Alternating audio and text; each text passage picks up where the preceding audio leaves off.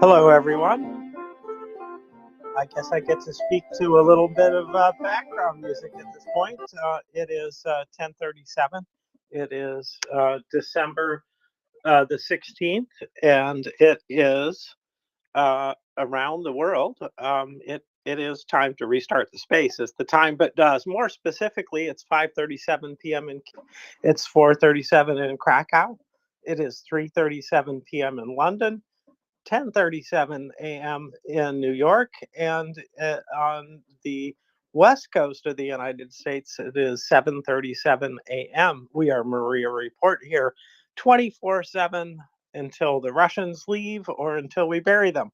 So thank you everybody who's come back so far. And let's see, what else do we need to do here, Ghost? Anything else to restart the space? Probably change the title, stuff the nest, and yeah, there we go. Everybody, please retweet this space. You are listening to the Maria Report space. So please do that. Retweet this space so that we can come back to our listeners who were all listening to what Marcus was saying, and Marcus was the one that broke the space down. He made it crash. No, I'm just joking. So we were listening to what Marcus was saying, and he was abruptly interrupted by the crash of the space. So please retweet the space. Make sure that everybody coming back. Also, do a mention in the space. It's the purple oval in the right corner, left down corner, or the right down corner. So please do that, and take it away, Marcus. Yeah, sorry about that. So I think where I stopped was, or where it cut out was, such tactics will be used until Russia loses enough people and equipment to exhaust its offensive potential, right? Or until a game changer rises to the front. So the guy says, which would allow Ukraine to regain the initiative. Such game changers are ATACMS or Taurus missiles in commercial quantity. So yeah, not 20. F plus F-16 or JAS-39, which is the Gripen fighter jets. He said, I would add artillery and ornament ammunition in sufficient quantity to be game changers. Without this, no aircraft or long-range missiles will help. So he said that CNN wrote yesterday that due to the fact that Ukraine began to save its ammunition, Russia now has a 5 to 7-fold advantage in terms of number of shots. Although by the end of the summer, Ukraine was already approaching Russia and had a difference that was only 1 to 1.5 differential. So that's like 8,000 shots per day for Ukraine and 12 for Russia. He said it's the lack of mortar ammunition that prevents Ukraine from holding positions, inflicting sufficient loss on the occupiers. I was waiting for someone to voice it, and finally it was voiced. It's not for me to give advice to the Ukrainian Defense Forces, but if such a strategy has really started to be applied, this is good news. He said, conditionally, if the ruins of Mariinka can no longer be held since the defensive lines were demolished by artillery and bombs, it's better not to lose people and retreat to new prepared lines. And from this point of view, there's no tragedy in the loss of Mariinka and the loss of Avdiivka if this happens. So he said, this is a quote again, when the occupiers captured the sands in August 22, and after them, Optine, my God, this is just a punishment for me from God for being bad at saying words. Good enough, Marcus. Good enough. Okay, and part of Vodian in the autumn of 22nd, a stable push began south of the cascade of ponds. So he said, and when the decision was made finally not to retake those positions, many fighters, especially Marines, breathed a sigh of relief. It's not known whose decision it was, but the point of recapturing positions only to lose them again the next day, since whoever has the advantage in the air and technology has that position. Okay, so that about sums up what a lot of us were thinking. It makes sense, right? So I think when we talked to various generals, they were saying they felt that the Ukrainians should have only stayed in Bakhmut as long as they had a large attritional advantage, right? So if they shifted to an attritional battle, judging by what the Russians did this summer, they're perfectly happy to push people into minefields or push people into prepared positions of fire, right? That's kind of what they've been doing the whole time in Avdiivka. But still, this is, I guess, a result of the ammo issues, right? So yeah. Thanks, Marcus. I think ammo supplies have a lot to do with it, but I do agree with the overall sentiment that the advantage Russia gains from getting some piece of land is small, relatively speaking. And if they walk into minefields, good. If they walk into heavy fire or maybe one of those bomblets dropping on them, all good. And it really does make sense to conserve forces because they are the smaller of the two forces. So it's absolutely necessary.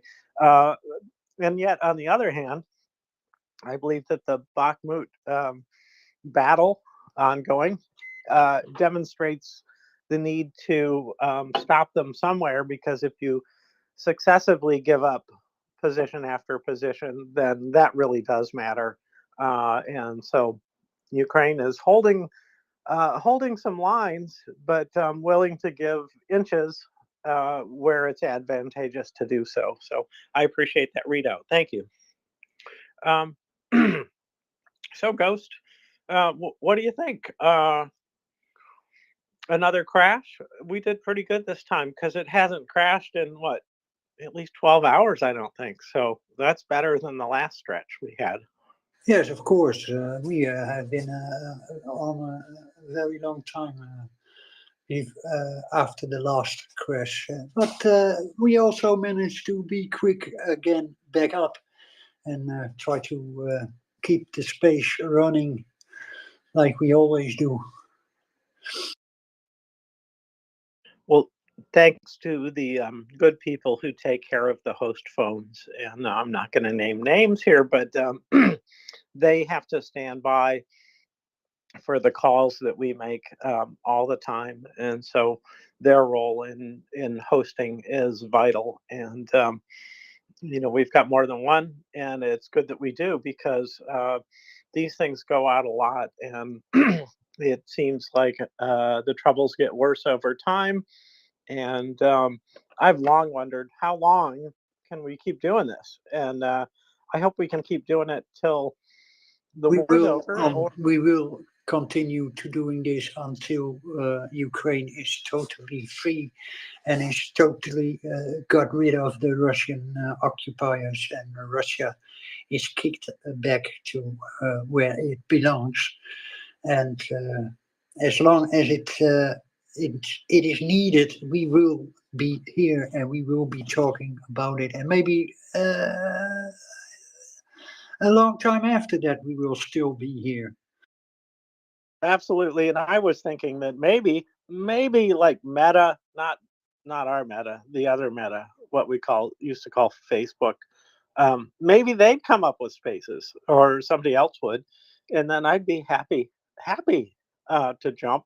Although I do like the combination of tools that we get here. We get the Spaces tool, which lets us converse and spread the word. And in terms of spreading the word, we can tweet and share things, and DMs, and all the different tools that we've got here are pretty good. It's just too bad it's not a good environment, and it is not a robust system. So that's the only way I'd want to leave before the war, is to go to a more stable platform. But hey, can't have everything, so we'll take what we got, I think. Hey, Bull Terrier, welcome. Yeah, hi, James. Hi, Ghost. I just realized that I accidentally requested to be a speaker, which is funny. But while I'm here, can I thank you so much for all your hard work? MriyaReport is a great space and really, really important. And so I just wanted to say that, yeah, thanks so much. And I'll drop down. Well, thanks for popping up accidentally. You know, when I pick up my phone, I often pick it up with my thumb and forefinger. And my favorite place to grab it is right where the mic button is, but I can't really do that. And there's other spots around the phone where when I do grab the phone, I can do other things. Like it's very easy for me, I've learned to close the space accidentally. And especially as I close this and open the space window, the mic button shifts from left to right and back, right? Which just it's like, oh, could they get this one thing right? And so what I wish was that the mic button was dead center in the screen. You know what I'm saying? Right in the middle of the screen. I'd like that. It would be sort of maybe in front of some row of speakers, but you know, that's what I'd like. But nobody asked. So I don't think I'm going to get my wish anyways, because they don't seem to be spending much on development. But hey, we're not talking about the right topic. We are talking about something adjacent to Ukraine, but not directly about Ukraine. But still, I could rant for a long time on this topic. But stop me, Ghost. Stop me. No, you may rant as much as you like, James. I don't have news at this moment that is coming in, so just take it away. Well, I do have some peripheral news. There's been discussion in the United States about a bill to even more thoroughly divorce from China. This is sort of an anti-China bill. In other words, bring business home from China. It'd be better if we'd never sent it overseas, but at this point, that is one of the targets that's possible. I don't know how that will play out because it sounds like, you know, it's not the same as trade war, but equivalent in impact, and so it could lead to more of a mess than we've got now. But I do find it interesting and connected to Ukraine that we're interested in pulling more industries back to the states. In other words, American companies coming back and employing Americans, and I definitely would see that as advantageous, but don't want to piss off China to such an extent over that. It may happen anyways, more slowly without action from Congress, because truly, it really is up to, currently, it is up to the companies that are doing business there to decide where they want to carry on production. So I'm all for that, but we'll see. But anyways, I thought that was an interesting news story. Back to you for a minute, Ghost, while I take a sip of coffee. Yes, you talked about China. There was yesterday there was an interesting post about China, and it seems that their banking system isn't really doing well, as I read it. They are in a bit of trouble, I think. Did you see that post, James?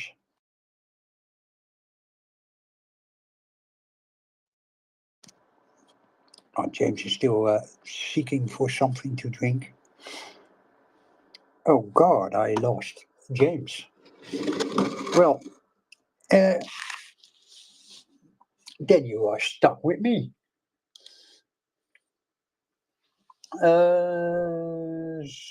Let's take a look if I can find some news for you. Nope. I still haven't anything news for you, ladies and gentlemen. But in the meantime, you can still retweet this space. And there is, oh my God, the fundraising is also not in the, we also do some fundraising at this moment. I don't have the tweet in front of me, but I see that James is coming back. Are you back up, James? I am, and I'll be up even higher in just a moment here. And apologies for that. I was not demonstrating the ability of Twitter, or disability, I should say, perhaps. That was truly, I'm not sure how that happened. Anyways, I am back. And so I hear you say that we maybe need to put some things in the nest, like the fundraising and et cetera. So, Yes, please, yeah. because I was trying to point everybody to the fundraising. It will be soon in the nest, as James is trying to bring it up.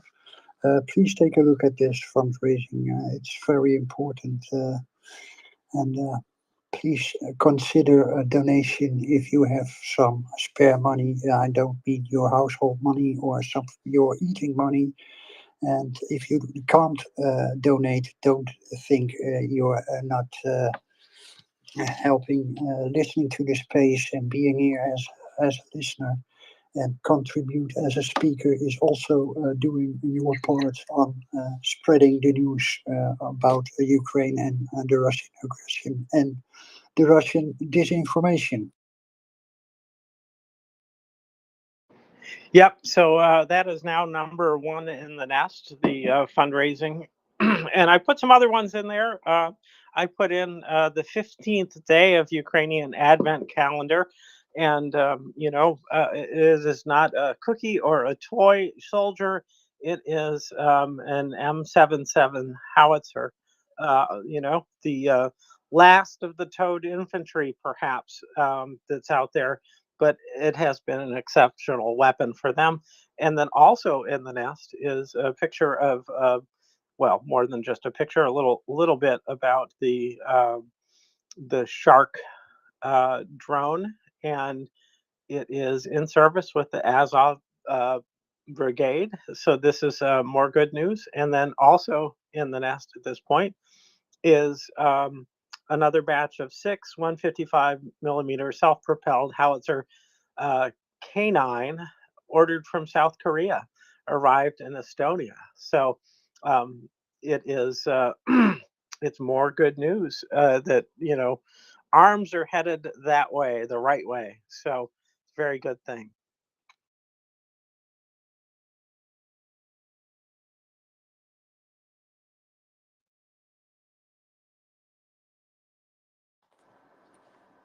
Are we having a Finnish discussion?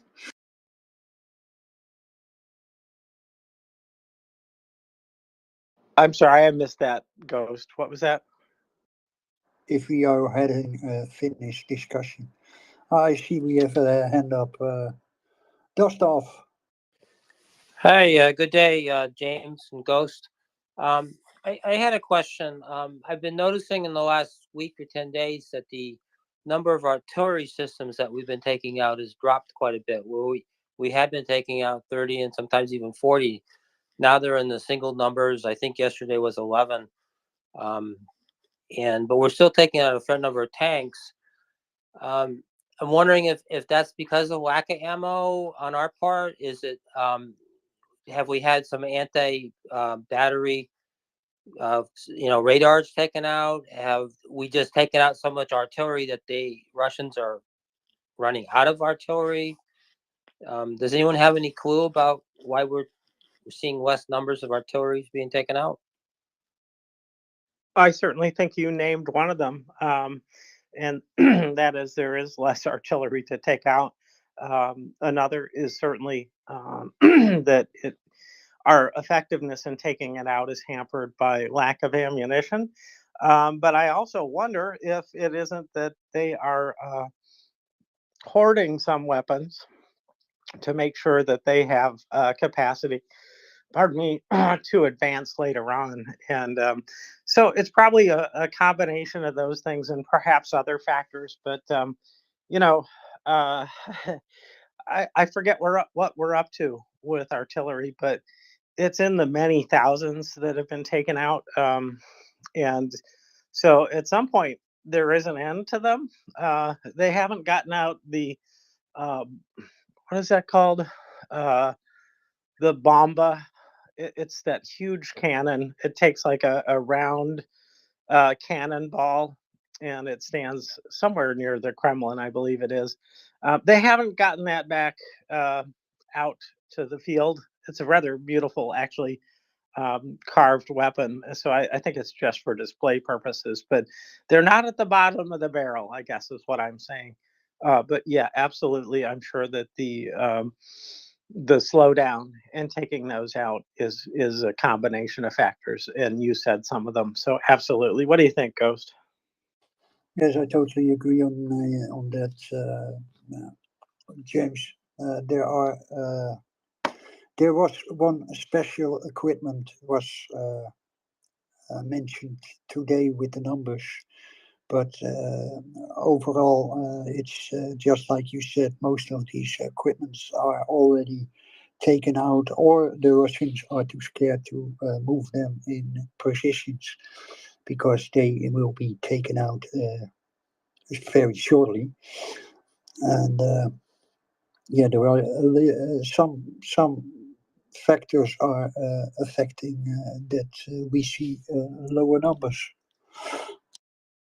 So I just thank you to Tracy for identifying the actual number. 8,100 artillery units destroyed. That is just incredible, isn't it? It's That's just a huge number. That's a very huge number. Yes, that's. Well, I don't know how much they have in total, but I don't think they have very much left, or they should get something from North Korea, or who else wants to help them. But we have seen the North Korean stuff isn't also that reliable. Yeah, and I'm just thinking about the some of the North Korean shells that were sent, and it looks like straws. And did you guys see those pictures of the straw-like things that are inside there? I guess they're explosives, but they sure look a lot like drinking straws attached with a bunch of electrical lines. I thought it was fireworks. Commercial fireworks or show fireworks. It looked like that because I couldn't make anything else of it. I didn't know that they put that in. I never seen something like that in NATO ammunition or elsewhere. It doesn't seem very sophisticated. Let's keep it that. No, it's not very sophisticated. But I just wondered too, is it so bad that it possibly is also adding to some of the destruction? Like, hey, here we go, we'll fire this one, and it goes off, but it goes off in the cannon or the barrel. It may well be the case that is what's happening. So, Yeah, we have seen pictures already and posts already about very strange formed cannons and things that didn't go well.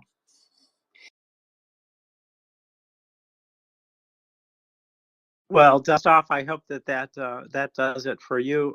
And do you have any other words on that? I'd love to hear them. Well, yeah, I mean, I really didn't think of them hoarding them. I don't know the number of fire missions that they're still firing or not. I didn't know if that was on par. That might give you an idea if they had as many units online or not. But maybe I'll ask Chuck that when he comes back up. But I'd like to think that we've taken out a bunch of them. I know I've heard reports of the Russians complaining on the left bank that they're not having any artillery support. So maybe we are, removing a bunch of them, and that would be a good thing. It sure would. Yeah, Chuck is the guy to ask for sure, because the last thing I heard him say was that the Russians still have an edge in the amount of shells fired. I do remember at some point earlier in this year that they had reached parity, but apparently that is no longer the case. But that is an excellent question for Chuck. But let's see if we can bring up Bernesto. Bernesto, welcome. I see you climbing the stairs. We'll see if they're circular stairs, and that's why that little thing is spinning, I think. But there you are. So welcome up. But yeah, anyways, it's fantastic news that there's so many destroyed. So I hope that we'll see just a lot more of it. But how much more can there be is the big question. So go ahead, Bernesto. Good morning, James. Lovely to hear your voice. Thanks for being here, holding down the fort. The Eva Cordial Air. Hello, all my friends. Please retweet and share the space. There was a crash recently and restart. So we're at about 140, 150 people here in our cohort listening. So please do us a favor. I'm going to be here and trying to push this for the next little while to get the numbers back up, to invite people back in. People who may not be as familiar with MriyaReport might have crashed out and now can't find us again. So please take a second, become an active member of our community here, go from passive listening to proactivity, and shoot out a little retweet and share if you feel like it. Put in a couple of words, let the internet know what you're listening to and what you think. This will drive the algorithm from its evil ways of advertising, and we will bend it to our good use here to help Ukraine. So please retweet, share the space, and remember to donate at MriyaReport.com if you do have a little bit of disposable income and you're facing down the barrel of IRS season next month and the month after. You can assuage some of that tax burden by making a charitable donation here to MriyaReport, and you get yourself a tax deductible receipt. I hail Alex Kaftelli. Good morning, sir. Pleasure to hear you, and I'm looking forward to listening to you. I always enjoy your wise thoughts. Slava Ukraini. Good morning, Slava Ukraini. Heroям Slava. I'm going to jump in before you start talking and say, have a great day. I'll be back later today, my evening. So I wish you all a great day and a good conversation. I'll be listening for a while. So thank you all. Slana Karagan. Thanks very much. Yeah, I just wanted to comment about the situation with munitions. The thing is, Ukraine has to ration munition. Russia recently got new supplies from North Korea. It's shitty, but it's still munition. Whereas Ukraine has to plan for all these possible contingencies, like this gridlock in US and all other stuff. There is a lot of bureaucracy about stuff like EU decided to provide like 1 million shells, but then they decided, let's make them only internally within the EU, and then they did not have production facilities, and then they,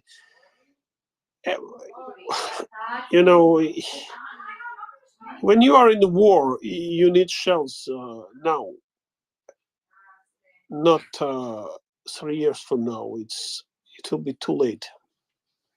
So, yeah, it's to some extent we are seeing the results of 3 decades of disarmament and happy unicorns flying vision of the world. Hey, Alex. Okay, we got the hosts back. I couldn't see any co-hosts up there, so I thought, something weird. But about the ammunition thing, they were talking about 5 minutes ago about the cordite, the propellant that was in the North Korean ammunition that's being sent up to Russia to deliver to Ukraine unceremoniously.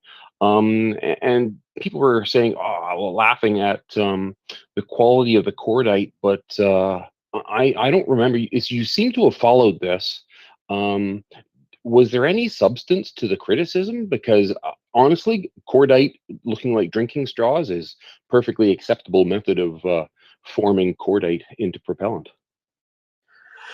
Yeah, I cannot advise on quality of explosives, but I read from different sources now. I can obviously validate that North Korean stuff sometimes doesn't fire. Sometimes the ranges clearly fell short. It can even blow up in your face. But it's Oh, that's still, pleasant. you know, if 30% is faulty, that's still a lot of. North Koreans have a lot of munitions. They did not bother about disarmament, and yeah, as strange as it may sound, now there is a lot of munition in the world, but you know, once you are handcuffing yourself, oh, let's spend this money only within within the EU, which doesn't have these factories anymore, rather than I don't know, South Korea, for example. Then you are in trouble, because again, you may need it, and when you need it, you'd better have it. So to large extent, what I'm saying, like my initial point was, to large extent, Ukraine has to ration its munition, because like they need to see whether really to see which way US is going, because one thing is if this is temporary thing and the supplies will continue and the support will continue, but if it does not, they will still continue to fight, but it will be a completely different war. So they need to make those adjustments. The big difference is whether you plan offensive or defensive, or even, you know, decentralized way of fighting, or whatever. It's this is a lot coming from you know, top policymakers, and unfortunately they are not up to the task to lead anybody in any kind of battle. I'm sorry. Well, they're politicians, right? Top policymakers, by definition, in the West, Yeah, are but politicians. during Second World War they were politicians too, but they were probably different breed of politicians. I don't know. Like, I'm not talking Chamberlain, but at some point they were replaced. Anyway, yeah, that's where this is, like, Ukraine has to ration. They had to plan for probably more than 1 year of campaign. So that's the result. And again, yes, the Russians are firing a lot, but honestly, that's only thing they can do. They have this human. They are throwing dead bodies and firing, often without knowledge of where they are really firing. But you know, quantity is the quality in itself too. Again, it's all like we could end this quickly. We have munition, but we need to give it. Yeah, Ukraine doesn't. Those who fight needs this weapon. You know, there is no point of the weapon collecting the dust in the depots while, you know, we are all watching each other how weak we are and how we should, you know, like, to some extent I am also, you know, under this impression of there are so many idiots around. I am just sorry, guys. I have to rant a little bit. Oh my God, like, they became on a sofa, you know, I don't know. They surrendered, like they lost 2 wars they could not lose, and now they are willing to surrender for Ukrainians. That's, you know, you don't need enemies with this type of friends. I'm sorry. Oh well, that's where we are. Hello, Maga. Right, thank you, and yeah, I'll be around. Maybe we'll come back with some better comments sometime later. Thank you very much, Alex. Oh, good. Okay, right on. Carry on, Cornelius. No, not at all. The both co-hosts had disappeared from my screen, but you're both back on. So I was going to jump in, but you're it. Well, thank you so much. We appreciate the support. Ernesto, go for it. Morning, Tracy. Good afternoon, where you are. Couldn't talk to. I hope you're well. Hello, James. Thanks for coming up, and to both of you, I salute you, and thanks for your volunteering here to keeping the show on the road. Everybody, if you're listening and you're like me and you feel very lucky to have this facility here, do us all a favor, retweet and share the space. Help us get people back in here after our recent restart. I wanted to say to Alex Caftelli, something kind of cheeky occurred to my mind. Yes, we are ruled by fools, but aren't we the fools who picked them? So I think the closing of the circle is moments like this should give us great clarity with the polls coming up, that our electoral choices have real consequences about matters that we care about. And yes, we can't see the future, so we don't know what we care about is coming up. But we should bear in mind that the vote we cast today will empower someone to use the instruments of our state tomorrow. And so we better make sure we vote well, is what I'm pointing out. Not to lecture, but just to point out that the closing of the circle is, oh, woe betide us, we are ruled by fools. And the great responsibility is on us to then demand better. And that only comes from us in the system that I'm lucky enough to live under here in the United States and the one I was raised in Ireland. So we must remember that responsibility falls upon each one of us who does go to the ballot or has the gift of a vote. Just to remember that part, and also about the current conversation of supply of munitions. Obviously, we have not been supplying enough, but I also think it's a two-track conversation, really. Track number one is the agreements and deliveries and schedules laid down that are being served by the US Navy and those who are in the supply chain in Europe and Africa and the Middle East and other places from where supplies come to Ukraine. And track two is the one that we see played out. In my mind, this is how I view it.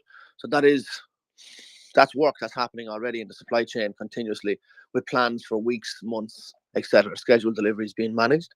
So that is a known quantity of their delivery that they can work with. But the other part is the one that we have ability to increase supply is the public sphere, where we see those who would rule over us, and given the gift of power that we give them through the ballot box, making decisions about future supply and future grants of money.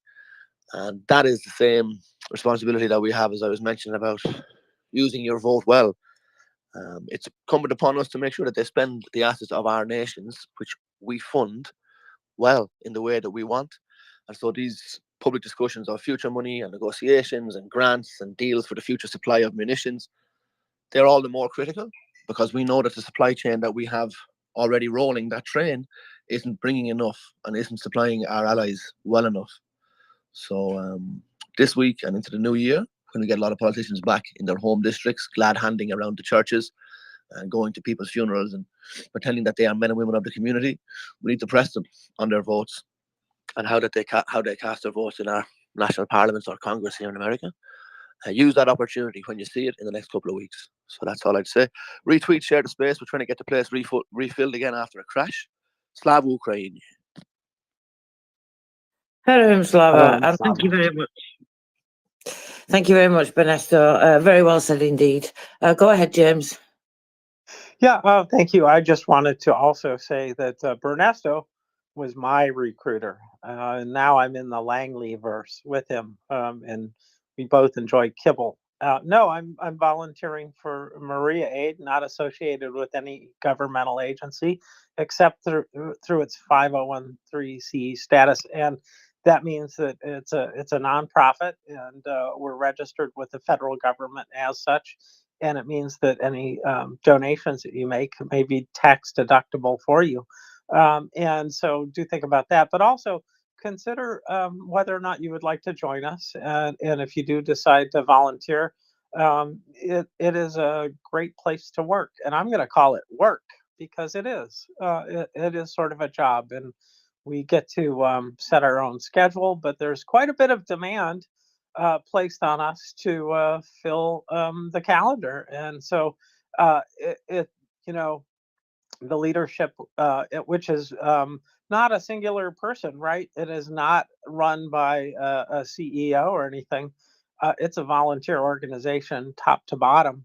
And so we rely on each other for leadership, and we each are a leader here. So and we each have our own voice, and we have quite a bit of bandwidth to say what we want to say. So you don't lose your voice by joining. There's a few company lines that we don't want to cross, but it makes sense if you're feeling like you're not doing enough. It makes sense to join us, and especially if you think you can add something.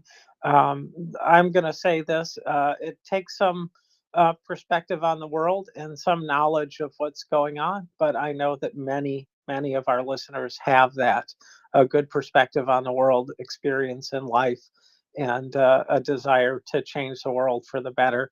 And what better thing to do with your spare time than change the world for the better? You're right. Thank you so much, James. That was absolutely wonderful. Unfortunately, I just have to point out that I think you meant MriyaReport, because you did say Maria Aid right at the beginning. But of course, Maria Aid is a great organisation too. So I really feel terrible having to correct you on that, because everything that you said was so wonderful. But thank you, James. What I meant was MriyaReport aids the world. That's what I meant to say. Yeah. I knew what you meant, James. Oh, so fantastic, everybody. So yeah, absolutely. I mean, you get wonderful things. James is right. It is a job. It's a volunteer job, but it's still a job. And obviously you still have responsibilities like any job. But the responsibilities, like he said, are, you know, varied, and you can manage them yourself to a certain extent. So do consider joining, especially if you have editing skills, because I believe the editing team are always looking for new recruits. As you may be aware, many of you, we have lots of new segments recently, new regular segments. And in fact, one is coming up tonight, the SPU segment with Prince Heather and I. And we will be doing that at 10 p.m. Eastern, which is 3 a.m. UK, and 5 a.m. Kyiv. And everybody else will have to work out your own times until the card comes out and I can look at them, or until I go to another page and have that open in front of me, which I really should start doing regularly, actually, to be honest. That would help, wouldn't it, Christopher? That's what you do, don't you? And welcome back. Oh, thank you very much. I am now back in the United States. It was a pretty uneventful trip, except that out of Frankfurt, the plane was delayed to get to Berlin, and then it was delayed back to get to Frankfurt. The captain came on and gave a spiel, and he said, well, you know, that's Frankfurt, where delays happen as a normal course of events. So as a result, my bags are flying solo today. So I will hopefully have them delivered at some point in time. But yeah, we arrived. The bags did not, but that was fine. We arrived. Back to you. Well, you arrived safely, and that's the main thing, isn't it? Bags can come later, I guess, especially if you're on your way home. And of course, you have much more things at home. It's a bit more difficult, I guess, going the other way around if you end up with no suitcases. Fortunately, that's never happened to me. But anyway, we've had a little crash, so we don't have many people here right now. So do us all a solid, please, and retweet the space. If you find value in the space, which you must do because you are here, and if you like things that you hear and you think it's worth bringing in more people, then please retweet the space. You can retweet from the host account. There's always like the link there with the purple join link on it. I've just retweeted a tweet. In fact, I've popped it in the nest for everybody with a little GIF on there, so you can retweet that as well if you would like to. That would be very much appreciated. And of course, that shares the space with other people, tells us a bit about, you know, who we are and what we do. I've put some information in there about what we're going to be talking about this afternoon, so that gives people an idea if they want to listen and they're interested. And then, of course, as we've discussed many times, sometimes it's just not visible. So it's great to get those links out there for people, because people do think, even though we are 24 hours a day, 7 days a week, people do think when the space isn't visible that we've gone away. But we absolutely have not, because we will not be going anywhere. So let's see what we're going to talk about today. We've got some news, of course, updates, all the latest things to bring to you. Christopher and I always have some things tucked away to discuss interesting topics. If you would like to raise a topic related to Ukraine, please take your opportunity now, and it's a little quiet, to come up to the panel. You can come up to the speaker panel by pressing the microphone on the bottom left corner of your screen if you're new and you don't know. And then we'll raise you up to the panel. You can then put your hand up like James and Cornelius have their look, and then we will go in order. So I'm not sure actually who was first, since I talk about order. I think it was Cornelius. No, it was James for sure. Oh, thank you. Yes, very gracious. Go for it, James. Yeah, thank you, Cornelius. No, I just wanted to say that the spaces for me now regularly do not share MriyaReport. It should be at the top of the list since I'm here all the time. Well, quite often anyway. And it is hidden from me in spaces when I'm in the space or not in the space. And so I just do want to mention to any new listeners that you can always go to MriyaReport, the page of the account, and have a look at the avatar there. And you may see like a purple ring around that avatar, and that means that MriyaReport is up and running. You click on that, and then there's a choice of two things. And the one that I'm suggesting you choose is not to look more closely at the avatar, but rather to join the space. So you just click on that selection, and then you're invited to listen. So for new persons, that's kind of important information, because you might think, oh, well, MriyaReport's off the air. And while I'm talking about it, if you go to other spaces, fine, dandy, take, copy the link to the listen page that's active right now. And when you leave that space, or at any point, go into their purple pill and, put a copy of our page in there.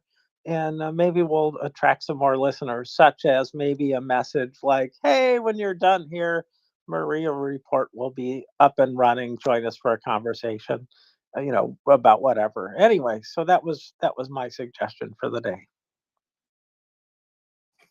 Thank you, James. That's very good to emphasise, because actually that's how I often have to join the space as well. So it can be quite frustrating, but in fact that's what I do now, because the space bar is hidden from me so often that I just go straight to the MriyaReport page, the MriyaReport profile, and just do exactly what you just explained then. And you can also do that for anybody that's in the space as well. So if you know somebody is listening at the time, they will have that purple ring around them. So sometimes if you see that in your feed, oh, that person's in the space, or, well, in a space and listening. It may not necessarily be MriyaReport space, but of course you will know once you look at that. But the best way is just to go straight to the MriyaReport profile, just as James explained. And then, of course, you've also got YouTube, and don't forget, we now have an Instagram account, guys. So go and check out the Instagram account, because that's being built now by another one of our wonderful volunteers, and new things are added all the time. And if you've got any ideas or any suggestions, please go and have a look and maybe add them there, and we'll see what happens as we build that account. So there's some new and interesting things on there. You get lots of information. So if you need the link for that, feel free to DM me. In fact, I think we could possibly get the link for that and post it out. I think I know where I can go to get the link for that. So I reckon we can do that.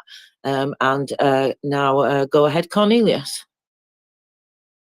Yeah. Okay. Super. Thanks. You were saying about news. I picked up a news story yesterday by the Kiev Independent. So I want to ask about two things. That is the reputation of the Kiev Independent as a journal or a source of news, and Ukrainian corruption. So the West has low tolerance for corruption, and rightfully so. I'm part of the West, and I support that. 2 thumbs up.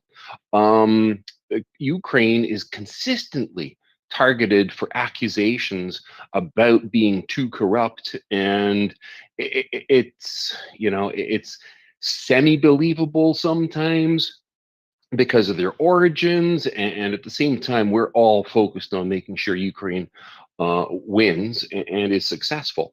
And I read this article, and one thing really stood out. It's calling people out at the top levels, Zelensky advisors for corruption. What really stood out to me was how puny the corruption is. Like, they're going on about $28,000 here and $100,000 there, and people with declaring net assets of, oh, gasp, $700,000. I'm thinking, really? Like, this is such a not even a story. Anybody in the West, when you're looking at the top level of any national government for corruption, you're dealing with much higher amounts than that, unless it's a political back and forth thing where people just want to get politicians rolled through their various ethics corruption offices and scoring points. So my question is, if this is the type of corruption, is it really worthy of news? And the second question is the Kiev Independent some sort of mechanism which is there with an axe to grind? Anybody have any opinions or ideas? Honestly, I don't really know. I have heard a couple of opinions that I'm not sure that I really want to repeat, because it's just people's opinions, and I've heard opinions either way. But you know, the guy that came on yesterday, Mark Savchuk, he spoke about this. I spoke about this briefly with him, and obviously doing the SBU segment, and which has now turned into not just following the SBU, but also following the work of NABU in particular, and the anti-corruption court, and the specialist anti-corruption prosecutor, and you know, the courts and all those things. It's widened into including all those things now in the segment, and you know, we're always like honest about the fact that Ukraine has a long way to go on this journey. They still have a lot of corruption to get rid of, but what we highlight and emphasize is how they're going about that, how they're just having a complete clean sweep, are completely transparent about it. You know, civil society, we see lots of evidence that they are not accepting this corruption anymore, and speaking to Mark Savchuk yesterday, he was extremely honest and very candid, and I actually appreciated and respected that a lot, because, like he said, there's a lot of corruption still to go. In particular, some agencies are worse than others. He mentioned there was a lot of work still to do in the police force, which I thought was very honest of him and very interesting. But some agencies are doing better than others. So I think it's, you know, it depends which way you look at it and which way you look at the articles and which way you have a slant on, I guess, a subjective opinion, you know, on looking at the objective facts. And Mark made a good point also, to remember that it's very difficult for people like us looking from an outside perspective to get a complete view. You know, you need to be kind of an expert like him, and from the inside to fully know what's going on. So I guess I'm not sure if that even answers your question, Cornelius. It moves it along. It does. The levels of corruption that were being cited there were just really small, infinitesimally small, and it shocked me that this was worthy of such grandiose overtures of accusation. Anyway, I'm interested to see what Meta says, because I bet she's chiming in on this. Go ahead, Meta.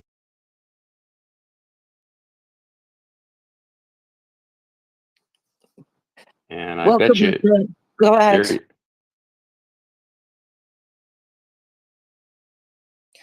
Okay, Alex, go for it. We'll come back to Meta.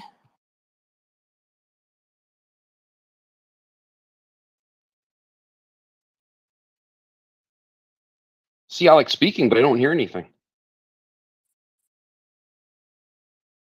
I don't see him speaking. I have captions on, and I don't see anybody speaking. Fuck Tyrants, can you speak? Hello, can you hear me fine? Yeah, loud and clear. Thank you very much. Go for it. We'll come back to the other two. Thank you. Okay. I was just going to mention this topic is not even worth a discussion because it just furthers the propaganda talking points. What excuse me. What we do know is Ukraine has taken the right steps, has installed the right institutions to deal with it, and for those people who still talk about it, all you have to say is who had influence over Ukraine. Okay? And that answer is Russia. Russia had the influence over them. They did all this and they are trying to get away from it. Okay? So the issue is inherited by the Russian influence, and it makes no sense. I mean, if they installed it in in Ukraine, all you have to say is take a look what's happening in Russia. Okay, the people are poor, and only a couple of oligarchs are rich. That's all you have to say. And the level of bribery that goes on their army, that they pay a lot of money to not get conscripted, and that's why you see a lot of poor regions that can't afford it. They end up at the front lines. So honestly, the ringing endorsement of Ukraine being progressive in this area is that they actually have these kinds of articles. Sure, and then that's all we can mention, right? Otherwise, we just keeping the flames alight. All we have to say is, A, that is inherited from the Russian influence or Russian world. B, they're doing something about it. They've installed the right institutions. And that's all you can hope from a country to do. And they're enforcing it, which is the most important part. They're enforcing it right now. They're looking towards European Union, which they applied for. And one of the conditions on European Union to join European Union is that you have these institutions in place to deal with corruption, to deal with crime, to deal with all sorts of aspects of democracy. And they've so far done all the right things to even get the candidate status. So they've come a long way, and there's a lot more work to do, but they're on it. They're working on it. And the key thing is they're moving away from Russian influence. It's a Russian problem, and they're moving away from it. It's an argument you can argue pro it rather than against it. You can argue as a positive rather than a negative when people bring it up. So that's my views on this. Thank you very much. I think in terms of your original question, Cornelius, about the publication, I mean, I haven't seen the article, so if you could send me the link, I would appreciate that. But did you say it was a Kyiv Independent or the Kyiv Post? The Independent. Yeah, so but I'm shocked, obviously, like you say, of the negative connotation, because obviously it's usually pretty good publication and usually quite supportive of Ukraine. So, but I have heard people say that, of course, there's always going to be certain articles that you don't like, and I'd be interested to see who's written it and have a further look at it, because obviously I can't comment on it. But I am surprised, given that it's usually quite positive in terms of Ukraine. No, agreed. And it was a big surprise for me. It was like parking tickets almost. It was almost nothing. I mean, we've grown used to the West having, when we have a scandal, it's for millions, millions upon millions, and it's really big. And these were so puny. So I'm going to take that away as an encouragement. I really like the fact that they're actually publishing evidence that they are actively prosecuting and investigating these things, I think that's a symptom of real health and development. Anyway, I agree with Tyrants. A lot of discussion about this will only fan flames. So I don't mind this discussion fading away. Thank you very much, Cornelius. Much appreciated. So, Mete, are you back with us yet? Was I away? I didn't know. Yeah, I'm We here. called on you and you didn't answer, so yeah, go for it. Okay, I got some echo in some point, but yeah, I didn't know that you called me. Yeah, sorry about that. But yeah, for Cornelius, but I think Kevin Independent received some kind of journalist prize of Europe or something this year, actually, for doing so, precise job. And I guess, for them and for Ukraine at the moment, it's 100,000 is a it's still a fraud or whatever they want to report it, and I admire it actually. But I wanted to get back to Alex actually about the ammunition. Finland, my country, has totally ramped up the ammunitions only for Ukraine. And also, I don't know if you heard that US is opening 50 or bringing troops in 50 existing Finnish military bases, so it's quite good news for Ukraine as well, because I guess they will be bringing some artillery with them, which might free some artillery from Finland, the border guards or something, to give to Ukraine, or at least we hope so. And it's more of a, also a signal for Russia that welcome to our aqua park. Yeah, we want to see that. And I'm so looking forward to hear some more news from Murmansk, because there was some explosions, and Murmansk is close to Finnish border. It's in the north, and they retrieved their bomber planes to Murmansk because it was too hot around Ukraine. So I'm really interested on the Murmansk explosions. I hope they lost a lot of bombers. But yeah, also Germany and many other countries have ramped up the production. But I don't like it either to hear that, Ukrainians are running out of ammo. That should never happen. Not with 52 countries supporting them. We should be able to, sort of coordinate that they always have the ammo they need. But yeah, at least we're ramping up. I hope the trend continues and that the US come around as well. Thank you. Thank you very much, Mete. Yeah, I was pleased when I heard that about the bases in Finland.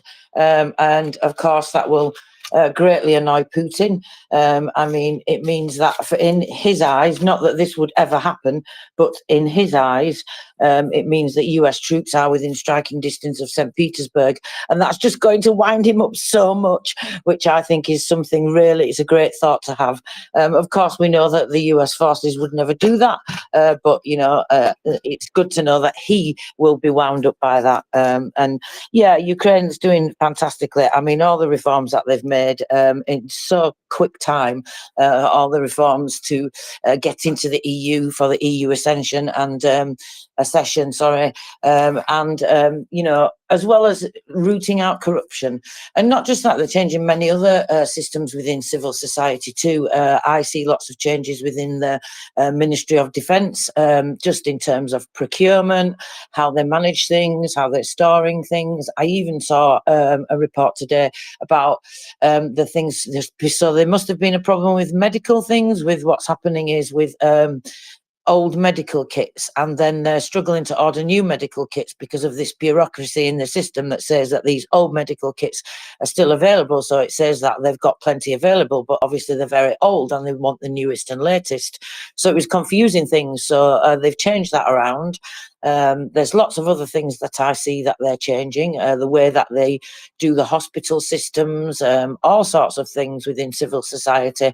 The DEC system and the app that they use is now becoming many more services online. You know, the stuff that they're doing whilst at war is absolutely incredible. I can only reference my own country because I don't know about any other country, but, you know, we can't even get potholes in roads fixed here, like within any kind of speedy time. You know, you see fences around them for ages saying, oh, be careful, like, don't fall in this. Sometimes you think, why are they never fixing these things? You know, of course, it's all bureaucracy, but it's amazing to see how incredibly they're doing. And actually, in terms of, I saw a post from the Ministry of Defence today, actually, regarding checks and that type of thing, audits, and this is another thing. This is things that they choose to do themselves. This has not been demanded by anybody else, and this is what I think is fantastic about. This is what I was saying yesterday to Mark Savchuk, the incredible way that they're just being so transparent about rooting out corruption, and just dealing with it and being honest with it when they see it. I think it's absolutely incredible. But yeah, they put these checks in place now. So within the Ministry of Defence, and with in particular for weapons, what happens is, I'm just looking for the post actually. What happens is there's now a new audit system in place, which follows things electronically and digitally as well. And basically they'll have lots of inspections, some inspections including with US people, and they will come across and inspect where weapons are stored and the routes at which they go and those types of things, and you know, how they get handed out, how they get tracked. And this was something that Ukraine chose to do themselves, and they actually specified when they reported on it that the reason is they wanted to be completely transparent, and they wanted to be actually an example of how to deal with corruption. And I think they are setting that example. And of course, there's still a way to go. You know, we have to be honest about that and emphasize that also. But I can't fail to sing the praises when they're just achieving incredible things. So the Ministry of Defence, let's have a look at this. Each recipient country, not only of weapons, but of any military technologies or services provided by American partners, automatically subscribes to the obligation to monitor the end use of such equipment. This is on top of what I was just describing to you at the previous report that they said. About the audits and the checks and balances they've put in place there by their own choice, must I say. And I think it's good to point out to any Americans that are doubting or that have concerns or that are saying things that, you know, you want to counter, that this is something that they've chosen to do themselves. And this saves American people money, because if these extra audits, as some people are demanding, incorrectly, by the way, because there's already audits and checks for everything, so it's not right that they demand these extra ones. But if they were to have them, it would cost the American taxpayer. Now that has been eliminated because Ukraine has chosen to put those checks in place themselves. And they also have allowed what they call special inspections, which means that monitors can turn up from the US at any time and without notice and do surprise inspections, if you like. So as well as ones that are planned in advance. And so what they say here about this new announcement, they've made an agreement with the American side on the joint monitoring of the weapons, and the purpose of such monitoring is to provide reasonable assurance that recipients of equipment are complying with requirements established by the US government regarding the transfer, protection, storage, and use of weapons and technology. According to him, earlier the Department of Defense Cooperation of the US Embassy conducted its own periodic inspections at the places of storage and use of these weapons. And from 2024, there'll be a new initiative with the Ministry of Defence. They will be conducted by the Internal Audit Service of the Ministry of Defence and representatives of the Programme for the Monitoring of End Use of Weapons from the American side. What he's also saying, this is Yuri Zingier, I'm not sure if I'm pronouncing his name correctly, Yuri Zingier of the Ministry of Defence. He is the Deputy Minister of Defence, who is the new one. So these audits will take place, and they perceive the fact that the American side agreed to join the monitoring, firstly as a sign of trust, and secondly as an opportunity to improve skills in the field of obtaining, storing, preparing, and using high-tech weapons. So it's not just about following where they go and doing the audit, it's also about something that I've seen Ukraine do a great deal of, which is learning best practices from many, many places around the world in many different things. I mean, you know, judges, police officers, all sorts of different people have been cooperating with the US and with various other countries to learn best practices in all sorts of fields. So this is strategically important given the course of the integration into NATO, Yuri Zingier emphasised. And he added that the signing of such a concept with the American side is the first precedent, and it was followed with interest by representatives and embassies of other arms donor countries from the EU, which are also interested in introducing similar joint procedures on a bilateral basis. So that was just reported on today. And I think that, again, is absolutely fantastic news. So thank you for bearing with me and listening to that. And go ahead, Alex. Thank you for your patience.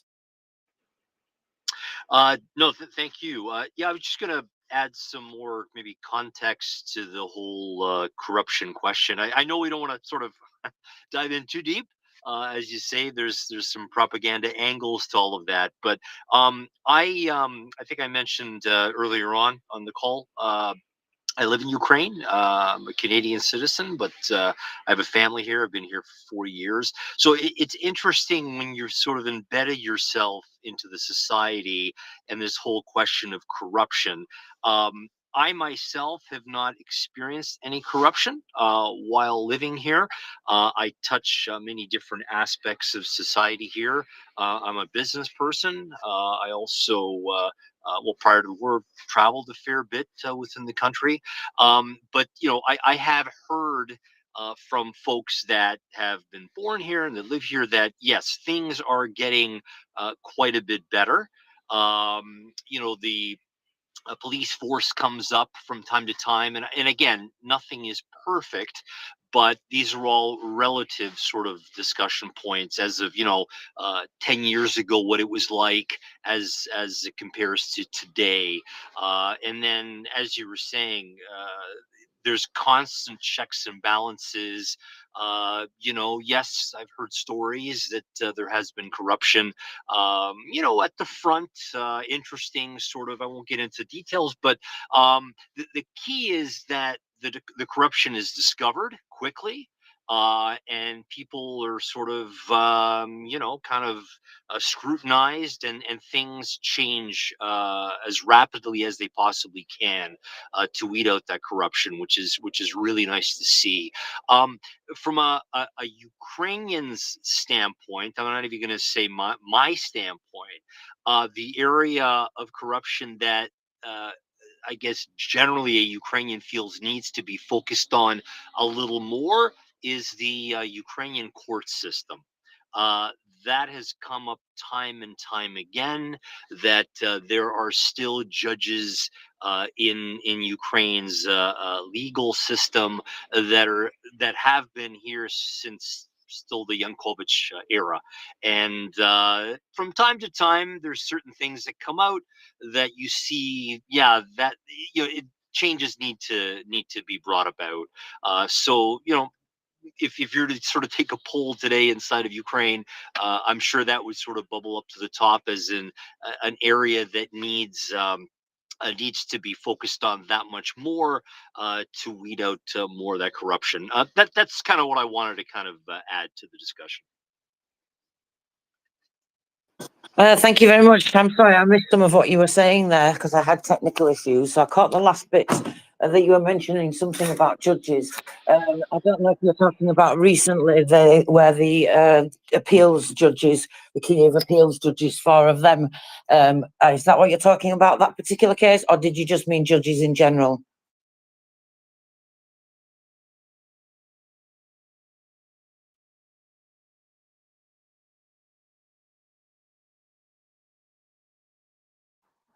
Is it just me who's got no sound? I believe he was speaking of more generally. Oh, do tell us about the 4 judges, though.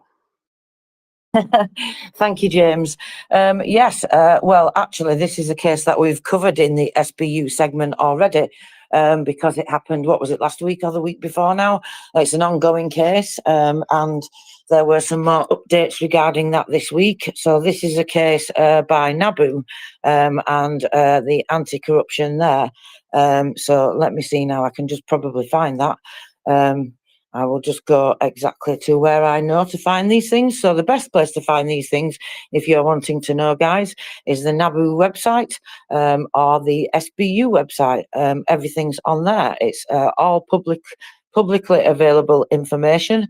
And NABU deal with, in particular, corruption. So let's have a look now. Here we go.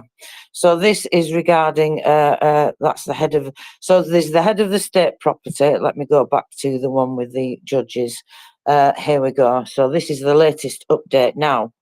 So on November the 29th, NABU and SAPO exposed 4 judges of the Kyiv Court of Appeal who received $35,000 in undue advantage for issuing a proper decision. So basically it's corruption and bribery and extortion and all those things that they are doing a fantastic job at rooting out. I really like it when, in particular, when we see things like this, because this shows me that they are looking at everybody, and it doesn't matter what your position is, you will have to face responsibility and you will have to face justice. And listening to what Mark Savchuk, is it Mark Savchuk or Savchuk said yesterday, you know, the passion that he had for getting rid of this corruption and finding these things within, you know, the systems and weeding out systematic corruption.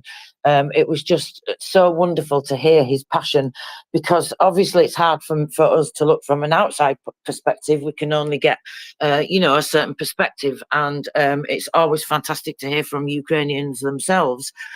In fact, recently there was a poll in Ukraine regarding security and corruption, and what they'd said is that there was an increase in Ukrainians' trust in the SBU, which I thought was absolutely fantastic to hear. Of course, you know, it needs to increase more. We get that, and there's a lot more work to do.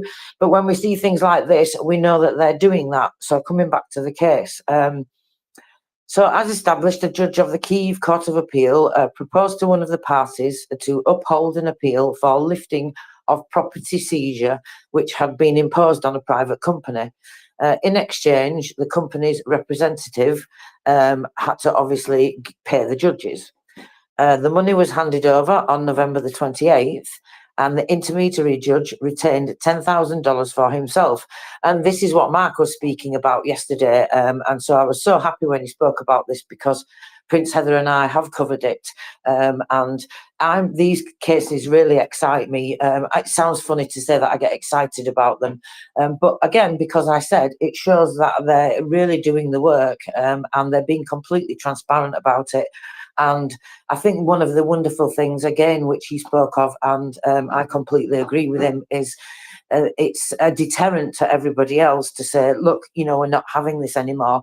Ukrainian civil society has had enough of the corruption, and they're demanding change, and that's what they're doing, and it's absolutely fantastic.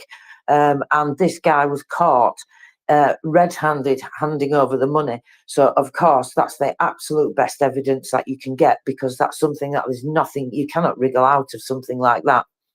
So while placing $25,000 in a whiskey box for his colleagues and keeping $10,000 for himself, he then received the funds. The trio divided them amongst themselves following that. And during the search of the judge's place, the detectives found and seized the funds provided, and the preliminary legal qualification of Part 3 of Article 28 and Part 4 of Article 368 of the Criminal Code of Ukraine. So that's an ongoing case with those 4 judges, and we're waiting to get updates about what's happening with that. But you see, these people, doesn't matter if you are a judge, even if you are an appeals court judge, you are going to have to face responsibility for your very naughty behaviour, James. What I do now? So now I see Alex Cavatelli with his hand up. Alex Cavatelli, are you there? Yes, I am. Hello again. We called on you a couple of times, but you didn't hear us. So are you ready to speak now?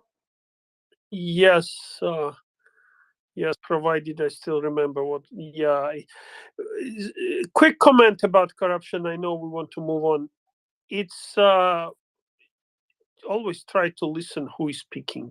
Like when Orban starts speaking, Viktor Orban starts speaking about corruption in Ukraine. Like honestly, I feel sick. Like, or here in America, you know, they are all entrepreneurs, 3 times bankrupted, now promoters of free speech. I mean, for last 30 years, it was okay to have rich Russian friends. It was okay. They could always come to help some bankrupt entrepreneurs. And now it's time to pay the bill. You know, you owe them nothing except for one day in future they might need you, and that future is now. And I mean, we need special services to start doing their job. You know, this spy network is a real thing, and it exists, and it needs to be addressed. And hopefully, it will be done. I mean, we cannot leave it all only to Israel, for God's sake. Thank you. Oh, one quick comment. If anybody has Said on his network, can you ask him to follow me? Because I wanted to send him an email, but I cannot unless he follows me, because I followed him already. Thank you. Whoever has connection with Said, please let him know. Thank you.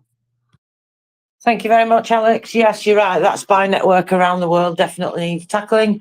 I think at least people are waking up to the idea now because, and especially our politicians and you know, people in power and that type of thing. You know, you talk about these things before, they just don't believe you. They think it sounds like you're talking like something from a movie, or you know, like you're talking about the way Russia was in the 80s, and they just couldn't get their heads around it. But I think finally now that's not happening anymore, and much of the world is waking up and has woken up to the fact that Russia has never stopped behaving like this. It's just always been like this, and you know that those spies and those sleeper networks and sleeper agents, I mean, they are everywhere.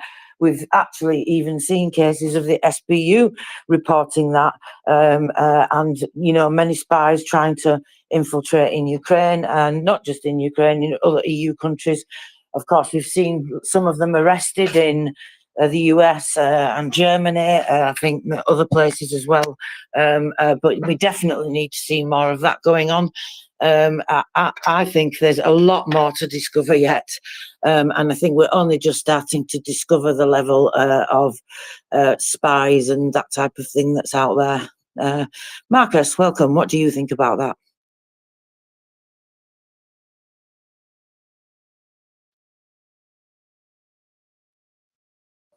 Is nobody talking to me today, or am I having technical issues? What's going on, Christopher? Well, I can hear you. I can hear you. Maybe there's connection issue.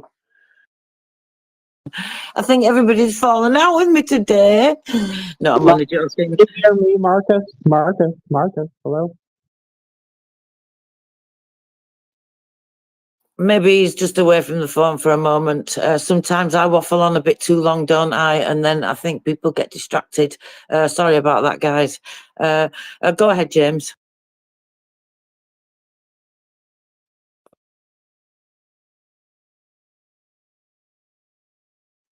Oh, yeah. I'm sorry. Yeah, I James? was just wandering away from my phone. No, anyway, I wanted just to say that these things are really consequential in Ukraine's past as well. The SBU was infiltrated, and there were arrests made in the SBU during the war. And the issue was that the minefields that Ukraine had in places around Kherson failed to become active because somebody didn't manage to make it impossible to activate them. Let's put it that way.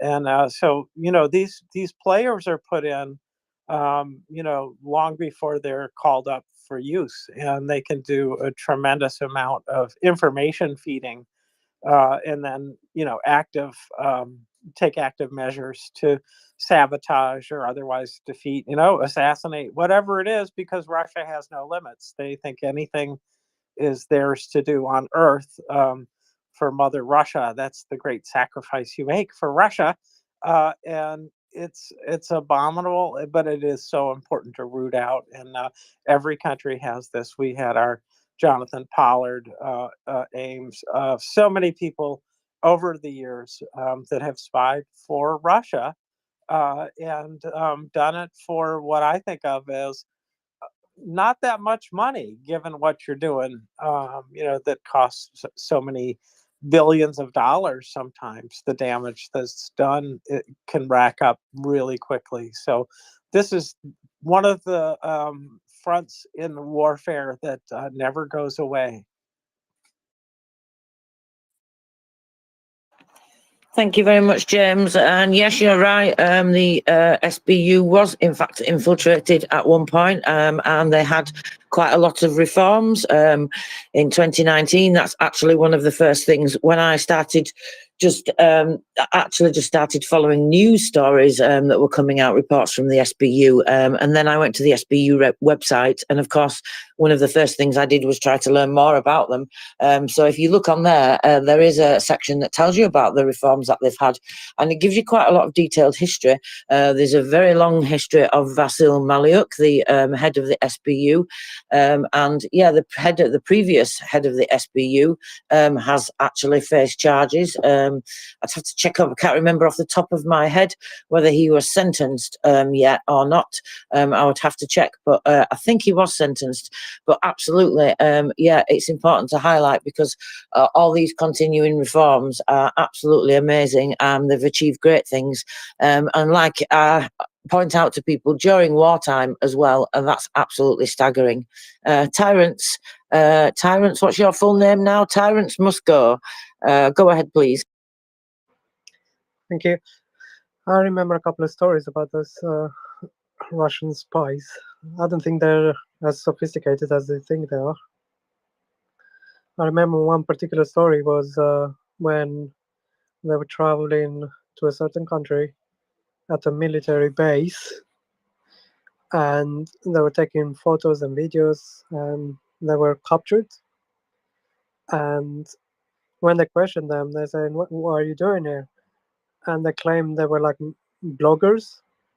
They were just filming for their blogs and things like that. And it's as ridiculous as that sounds, they put them in prison. They're like, we're not buying this. Because how many bloggers go on military sites to film? It's beyond ridiculous. And another story is that they're stupid enough to issue passports chronologically. So you could have a guy who's got a passport ending with a certain number, and the next spy next to him, he's got the same passport number, but the difference is only one digit, which is one higher up. So you can imagine how many spies they caught. About 20 or 30 spies. I remember the story that the British intelligence they discovered just because they had the same serial number on the passport. They're not very sophisticated.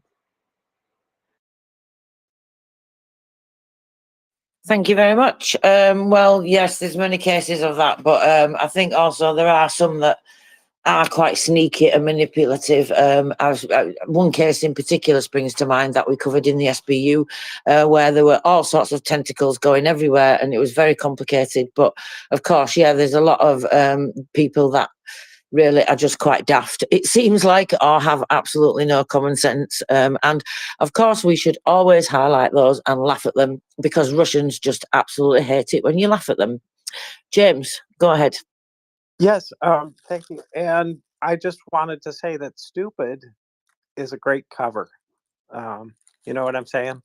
Oh, I don't know what I'm doing. And it can get people through a lot of situations. So never underestimate stupid. They're still your enemy. That's a very good point, James. I often thought when we heard, about when they first, the beginning of the full-scale invasion, and then we heard a couple of months after things started coming out, a few weeks and months after, about them having old Soviet maps of places, and that was the reason why that they were, not hitting the right places and things like this. It's crossed my mind several times whether that was just some kind of cover, or let's play dumb and pretend we didn't know it was a civilian target. Do you know what I mean? Because we've also seen messages written on walls, evidence written on walls in torture chambers by Russians saying disgusting, vile things like, "It's not a war crime if you enjoyed it," referring to rape of Ukrainian citizens. So they knew what they were doing, and they knew that proves the intent that we talk about, James, so much so very often, and they clearly knew what they were doing. So it was all planned from the beginning systematically, and this is obviously goes to the intent of the genocide. So I'm not sure that I believe that having those maps was out of stupidity. It's possible it was, but it crossed my mind whether it's also manipulation. Maybe that's me just being cynical, because you kind of get that way when you think about Russians, given the way that they behave. What do you think about that, James? Yeah, I think that the Russian mentality wholly encompasses genocide and kind of almost accepts that the death of others is sort of the redemption of the nation. That's what I take from one of the lessons I take from Timothy Snyder's The Road to Unfreedom. And so, with that in mind, the state of mind is key. Mens rea is when you actually know the state of mind exactly, right? You know because they said, "Yes, I want to do this horrible thing," uh, and or they made it public, or something else is proving that that's the case. That you know their state of mind.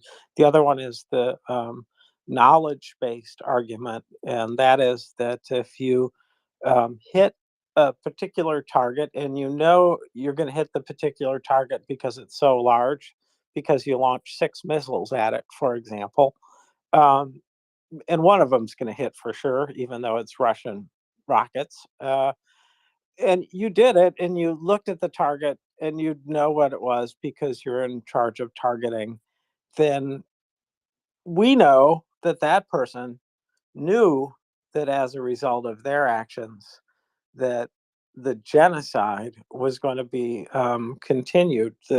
Continue as they put it, exterminating people. So, yeah, that is critical. And then the crime itself. I mean, there's so many, right? There are 5 different crimes. We count 6 in the U.S. because we split up the mental and physical harm ones, but it's just the same list basically, and they're horrible things. And the Russians, I mean, right off the bat, they're being lied to all the time, but at the same time, there's glory in these horrible wars, and it's such an important topic because it's not just the target for Russia, it's also incidentally, and somebody named Mickey, who I didn't know first time I saw him, talked about the almost genocide of the minorities within Russia who are being used as the cannon fodder. And so this is another sign that there's, it was definitely systematic, right? So there's definitely conspiracy charges in there, which is another one of the charges, because I believe there's the 5, and then there's conspiracy incitement. So the talking heads on Russian TV are the ones who are inciting it, and that makes Putin guilty because he must know this, right? It's a knowledge-based thing. But we don't need to go that far because Putin has openly declared the non-statehood of Ukraine. They're not a state; they're part of Russia, which is, shows the intentfulness of him to make Ukraine disappear. Which, is that genocidal? Anyway, I got to step down and get some stuff done that requires ears. So I'm gonna go listen to the rest of the road to on freedom. And this week it is very focused on Europe, and it is so applicable to the times that I'm hoping I can stay up late enough or get up early enough to talk to Europeans about this as well. I hate it if we miss the chance to get these so important messages from Mr. Snyder out, because I think he nails it so often about what's at stake. And sure, people are frightened about immigrants, but Russia are making the immigrants you're afraid of. So why not cut it off at the fucking source? Sorry for ranting, Amanda. And remember, stupid is often the best cover. Thank you very much, James. Yes, that's a very important message to bring to, like you say, I hope the Europeans, why don't you could consider, Christopher and I have a mini SBU segment in our co-host shows sometimes, like, just 15 minutes or bring the headlines, etc. Maybe you could do like a mini book club segment where you talk about things and bring that to the European audience. I think that would be absolutely fantastic. I'm not sure if you could condense it into like a mini segment. I'm sure you probably could, James, if you look at that. Well, if we cut out all the speakers, us co-hosts could do it. Yeah, I think we could do that. I think that's a good idea. And or you know what, if it takes longer and if the group is willing, then the back and forth, the questions, as we saw recently in the Understanding Genocide segment, they didn't get anywhere on the agenda, but they had a great conversation about the topics, and it brought in new voices, new information about it, right? So the team is learning new things even from the people who listen in this space. So it's really powerful stuff. But yeah, we'll bring book club that way. And I think it really doesn't take that much. And you know who's a marvelous note taker? I'll give you a hint. It's not me. So yeah, that'll be great. I look forward to it. And I'm gonna jump out of the space now. And Amanda, pardon me for ranting on. Thank you very much, James. Enjoy the rest of your day. Welcome, Amanda. Please go ahead. James, venting is good, especially if it's about Russia and what they're doing to Ukraine. Good morning, afternoon, everybody. I've kind of lost my train of thought, but I'll keep going. I have DM'd you, Chris and Tracy, about a fantastic post with new templates. Please, I put it in Purple Pill, but please, can you please put it in the Nest and to get it reposted? The more we do action, not talk about it, because I keep hearing this, James mentioned it, and I've heard it other places as well. We've got to start acting and not just talking about it. I'm acting. So if people can have a look in the nest once it's posted. If Tracy, kindly, can you please put it in there and get it reposted? So at least we can get over 100 reposts, anything to try and help Ukraine and try and help the bill on Monday. I've also posted the link for everybody, so it's there for you on Monday. You just have to click on it and you can watch it live. Slava Ukraini. Hello, Slava. Thank you very much, Amanda. I'll take a look at that. Thank you so much. Mette, please go ahead. Thanks, Amanda, and hi, Ryan, Slava. Thanks, Tracy. I just wanted to reply to James, sort of, but I guess we lost him already. But yeah, I just wanted to give you a wink, wink, and hint from Finland. You know, if you start to see immigrants appearing at your border with a bicycle on 1 meter of snow, then do get suspicious that Russia has something to do with it. Because I mean, people from Africa and Iraq, they don't usually use the bicycles in 1 meter of snow. But yeah, that's just like, you know, I just wanted to let you know, everyone, that if you start seeing behavior like that on your borders, get alerted. Thank you. Thank you very much, Mette. Okay, so we haven't cleared the hands. Amanda, go ahead. Can you let me know, Tracy, when it's in the nest? Because but personally, I'm not having a good day and I'm just waiting to go for a sleep. And then I can rest. Easy to know that it's going out to everybody. Thanks, and Slavy Ukraini, everybody. Okay, thank you, Amanda. Heroin Slava. I hope you get to have a good sleep. Okay, Christopher. So we've got lots of things to talk about and lots of news to bring. Have you been looking at anything particularly interesting today, or has anything caught your eye? I know you've been quite busy travelling, so you may not have had a chance to see anything.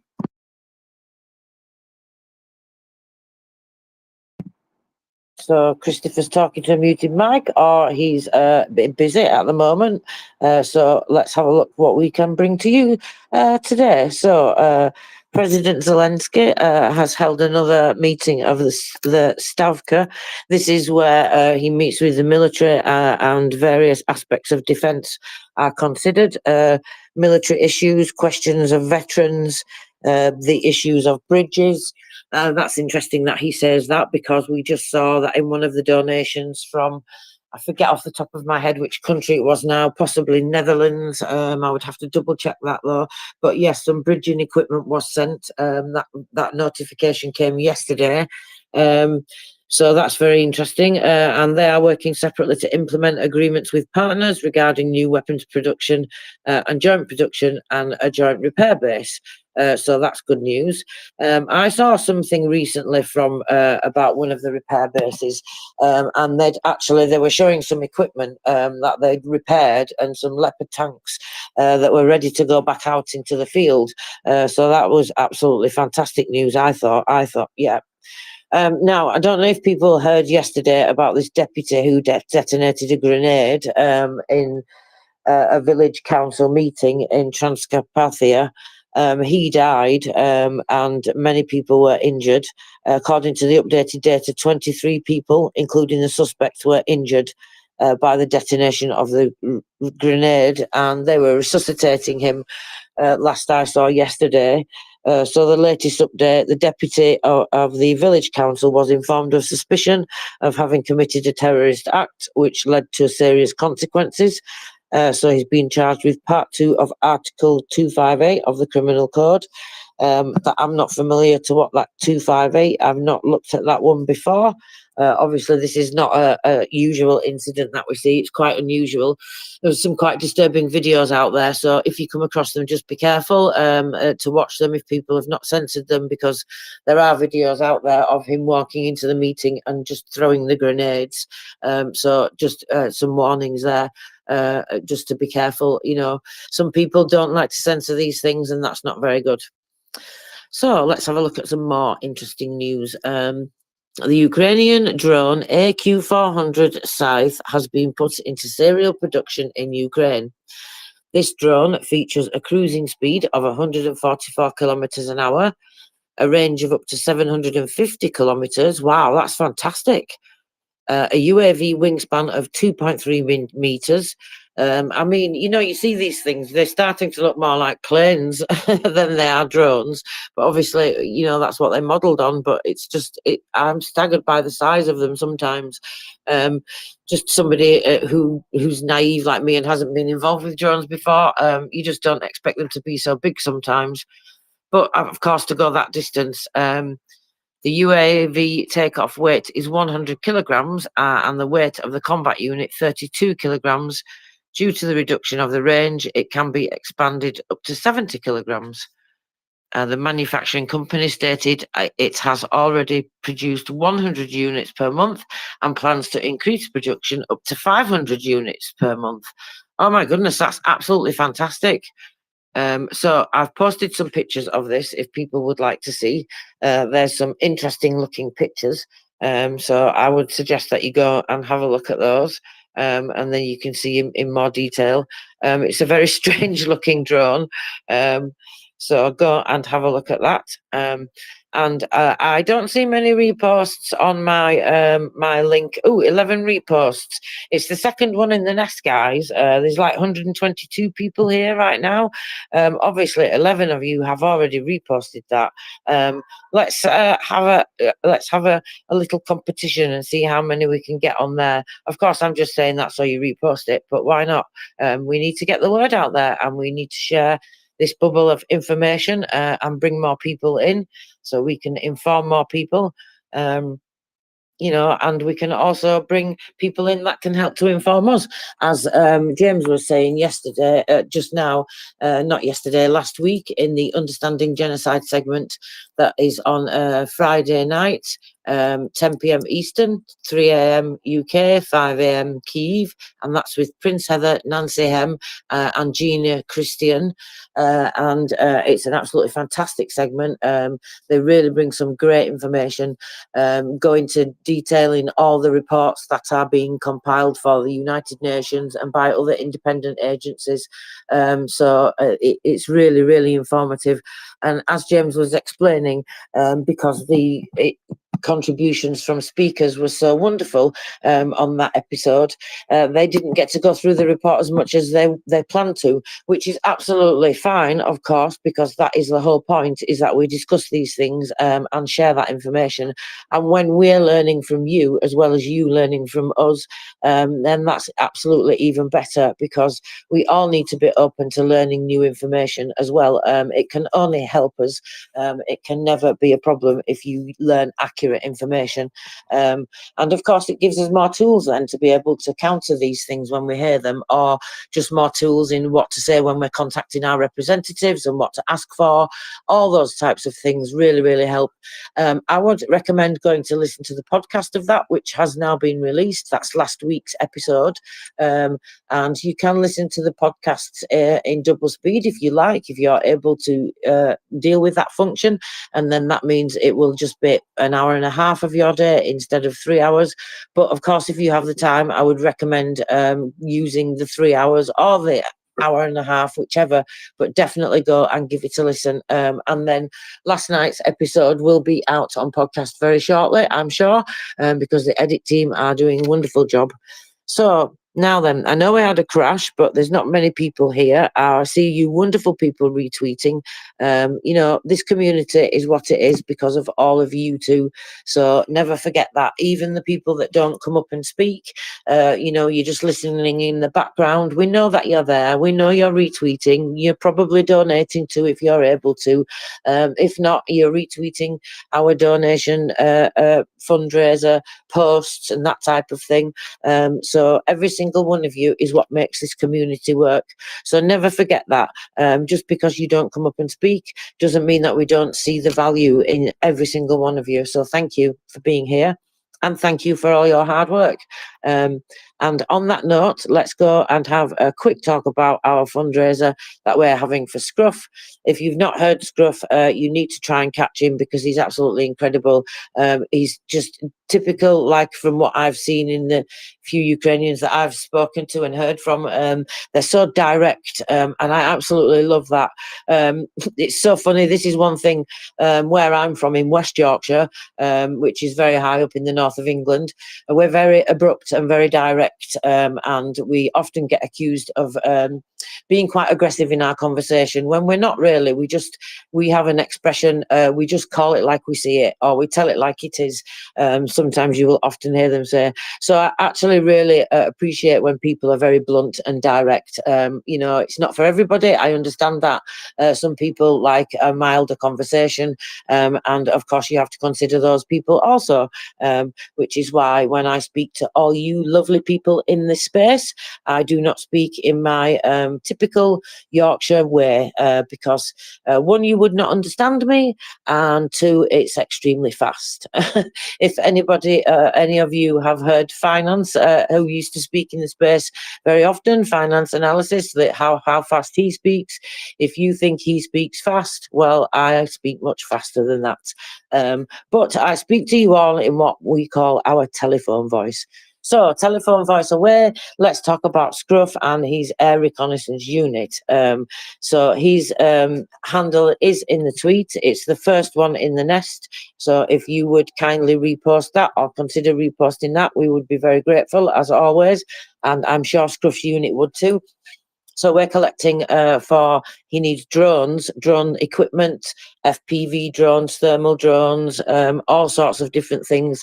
There's a great big list of things that they need. They're losing equipment constantly, being attacked by the Russians constantly, as they are in every direction at the moment. The intensity of those human waves has definitely increased. And we've heard from Chuck Farrer as well that the FPV drones in particular on the Russian side are an absolute nightmare for Ukrainians to have to deal with.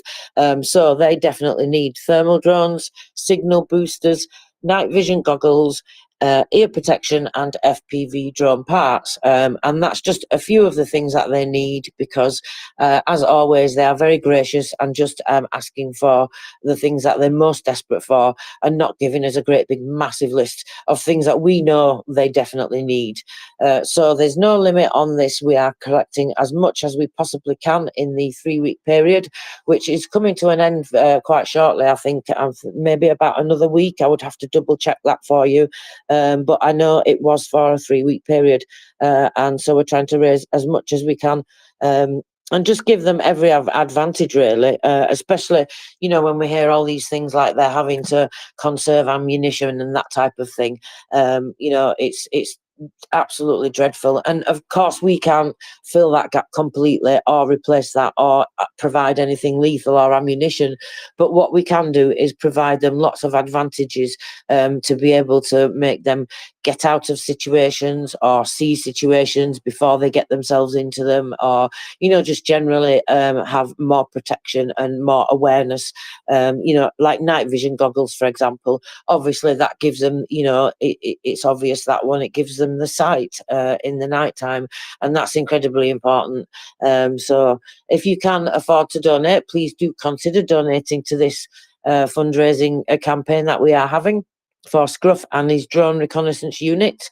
So you can click on the link in the tweet or go to MriyaReport.org, whichever you prefer. Either way is just fantastic.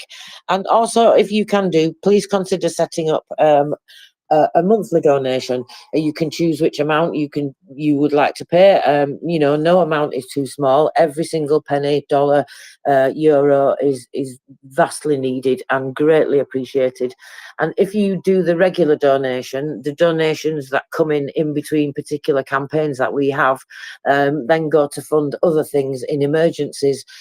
So that gives us the opportunity then to be able to help many other places, like we've done previously with the protein, for example, when, you know, they needed meals for citizens in areas with, you know, no electricity, no power, nothing like that, and to be able to just provide them with quality canned protein, because obviously it's more important that you get extra nourishment when your body's under that much strain, physically and emotionally, you know, and mentally.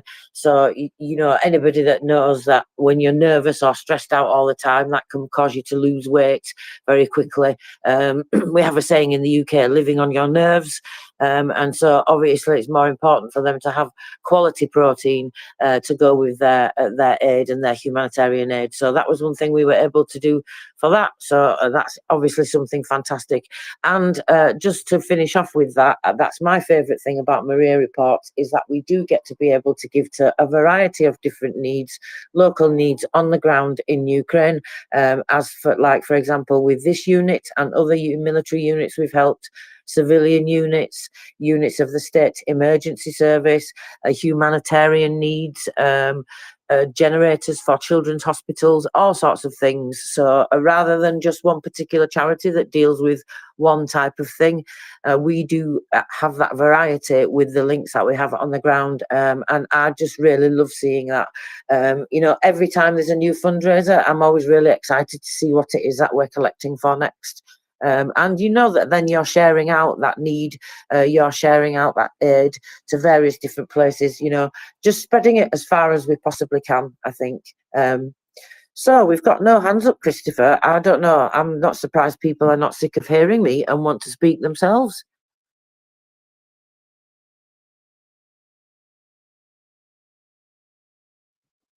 Okay. Can anybody hear me? I can hear you. Hello. So you are talking to me. Oh yeah, yeah. Hello? No, I'm here. Just I've been doing things in the background here. Sorry, it's Apologies, I just had to make sure that everybody could hear me, because of course sometimes we do have technical problems where we freeze. I've had that before. Have you, Christopher, where I'm talking away to the screen and the app froze and threw me out and I had no idea? yeah, I've had that happen. That's absolutely true. Especially we've had a lot more crashes as of late than normal. So it seems that with maybe it's the, you know, having to do with the iOS update or the updates that have been happening. I don't know. Who knows? But there certainly probably isn't enough people being employed by Elmo. So that's probably one of the reasons. Back to you. It could be worse, as we like to say. It could always be worse. So it's quite annoying to some people. I'm quite a glass half full kind of a person. It's just in my nature that, and it's kind of a Yorkshire thing too, that, you know, you just crack on and find a way is the saying that we have very often. So but it can be quite annoying to some people, so I apologize if it's annoying, but I always just like to see the best in things, because you can always dwell on the worst in things, but sometimes I think for those things that you just can't change, you know, you should have your whinge and your moan and vent and get it all out. But then if you can't change it, I just like to try and move on and try and find something that you can change. I think just because I learned at a very young age, that just makes me feel better and more positive. Well, you know, we have some great news. Speaking of things that are forward moving, right? You did see that 3 more children were returned from Russia, right? Oh my goodness, yes, I was so pleased to see that. It's fantastic news, isn't it? Yeah, and it didn't look like, it didn't look like Miriam's team was involved with this. It looked like the omnibudsman from Ukraine, as well as the other group that does the return of the kids. Anyway, there's a Telegram put it out, and I think it's been retweeted around. So very nice. Three children there, all sort of youngsters in some ways, not babies, not toddlers, not, but not full-fledged teenagers. And one of them, I saw the story was that the father had taken the child to Russia, against the sort of, I guess, against the will of the mother, but the child has said, I don't want to be here. This is not where I want to be. And somehow that got around to getting the person out. Back to you. Oh, thank you very much, Christopher. Yeah, it's absolutely wonderful news. I'm so pleased for those families. I mean, that will be absolutely everything. Of course, we have to remember there's a great deal more that needs to be returned. So it's only a very, very small chink, but it's a very wonderfully happy chink, because to those families, that will be absolutely everything, of course. Is somebody hot micing on me? Is that you, Bull Terrier? It's naturally not you this time. It normally is. So if you're new and you come up to the space, please try and keep your mic closed, because otherwise it causes feedback. Thank you very much. So now then, you came up to the space, Connor Francis, but you've not put your hand up. Did you have something you would like to contribute here? Oh, can you hear me now? Yes, welcome. Go ahead. I apologize. My first time speaking ever. Oh my God. Anyway, I'm calling from New Jersey. So I appreciate everything you guys do, everything the space does, and I think you guys are doing a great job. And everyone in New Jersey, so many flags. Well, not thousands, but hundreds of flags in New Jersey supporting Ukraine. I guess my question was, I always have this question, but I don't know how it is in other countries, but in America, there's we all know about that the spending bill, the funding bill, and it's always like labeled like Ukraine funding bill. I guess it's a question, but I don't know if anyone here is going to be able to answer it, but I'm asking now because I never get a chance to ask it when other people are on. Anyway, so the funding bill, it's labeled like, the Ukraine funding bill, but meanwhile, as we all know, 70% of it is really to expand the American industrial military complex. And I just think it's like a big marketing flaw for Biden, for anyone else to name it that in the first place. I mean, because like historically, America's like, we're like a slumbering man. It just takes us a lot of energy, a lot of money to get us going, to get us hot, But then when we're hot, we're going, then we're ready to fight. But I just think that this whole industrial complex military bill should have been, it was a mistake on a part of Biden administration, a mistaken part of the administration to label it such. They should have just separated out the amount of money it costs to send, Ukraine the old weapons. That should be separate, as opposed to the money it takes for the American industrial military complex to get going again. That's my only question, I think. But or a comment. But otherwise, I think you guys are doing a good job. It's right now I do cat foster, so I'm just I'm cleaning the cat cages while I'm listening to you guys. Okay. Thank you. You guys have a great day. Bye-bye. Thank you very much, and have fun cleaning the cat. It's very nice to hear you as a first-time speaker. If you don't know how to put your hand up, by the way, if you click on the heart at the bottom of your screen, on the far right-hand side, there's a hand up. So you press that like I just did and put your hand up, and then you can get in the queue. So yeah, because if you come up to the speaker panel and you don't put your hand up, usually people won't call on you. But because I thought you were new, that's why I asked you. So welcome, and it's nice to hear your voice. And in terms of your question about the American bill and all that, I don't know, you kind of lost me halfway through that conversation because I'm not from the US and I only have a basic understanding of US politics. It's far too complicated and divisive for me. But maybe Christopher, you might understand what that question more than I did.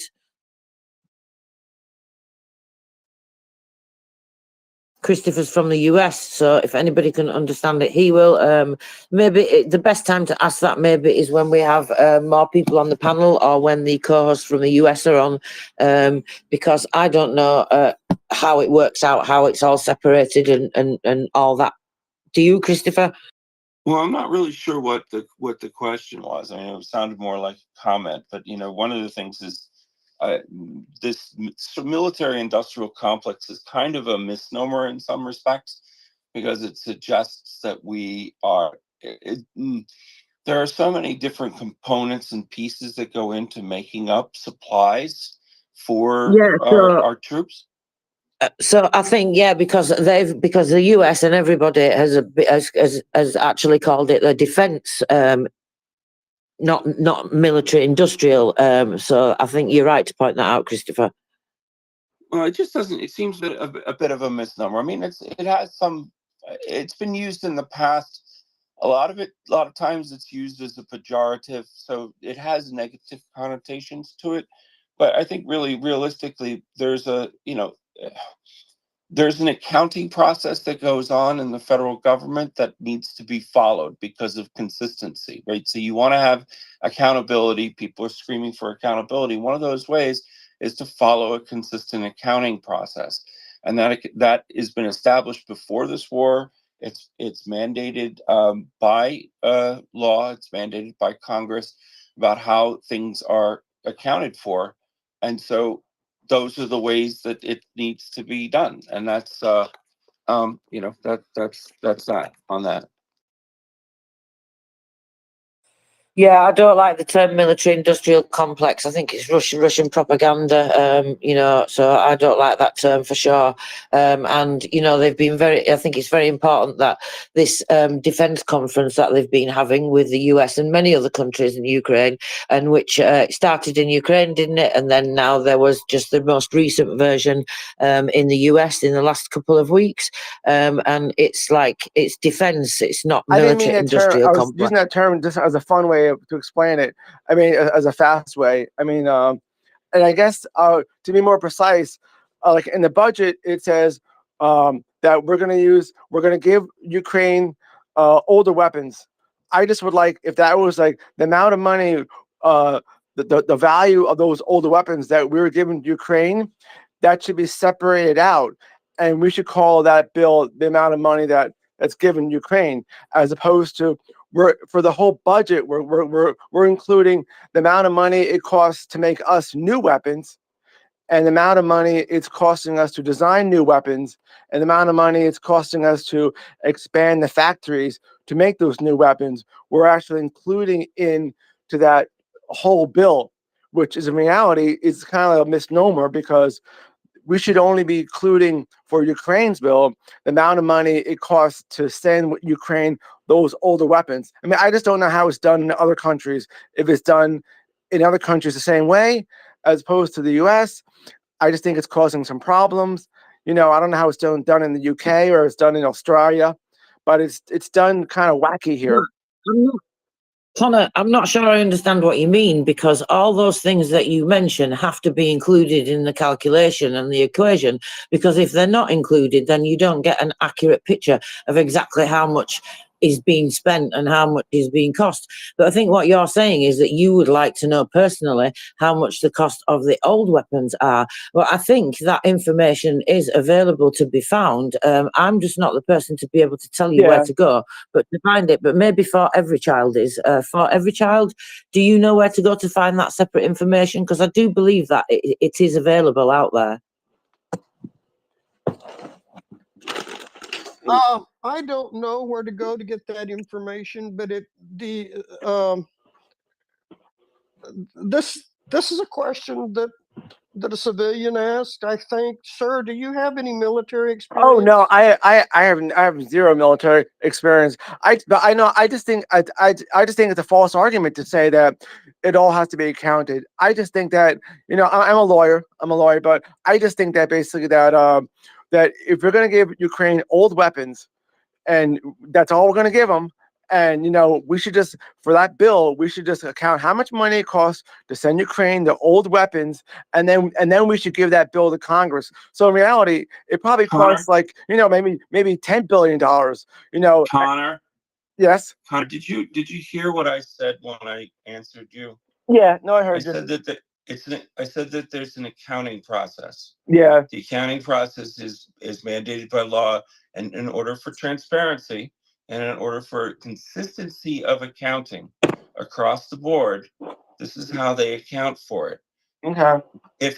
So that's it. Period. End of story. There is no other wish could be this way, that way. If you want to change the accounting process, you have to change the law.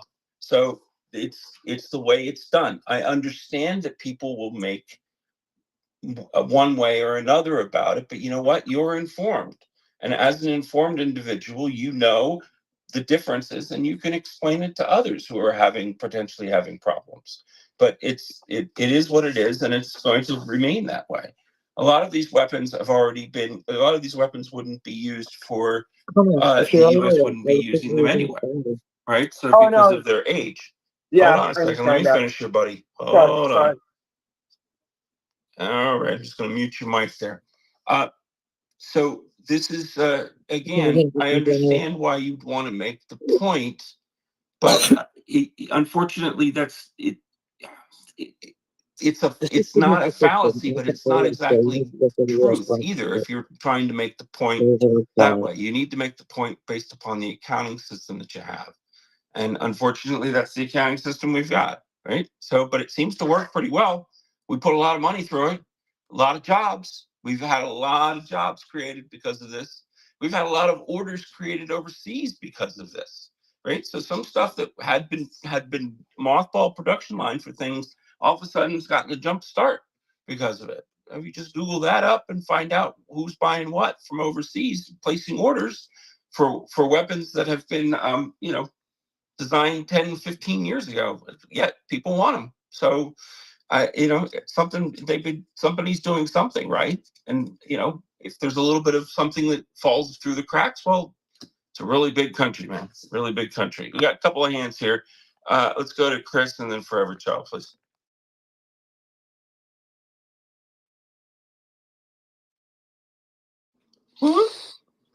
Thank you. Yeah, sorry, I've done it.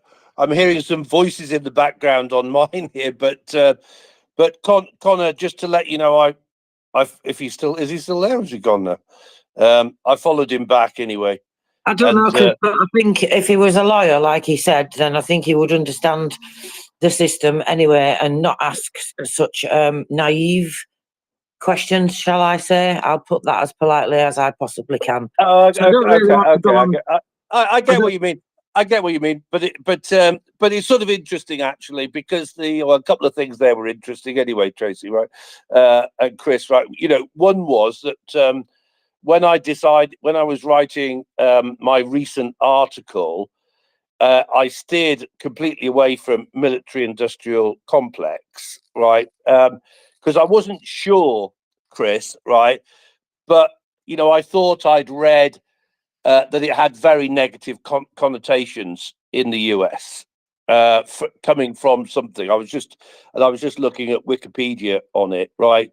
So anyway, to cut long story short, I talked about the defense industry basically, rather than military industrial complex, which I think is a term. Well, we don't use military industrial complex here in the UK. I can tell you that. Well, not that I'm aware of. Anyway, right. So that was, it was just one interesting thing about that, I think, and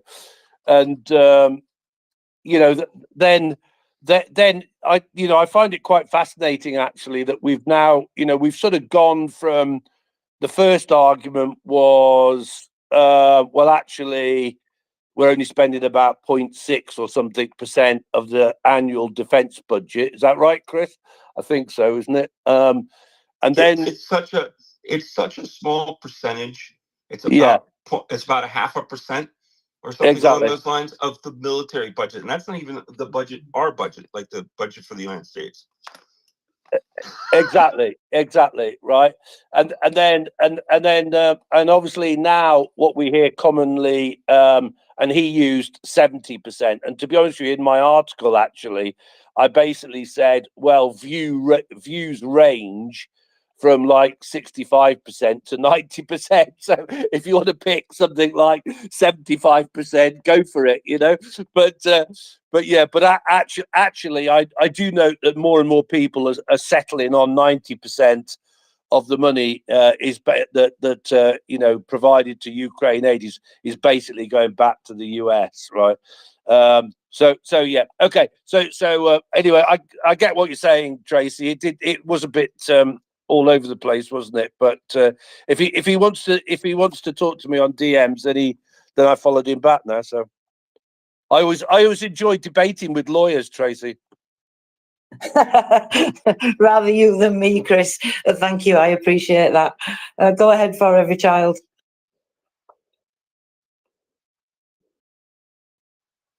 Can you hear me all right?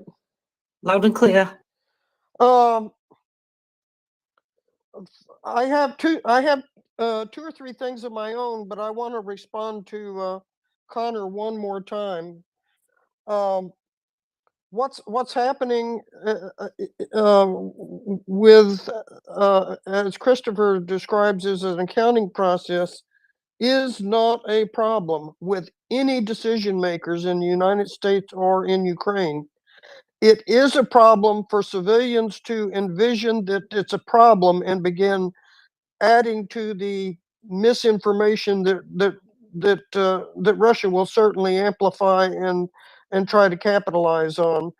So it's a problem for it to be consistently repeated, but it's not a problem with anyone in the decision-making train. That everybody understands exactly what is happening, and probably even though the military in the United States is, I think, 2% of the population, of people with military backgrounds, I don't think that it's a problem with anyone with military experience.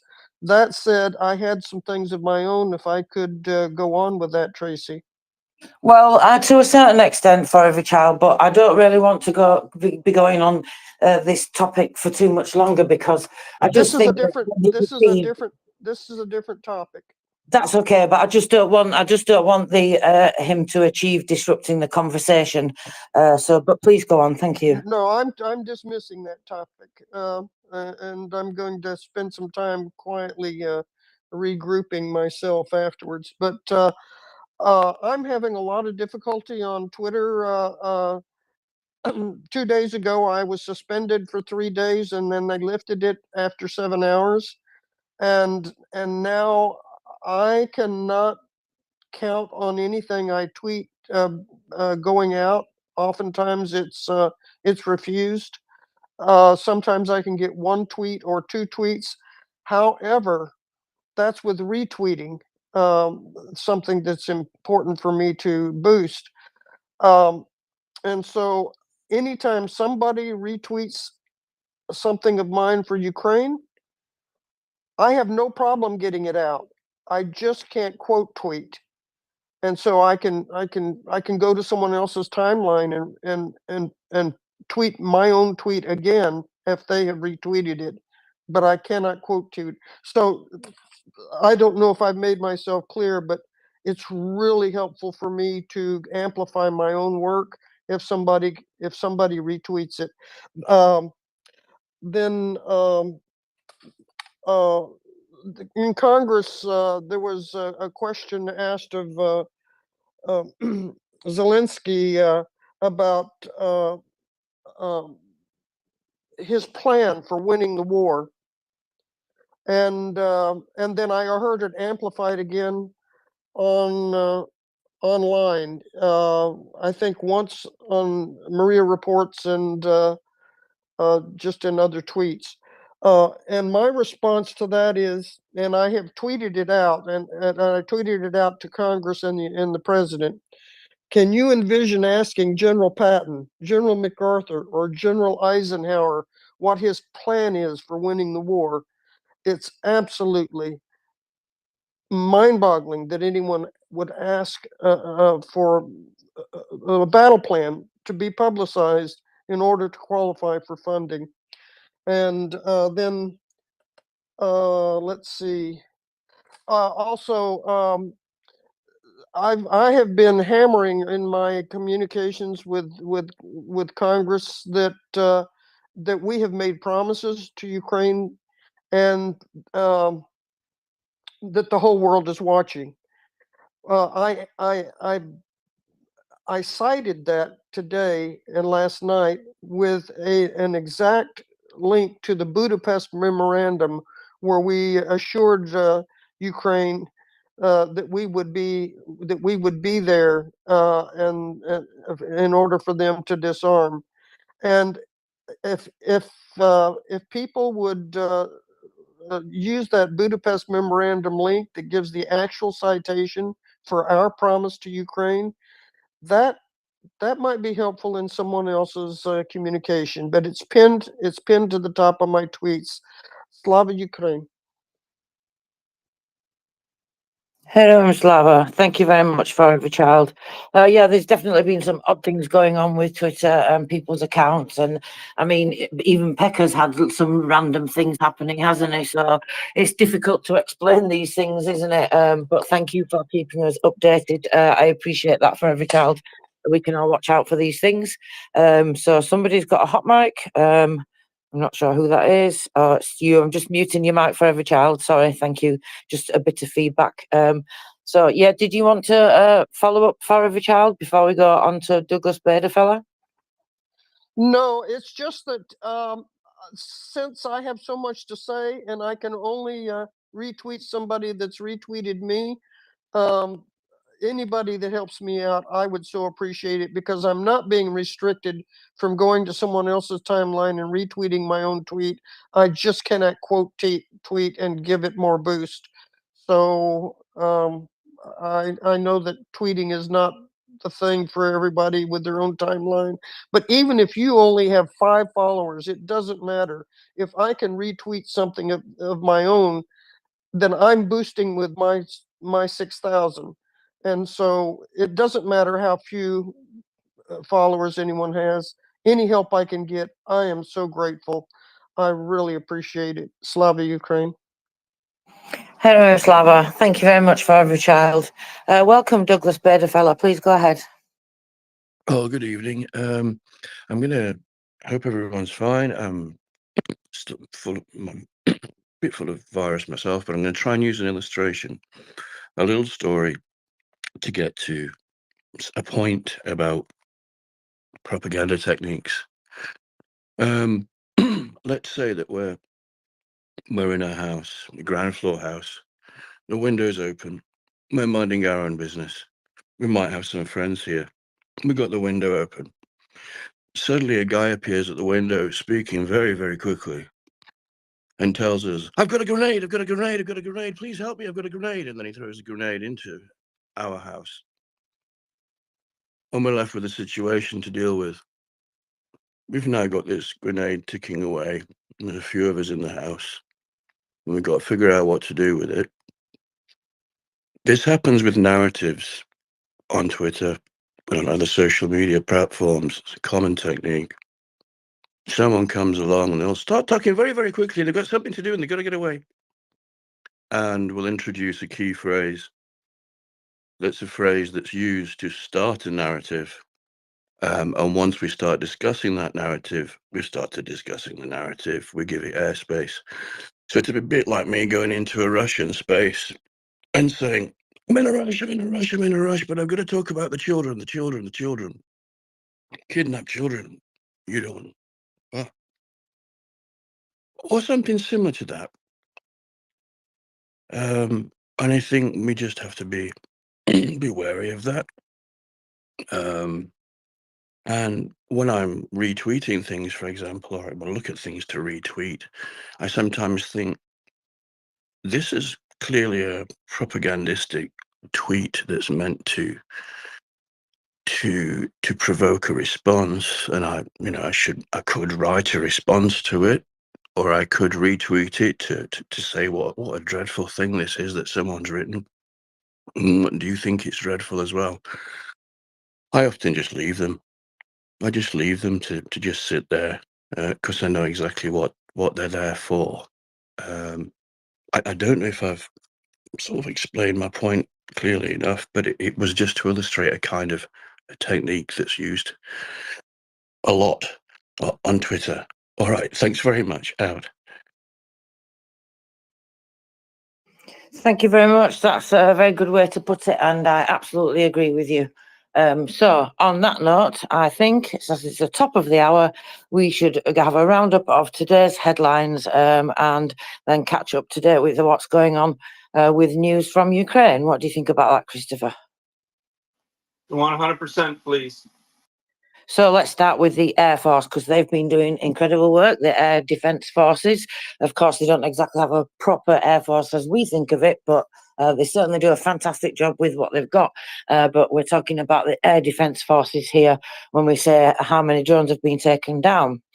So last night, the enemy attacked with Shahed drones from different directions. I was actually watching this last night, and I have to tell everybody, it was staggering the amount of waves of drones that were sent in one post alone, just one post from the alert system that I watch, or I have a number of them that I watch.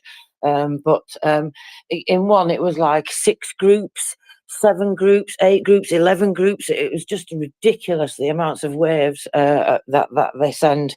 So it's really, really intense. And you may have seen, I'll try and find the video and post it. I didn't post it last night because operational security, although it didn't show anything in the video of a location, for all I know, it has location services in it. They just showed the sound and what it felt like, and the drone hitting didn't show anything that you could identify. The camera was pointed at the floor almost, so I wasn't sure about reposting it for operational security. Certainly not last night. I'm even doubtful today as to whether I should, but just to tell people about it. It was very, very scary. The sound was horrible. It was so creepy, much, much worse than the other Shaheads that sounded like mopeds. These sounded more like what I've heard when I've heard in videos of what the German bombs sounded like, what they call them, doodle bugs they used to call them, coming over the UK. But anyway, back to the incredible Air Defence Forces. So a total of 31 Shahed 136 and 131 attack UAVs were used. And let's have a look. 30 Shaheds were destroyed within the boundaries of Dnipro, Petrovska, Kyiv, Vinnytsia, Chernihiv, Sumy, Poltava, Cherkasy, Kherson, Zaporizhia, Mykolaiv, and Klimitsky regions. So basically, they went everywhere. So that's still a fantastic result anyway. Of course, there was some hits, which we'll go into shortly. Particularly in Kherson, but I believe that was with missiles, probably S-300s. I have to double check, but that's usually what happens in that region. So combat losses today of the enemy are 930 eliminated invaders, which takes your total to 344,820, an absolutely astounding amount. I just don't know what to say with these figures sometimes. I'm lost for words. 14 tanks, 13 armoured personnel vehicles, 1 artillery system, 12 UAVs, 1 cruise missile, 11 vehicles and fuel tanks, and 1 special equipment just for Mockers so that she does not feel left out. So those are some of the numbers for today. Now, in temporarily occupied Donetsk today, there was something on fire, and in fact, an oil depot of some kind that was hit, or some kind, I don't know if it was a refinery or some kind of depot. I would have to double check, possibly a refinery, but that was hit late last night. So then there's been another hit today. And in Mariupol, partisans blew up the car of a Russian military officer of one of the Caucasian units. One of the units is called a Caucasian unit. Yes, you heard me right. That's a terrible name, of course. He's in hospital at the moment, and the resistance said that they synchronized the explosion with the cotton, which I think is absolutely fantastic. And they did that to make it possible to hide the event from police and FSB officers until the person in the car had been hospitalized. So I think that's so clever, absolutely brilliant. Well done, partisans. Now then, military sailors shot down some of the Shaheds in the Kyiv region. One enemy Shahed 136 was shot down by the means of the river flotilla of the naval forces of the armed forces of Ukraine. Now I wonder what they are. The river flotilla. I guess this is all these riverine boats that we've seen being donated, all various different types of amphibious things like that. We saw some donated just recently. So he's had some great news recently, and I think we should highlight that all the time. That will really wind Putin up as well, highlighting all the times that aid's coming from other countries or positive messages are being said by other leaders. We need to put that all in his face. Every time we see propaganda, we need to push back with that, because there is a lot going on. And they're just trying to get you to focus on all the bad things so that you constantly despair. I'm not trying to minimize all the bad stuff that goes on and the terrible tragedy and brutal genocidal invasion that Ukrainians are dealing with. I'm not trying to minimize any of that at all, or try to, pretend that everything's all positive, because that's not the case. You have to be realistic. But at the same time, there's so much terrible stuff around as it is. In moments in between, when we are able to, we should highlight those positive things and look at those positive things as well, because to constantly focus on the bad things is to give in to Russian propaganda, I feel, somewhat, and to just be ending up despairing over everything. Does that make sense, Christopher? It does. It does. I mean, one of the things I wanted to bring, we have a swear jar, right? A tip jar for swearing. I would like a tip jar for whining. So if you come up, and you come up to a co-host spot and you whine more than once, it's going to cost you. You want to come up and whine? Pony up some cash, pony up some donations, because you know what? You can say your piece, get it out of your system, but let's not just keep every time you show up. That's what you want to talk about, because that's not solution based. That's that's letting the Russians win. I'm sorry. That's what I think. Back to you. I absolutely love that, Christopher. That's so funny. That's brilliant. You have your allocated amount of whining and whinging time, and then after that, we have to find some kind of a solution. I mean, after all, that is what we're all doing here, trying to find solutions, trying to push that information out, widen that bubble, and bring more people in to be able to help Ukraine and advocate for everything they need. That's what we're here for. Activism is really, really important right now, and that's what we can do for Ukraine. So I think we all have a responsibility to do that. That's just how I feel about things personally anyway. Of course, I don't expect everybody else to agree or feel the same, and that's absolutely fine, because everybody can do what they can do at their levels, and every little bit all goes together. We put it all together, it makes a great deal of a difference.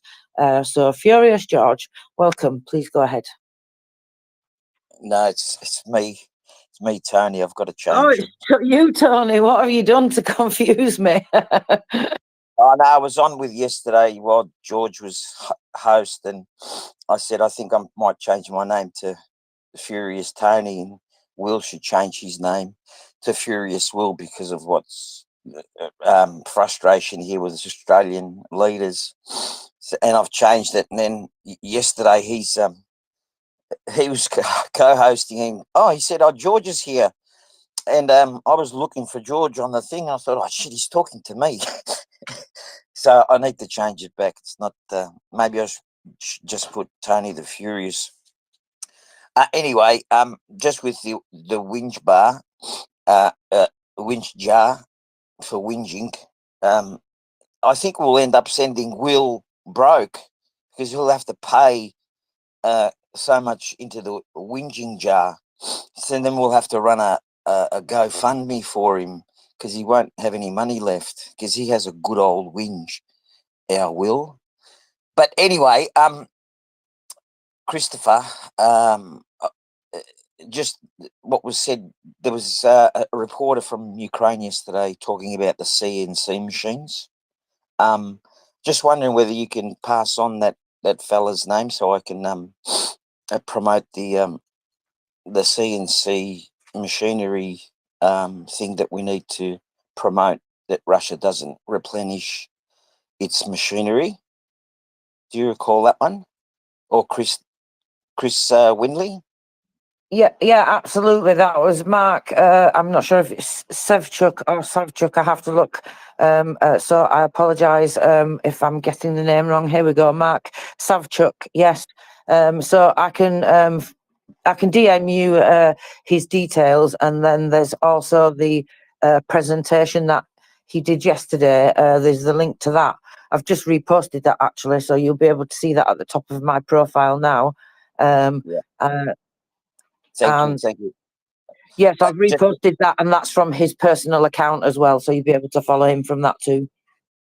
Yeah, that can't go unnoticed, and because that's the CNC thing and new and used machinery that's being sent to or ends up in Russia is just replenishing their ammunition stocks. So we need to stop that. That's just so we can't let that slide. And on the UK thing, you did hear about it, Tracy. It's shocking the amount of vehicles that are, and even military stuff, the surplus that's going. And he's got a petition there. I've pinned that tweet to my profile. It's from Nell, I think, and how it's a 777. He's been tweeting about it too. He's got a whole lot of vehicles. The Mayor of London and your defence minister there. Yeah, I know. It's thank you for putting that and for reposting that as well. Yeah, it's what were you saying? Who's the defence minister? Did you ask? Sorry. No, I know who it is now. It's Grant Happs, I think, because I've been tagging him late last night. Yeah. He's a wet lettuce, if you ask me. But anyway, he seems to be doing okay. Whether that's because he's just listening to the right people, which I hope it is, then, you know, if that's what he just does, as long as he listens to the right people, I don't mind him being a yes man. Yeah, there's a petition there that one of UK people have started. There were 7,000 signatures when I looked at it and signed it. I suggest everyone here share and sign it because it's really important.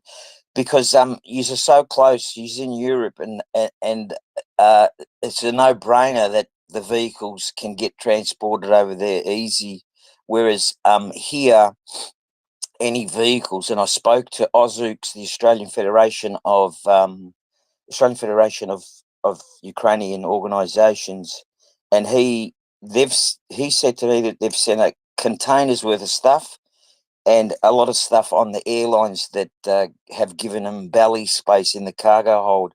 But vehicles is a very different matter, of course, because we're so far away. We can't drive them there like the UK can. And we're not getting rid of our vehicles, not yet, for in regards to pollution and all that sort of stuff. So you guys over there in the Northern Hemisphere got to take care of these vehicles and make sure they get to Ukraine, and we'll try and take care of F-18s and the slingers down here and whatever we can do.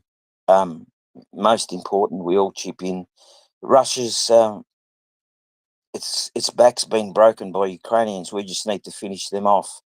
Stop CNC machines going there. Treat the CNC machines like cocaine or fentanyl, whatever it is, coming out of countries. So customs and border force people need to get onto that to stop that those machines getting there. And we've got to give them the vehicles because these defenders are getting injured. It's cold, it's muddy, and then they're wounded. They're getting thrown on farm carts to be brought to Beck and Anna to be patched up, and that's not right. They should be in vehicles. So really, really important. We need to finish Russia off. My rant. Thank you, Tony. A very good rant indeed. Much appreciated. And yes, I've just put that petition in the nest. So anybody can sign it. It doesn't have to be just Brits. and that's obviously because it's absolutely ridiculous that they're not giving these cars to Ukraine. So let's get that petition signed to the mayor to redirect these vehicles straight to Ukraine. It's just ridiculous. And not only that, like you said, Tony, all the other surplus stuff. I mean, thank you to you, because it's your idea that spurred people on to do that in the UK and in other countries too. And look at what their defence ministries are doing with surplus gear, because this is obviously something that they do just ongoing. It's normal how they, you know, get rid of stuff when they're getting new stuff. So it's an ongoing thing. So I don't see why it can't be an ongoing donation, you know, every time that they replace these things. Yeah, definitely. Thank you very much for that. So everybody, please read. Go ahead, Tony. I was just going to say, UK people have got to think about, you know, Russia invaded Ukraine when it poisoned first that Russian fellow who was had asylum there, and then poisoned another 2 UK citizens, and one died. So Russia invaded UK a long time ago. Russia's invaded here with cyber how do you say, assaults. Russia killed 38 Australians over Ukraine, the Donbass. So we all got our governments, you know, they need to be more in there and more awake to these little things, you know, and not leave it to us little blokes to get cars and tourniquets and stuff like that. Like communications equipment they need also. And it's hard for them to get manufactured because of the China thing and the connection. You know, our military could give them our whole communication equipment because it's summer here. We're going to the beach. We're not fighting any wars. Give them our communication equipment that our military has got. They just don't get it. So we need to get onto our leaders and press them. Yeah.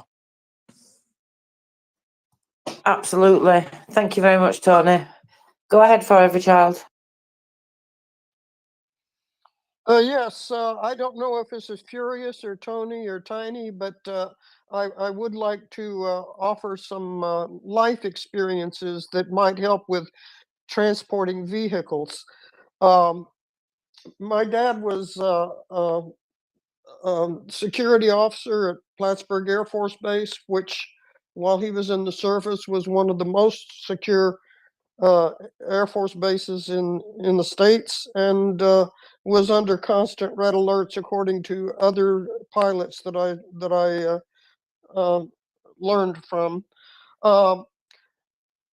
The particular pilot that told me that it was under constant red alerts and it was one of the most secure bases in the Air Force told me that because of an account he gave me of transporting a vehicle in a B-47. And it was a Volkswagen Bug. And instead of going to their normal base where they were secure with a flight crew about unloading this Beetle and escaping any punishment for it, they were diverted to my dad's base. At the time, my dad was the security officer there. And they said that they were so terrified at landing at Plattsburgh that they opened the bomb bay and dropped the Volkswagen into the ocean. I went back and related that story to my dad. And he said, well, they never should have dropped that vehicle into the ocean. I would have let them keep it. Now, the importance to me of that story as it relates to Furious's need is,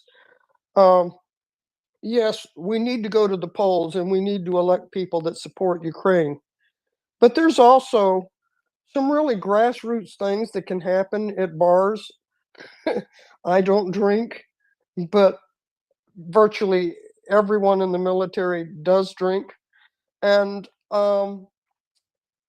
you know, there are planes that go places that can shuttle things. I suggest that might be happening at a lower level than top level decision makers. So, and maybe that's helpful, maybe it's not, maybe it's just a good story and I'm just taking up space. So, good luck with it. Slava Ukraine.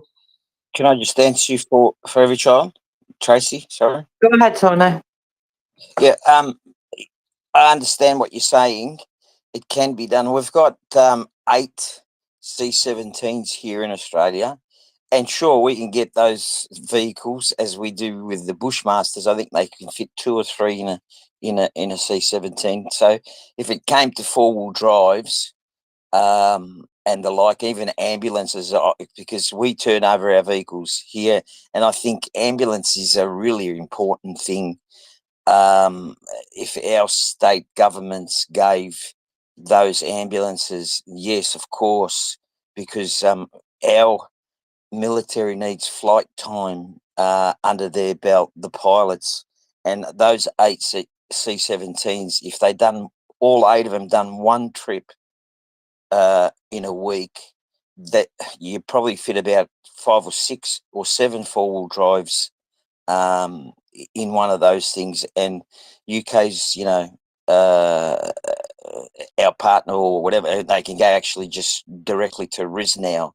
Don't have to go to the UK, but there's a whole bunch of vehicles, and there's more than enough foreigners out there that are dedicating their life to transporting these vehicles. You see them all over Twitter.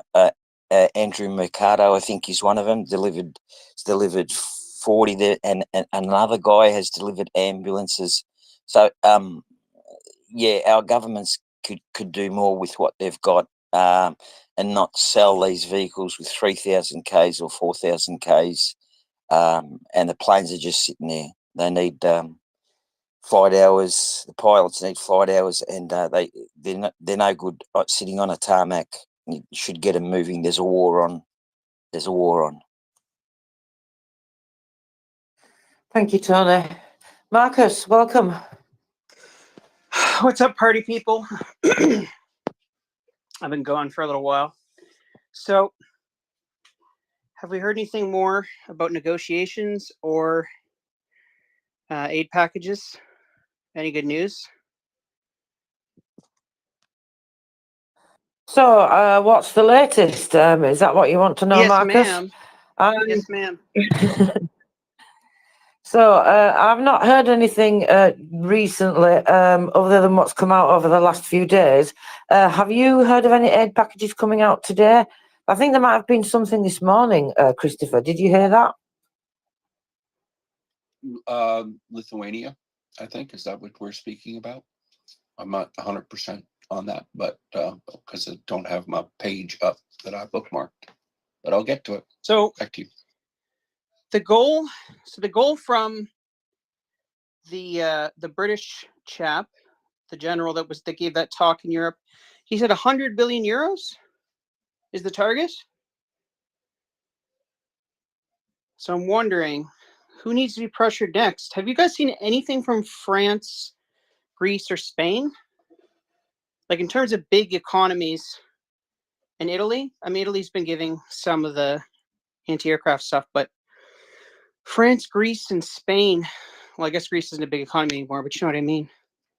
I'm wondering what other people just haven't been tapped yet. Oh, that's an interesting question, Marcus, and thank you for raising it. You have to give me a little bit more time to have a look and see if I can find out some more information for you. But I will come back to you unless anybody else has got anything to add on that just now. Spain, No. Spain in particular stands out in my mind as a country that's got a big economy, and I don't recall much at all. I have a vague memory of Spain. I can't remember if it was something that they'd given, but they were in the news recently. I have to go back through my feed. I know where to find it. So if we go on to Alex, are you putting your hand up to answer this question or something different? It is related, but it's a comment. I'm not sure about specific question, but I had a comment about, yes, international aid. Okay, thank you, Alex. So we'll just go to Nell the Weaver because you've been waiting, and then we'll go to that. And I believe, have you come up to tell us about your petition by any chance? Yeah, we're getting a little bit of attention for the trying to get the surplus military gear moved, and we've got a response from Ben Wallace, who is going to investigate the 4x4s, the ULEZ vehicles, and he's going to see if he can get to the bottom of that. So any help that anybody can give getting the word out. I've written to Grant Shapps. I've also done the same with our health ministry because we've got NHS gear that's also being auctioned off for surplus. So if people want to share that around, contact your MPs, contact Grant Shapps and the health ministry as well, and see if we can get some of this gear moved out to Ukraine.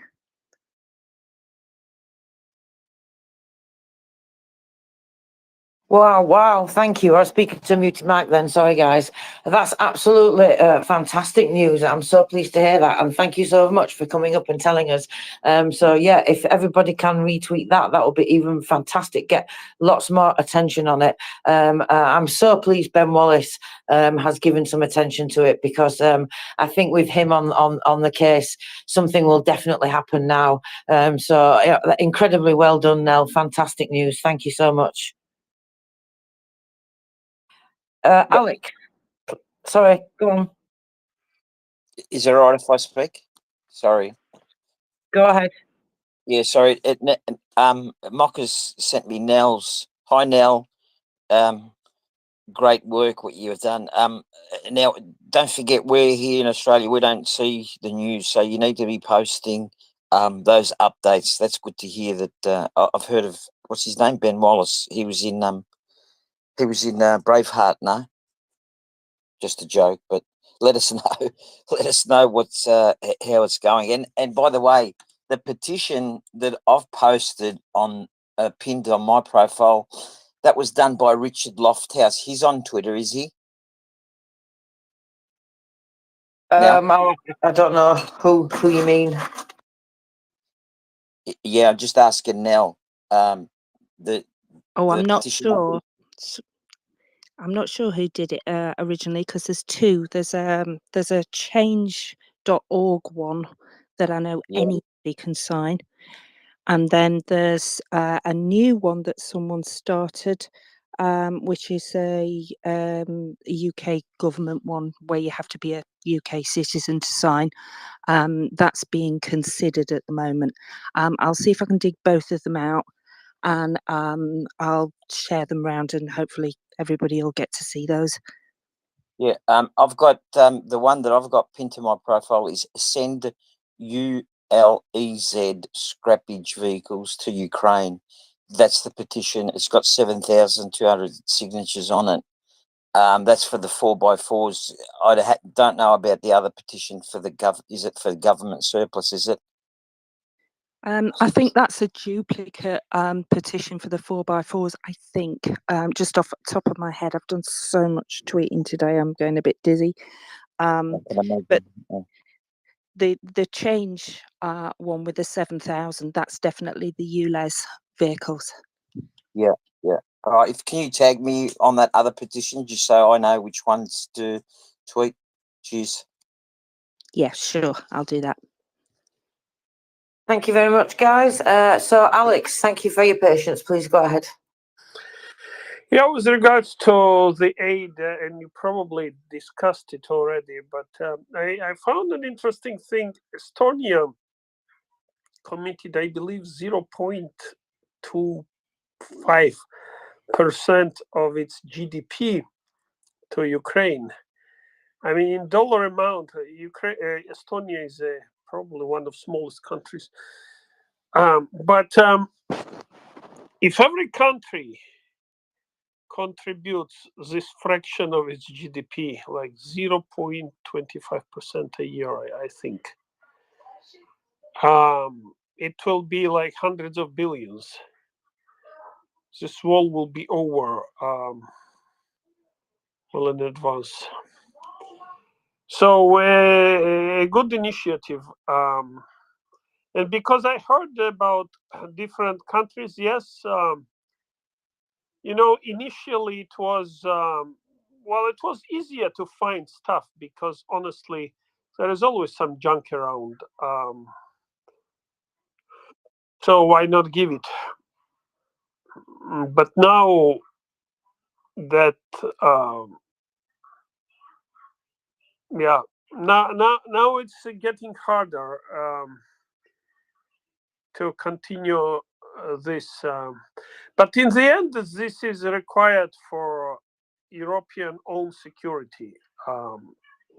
Both having Ukraine containing Russian aggression and stepping up its own muscles, because looking from from where I am, it doesn't look like there is much of a barrier for any massive invasion type of what Russia is doing now in Ukraine. And if they overcome this barrier, it will be a disaster for at least for Central Europe. I don't know how far this can go, but yeah. Anyway, it's it's now time to really start looking for the time of getting rid of some scrap is kind of over. Thank you. Thank you very much, Alex. And so I found what I think he was talking about for Lithuania, Christopher, or maybe this is it, I'm not sure, that Defence of Lithuania reported on the complete repair and restoration of the Ukrainian STRV-122 and a Leopard 2A6, and the equipment will soon be sent back to Ukraine. I don't know if that's what you heard. So this is all just recently. There's been some fantastic things just in the last couple of days. Argentina will hand over 2 Russian-made Mi-17E transport helicopters. The World Bank allocated £1.34 million to Ukraine. Dollars to pay pensions, teachers, IDPs, that other kinds of things. The UK gave a load of money for that as well recently, so that's fantastic. So what else have we got in terms of the aid packages? There's been quite a few different things. So G7 countries are quite close to solving the issue of confiscation of Russian assets. Bulgaria, Romania and Turkey will sign an agreement on joint demining of the Black Sea in January. So that's fantastic news as well. The EU's decision on the 50 billion has been adopted in principle, but of course we know what's going on there with the argument. But I'm pretty sure, I'm confident that will go through anyway. Ministry of Defence of Ukraine is holding a joint British-Ukrainian Defence Industry Conference. That was in Kyiv this week. And we've got obviously the cooperation there with the Netherlands, what's going to be going on in the Black Sea. So there's been all sorts of things just over the past couple of days. So lots of great news there. And there's been, less packages coming through today, but that's expected. There's been, unfortunately, some hits in Kherson. A hospital was hit and sadly 2 medical workers were injured as well. But considering the amount of drones that were thrown at Ukraine last night, I think that's fantastic. There could have quite easily been a lot more people seriously injured, and actually, a lot of deaths as well. That's definitely important. The head of the Avdiivka regional military administration has reported this morning that the Russian occupiers do not have significant success around Avdiivka and cannot gain a foothold on new front lines. For the most part, their successes are slightly enlarged. There is a lot of different information about the situation and the front line. As for any success of the Russians, the success that was allegedly announced is so insignificant, and it looks like a slightly enlarged wet zone. The Russian army really conducts a lot of assaults in the Avdiv direction, several dozen a day, but currently the Ukrainian military does not allow the occupiers to develop successes and gain a foothold on new front lines. If somewhere they manage to advance a little, then the artillery, mortars and rocket artillery will work at once. That is, the enemy does not have a serious chance of enrichment. So I think that's definitely good news there. They're holding off. Actually, the General Staff report will probably be out for tonight. We're coming back to Kherson. So let's have a look. So there was shelling of one village and damage there, and then I'm going to go and see the latest because there may have been updates. So I'll see what they've got to say there, because sometimes, as you are aware, updates come out through the day. I have some Go ahead, stuff if you want.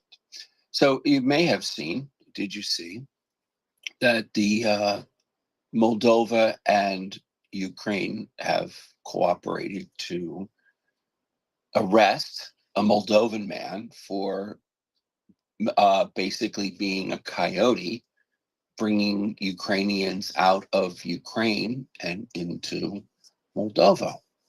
Oh my gosh, I did not see that, no. Oh yes, he was a naughty boy. Naughty.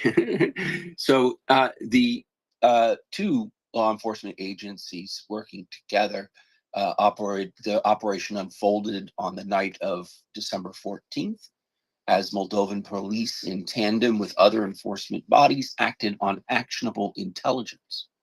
The apprehended suspect, in collusion with other Moldovan and Ukrainian citizens, had engineered the unlawful border crossing for Ukrainian males. Their modus operandi involved them picking up the men from the border area and subsequently ferrying them into Moldova.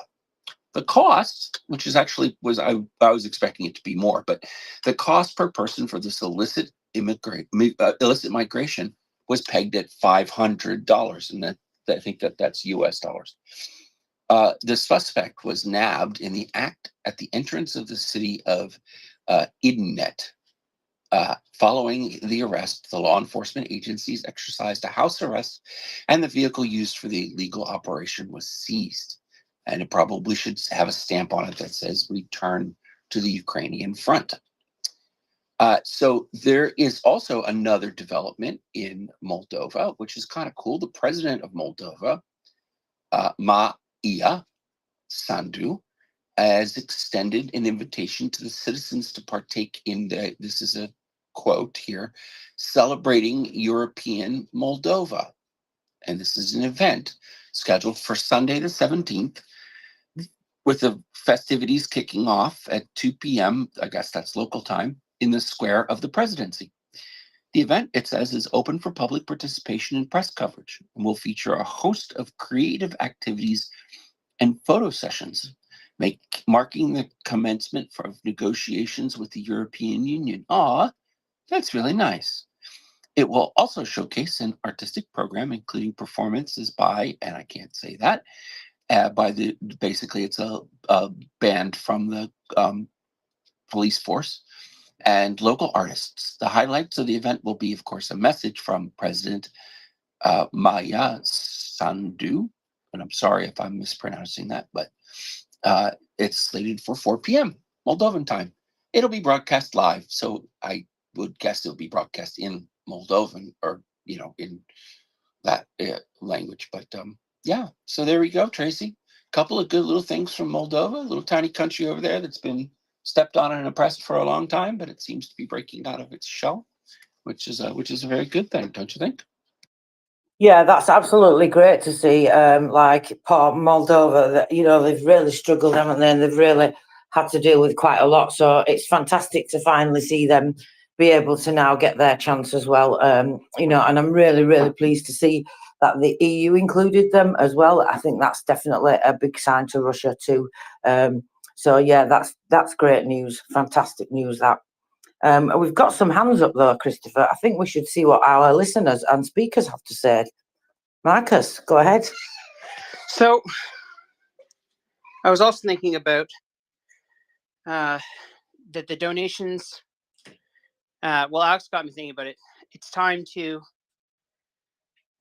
We have to mobilize industry in a way that's similar to what the Russians are doing. And the time where playing catch up will have a huge penalty is quickly approaching, if not having already passed. So, for a good example, this is a shell production. If we had have looked at the fact that we were eating up stocks of 155 and invested in the infrastructure to manufacture more, under the assumption that the war would continue going, not the assumption of success, because planning for your best case scenario is a way to fail. It's a sure way to fail. So this has really got me thinking, are we staring down the precipice of a failure to mobilize industry soon enough?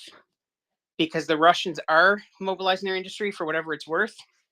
And the longer we assume that they're not as competent as us, the worse off we'll be when they surprise us. And we don't benefit from assuming they can't surprise us. Yeah. So the question is it what people said before about having to elect the right leaders? What do? They need to produce drones en masse. They need to produce more shells.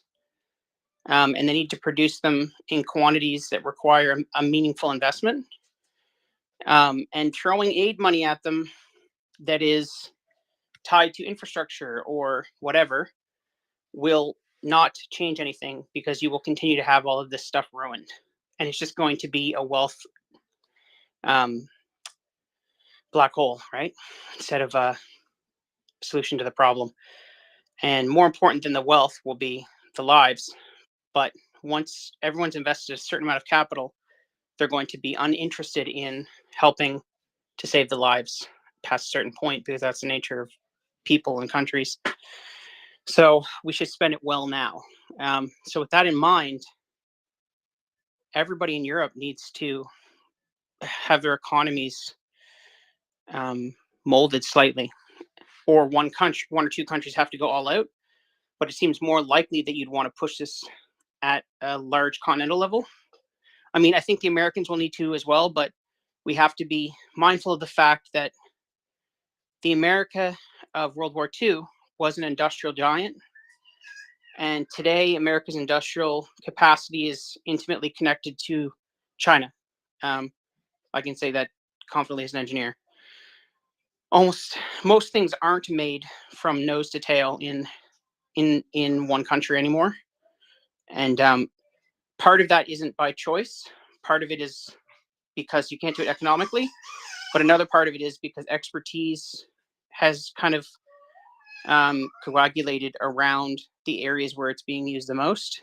And we very much internationalize the construction of things, with the exception of some military products. For example, Americans can build most of their stuff nose to tail in country. Although even then, they don't make their own semiconductors anymore. So this is a huge problem. So on the positive side, someone mentioned trying to get surplus medical supplies from the NHS. We should all be doing that, because their hospitals in Ukraine get bombed regularly. And they have a higher influx of patients than a typical society does. So, yeah, trying to gather healthcare products is also a huge benefit to them. I can only imagine how terrible the triage situation is there. Yeah, so that's it. Thank you very much, Marcus. So, Marcus, a couple of things. One, so that's your you got the jar is now open for you, as you continue on your day today. Secondly, are you campaigning for global mensch? Because I'll vote for you. Thank you, brother.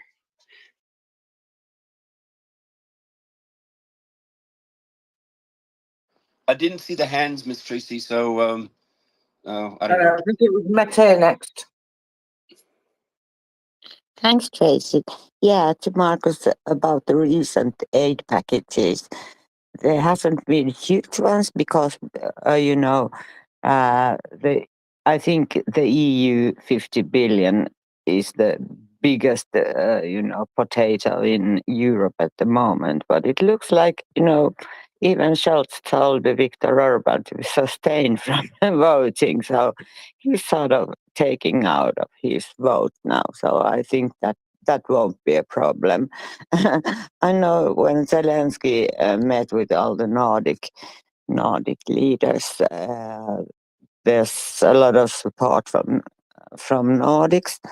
I think Denmark promised, was it all 3 billion or something for a little country that has already given all their Caesars and all the F-16s. They are really, really ramping up the support, as was Lithuania, giving small shells a lot. I know Finland has opened a new 155 line production in Finland only for Ukraine. And then, of course, we had this great news that the US will, that's my cat, I'm sorry. US is moving into 55 bases in Finland or something like that. So that might free up some, Finnish stuff, to Ukraine. But it's it's amusing me so much that the Russians know that some U.S. forces are in 55 bases in Finland. So yeah, and then I think Netherlands announced something more, but I can't remember what it was. But it was also substantial. I think there's a lot of will and the way, but it's maybe northern Europe. I'm also waiting for France, Italy, especially France and Italy, but also Spain to come up with something. But we are sort of, everyone in Northern Europe at least is giving and living the Ukrainians' French life. Thank you.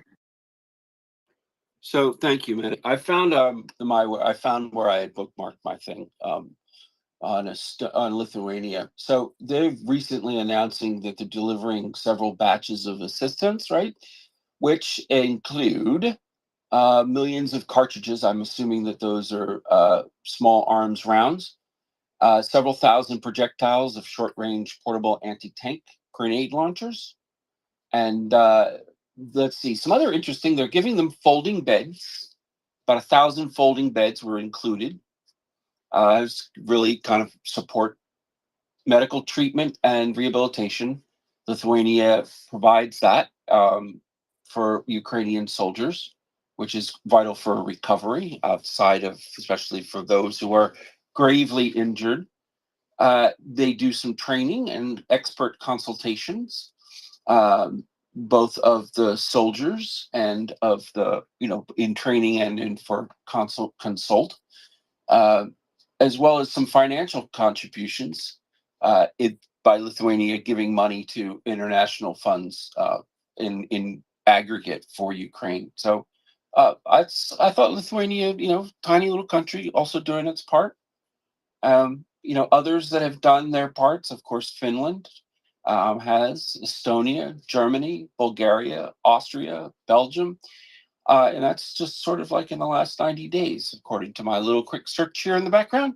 And I will, of course, continue to, as Mede and others probably are looking to see what some of the other countries with probably a little bit more money, Spain, France comes to mind, Portugal. Don't know what Portugal's doing. What Portugal doing? Anyway, I don't want to name names and shames, but if you're not out there, if you're not out there walking the walk, or even making a little talk to walk, then I don't know. You're ripe for you're kind of ripe for targeting. Anyway, Tracy, I'll go back to you, please. Thank you, Christopher. I like that very much. So I was just looking at a couple of things that's happened over the last few days. There's been lots of packages that have been given by various different countries.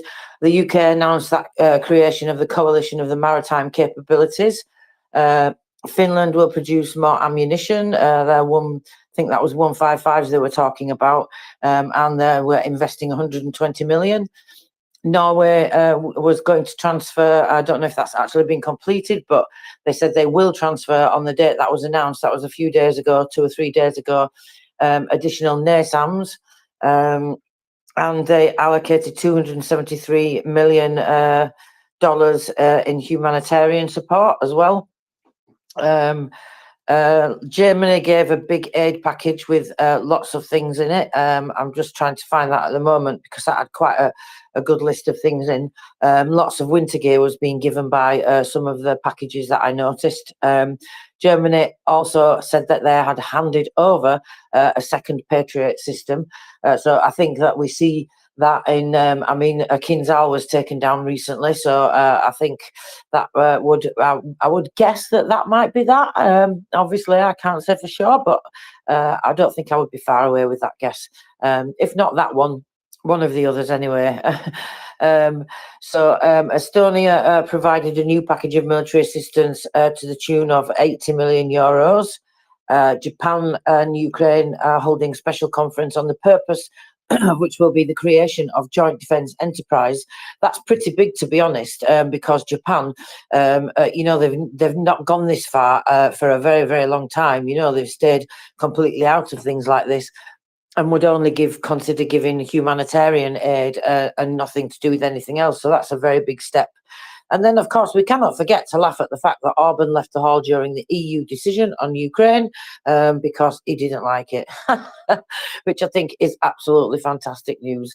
Just a few things. Now, Christopher and I will be changing over hosts very shortly.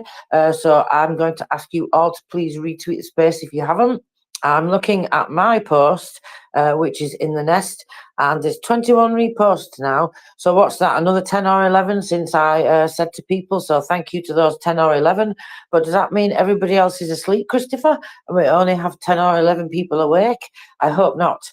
But we have M and I think Bernesto coming up next, who both have a wonderful breadth of knowledge and information to bring. So bring your questions, your comments, your topics, and definitely retweet the space. Get lots more people in here for them because we did have a little bit of a crash and we are struggling to rebuild the numbers, it looks like. So those reposts really, really help because, as James said earlier, and it happens to me every single day as well, I have to go to the MriyaReport profile and then click on the purple ring around the avatar, around the profile picture, and then click join space. I obviously don't click look at the profile picture. Well, you can click and look at that if you like and just enlarge it, feel free. But the option that you want to join the space is obviously join space. So I just go on and do that every single day now anyway. So I will say thank you very much to everybody who has joined us today. And we've had some great conversation, Chris, and some fantastic questions.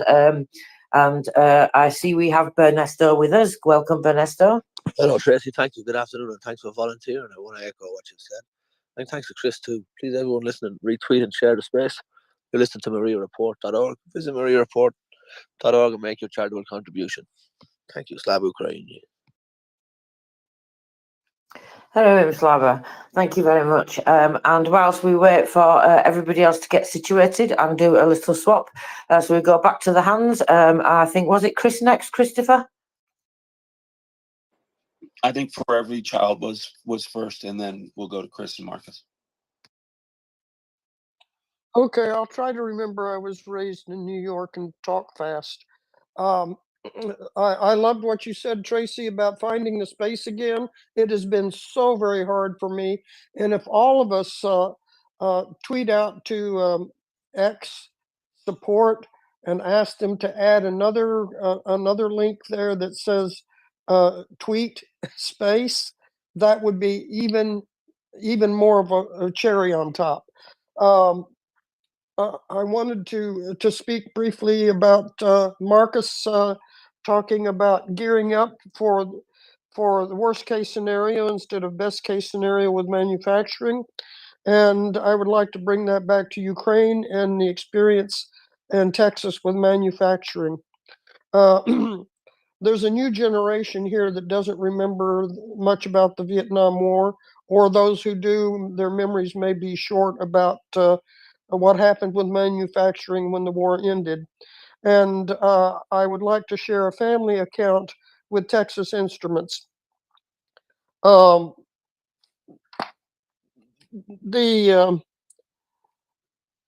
a great uncle or a second cousin was on the board of Texas Instruments, and when there was a need to switch from wartime manufacturing, there was some conversation about what would they possibly do, because the entire industry was geared for wartime. And I think people know that Texas Industries switched to computers and calculators. But Ukraine has supercharged the fields of medicine and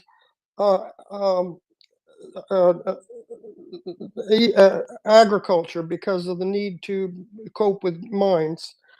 And so it will be an easy switch to automate agriculture with Ukraine's innovations and also the medical community, but also the little small remote controlled drones will be useful in home gardening. I can attest to that for myself, and I'd be on the list for that end of the spectrum. Slava Ukraine. Hello, Slava. Thank you for every child. So Chris and then Marcus. Thank you.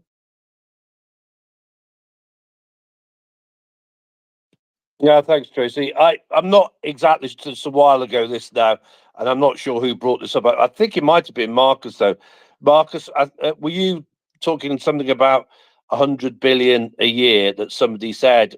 So I'm not sure, but I think you might be talking about General Sir Richard Barrows, who said, give me 75 billion a year, and I will sort the Putin problem for you. So you're going to let me know in a minute, but maybe You're correct. Okay, cool. Okay, mate. Right, yeah. So, well, it's interesting actually in that. So you've got that. So you've got that number of 75 billion a year, which he says, you know, if he has that for 3 years and that, you know, he can make Putin go away. And then, of course, the other number, Marcus, which he also mentions, right, is when he turns around to the audience in his presentation, waves his pointer at them and says, don't tell me you can't afford it, right? Because the EU has a turnover, a GDP, he said, right, of something like 14 trillion, right? And in that case, I think he was referring to pounds, because I think EU's GDP is 18 trillion or 16.5 trillion euros, roughly, right? But then I want to make sure you were aware of this, Marcus. So I tagged you on it, right? Because I think you'll find it interesting. And I don't know if it was mentioned because I haven't been listening all the time. But the Republic of Estonia Ministry of Defence have released this document setting transatlantic defence up for success, a military strategy for Ukraine's victory and Russia's defeat. Right. So if that wasn't already mentioned, I highly recommend that you and everybody else that's interested reads it. Right. Because it basically gives like what their view is of what needs to be done in order to defeat Russia and for Ukraine to win.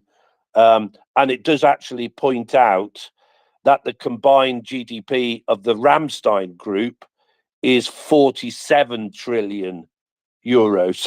So as compared to 14 trillion euros for the EU group, so 47 trillion for the Ramstein group, and therefore eminently affordable. And no offence, Marcus, but that's without our American friends should they choose not to support us. Well, yeah, the only risk management strategy I approve of is planning for the Americans not to. I don't approve of assuming that one fire exit will get you out of the building.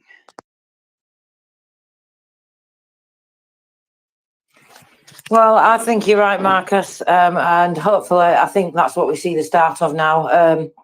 You know, we don't know exactly what's going to be made in Ukraine with like BAE systems. We know some of the things and we've got some of the detail, but I'm pretty sure that there's a lot that we also don't know. I'm hoping that the UK is getting involved in the drone manufacturing and production and all the rest of it for that reason specifically, because we don't have anything like that and we can't make anything like that to that scale in this country anyway. So I'm hoping that we see some of that coming out and that it's included in, you know, the ramping up just of everything that we see everywhere, really. Obviously, the UK is pretty limited, but there's still a lot more that we can do. Marcus? Yeah, so first of all, thank you, Mete, for bringing that up. Again, the Nordic countries and Eastern Europe, specifically all of the, you know, bulwark countries along that are touching Ukraine, have obviously put a massive amount of thought and money and political effort into this and should not be forgotten, right? But this is a whole of Europe thing, or a few completely mobilized economies, which is an untenable thing to ask of a society that's not in direct risk. I'm not saying that ethically, I'm just saying, you know, politically, I don't think you can do that. So it won't sell. However, as others have mentioned, we are trying to solve this piecemeal. Now, my greatest fear is that piecemeal is incredibly inefficient. So, and the fact remains that we're trying to restock the shelves from last year and the year before and the year before surplus merchandise. And even if we go into the merchandise that we built for our armies, for example, as Mete pointed out, Americans building bases in Finland would allow them to transfer American soldiers to Finland, allowing Finland to free up some of their equipment to give to Ukraine. But still, we're still not manufacturing the new things. We are dipping into stock. And if our opponent is in the full swing of manufacturing new things, that's dire. Because the fact remains is you can't pretend that you won't reach the bottom of the box, because we will. In which case, we'll only have the stuff we just acquired, and that's really hard to give up. And then if we do, we won't have anything. Period. And then we'll be panicking trying to build things. So the second thing was, it's sad that France didn't give up her colonial ambitions, because I think part of the reason why they've been less helpful is they have a forced posture that assumes they need to police Africa, because France still sees herself as a shepherd of African countries, because she never gave up her colonial ambitions after World War II. Obviously, the Brits were kind of forced to by money, but Britain is historically viewed in a much better light, having willingly given up her empires, many of which have thrived into prospering democracies, thanks to the infrastructure set up there. And we are willing to collectively look past the crimes of colonialism, because everyone did those colonialism crimes and they're all bad. However, it's just weird that France continues to want to police Africa. And that might be tied to part of the reason why Wagner has been so disruptive in Central Africa, right? That and the money. But the fact remains is France is not willing to have no capacity to police Africa, because they see the French-speaking nations there as somehow, well, they're paternal to them, I guess. So that's a problem. Still doesn't explain Spain. And then aside from that, where else are we? Yeah, we need a combined force posture. So there needs to be combined management of all of this, which I assumed would be European command for the US forces, because they're the logistics kings. And they are sending an inspector general there to manage things. So but that's ostensibly it's because they can tell Republicans in Congress that every thread and piece of brass has been counted. But also, it'd be great if they started moving more of their planning and logistics and integrated better with the Ukrainians, because the summer offensive reeked of poor coordination between command structures in the West and Ukraine. Not only that, but from what we're hearing, some level of dissonance between the two, which has to be corrected, dramatically so. Because you can't train troops incorrectly and throw them in undertrained and expect good results. And the Ukrainian soldier is a much more precious resource than a Russian soldier. They use them disposably and they don't invest resources into training them anyways. So they minimize the total loss of effort when one dies. So not only is that cruel, but it's also more efficient, at least, in terms of if you plan to kill them. So yeah, whole of society solution, or take home points, whole of society solution. The rest of Europe needs to get on the same bus as the countries touching Ukraine and stop acting like they're not affected. They are affected. There will be economic downturns if this drags on forever, and they're connected by many more things than just dollars and cents. Yeah. Oh, and medical surplus. Let's all do like the Aussies and hunt down the surplus and see if we can get it out there. Thanks.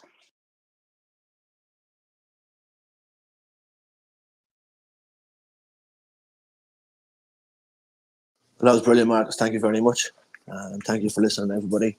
This is Maria Report. Visit MriyaReport.org. Make a charitable donation.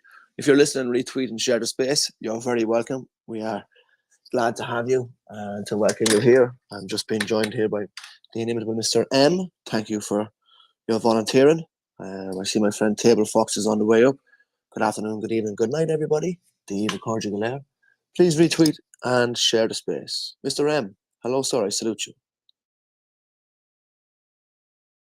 Good evening, Bernest today. Or oh God's name, what's your display name? Not Bernest Tudush. Man, I'm Are gonna we call going to you have a problem Bernie with for short. the pronunciation of each other's names then? Because that could be quite funny for a bit if you wanted to do it. Yeah, well, European names are not my forte, really. But yeah, good evening, everyone. Welcome to the Mirror Report. It's currently 21:08 Kyiv time. The part I always miss. That should be 19:08 UTC. And we're taking you for the next couple of hours discussing Ukraine. Back to you, Biscuit. Call me Bernie, or Bernest, or Bernesto. Whatever's easy for you, Em. I want to make your life easier. Thank you, everybody, for being here. Retweet and share the space. This is Maria Report, spelled MRIYA, report.org. We are here for the next couple of hours. I'd like to invite everyone to come up and speak with us and to retweet and share the space. I'm just from a wonderful Ukrainian little cafe in Jacksonville. It's named Odessa Slava. And if you're in the North Florida area, you should make it your business to get down there to Odessa Slava. Had some wonderful chiburek and other delights. Please retweet and share the space. Table, thanks for coming up. Nice to see you again. Good evening.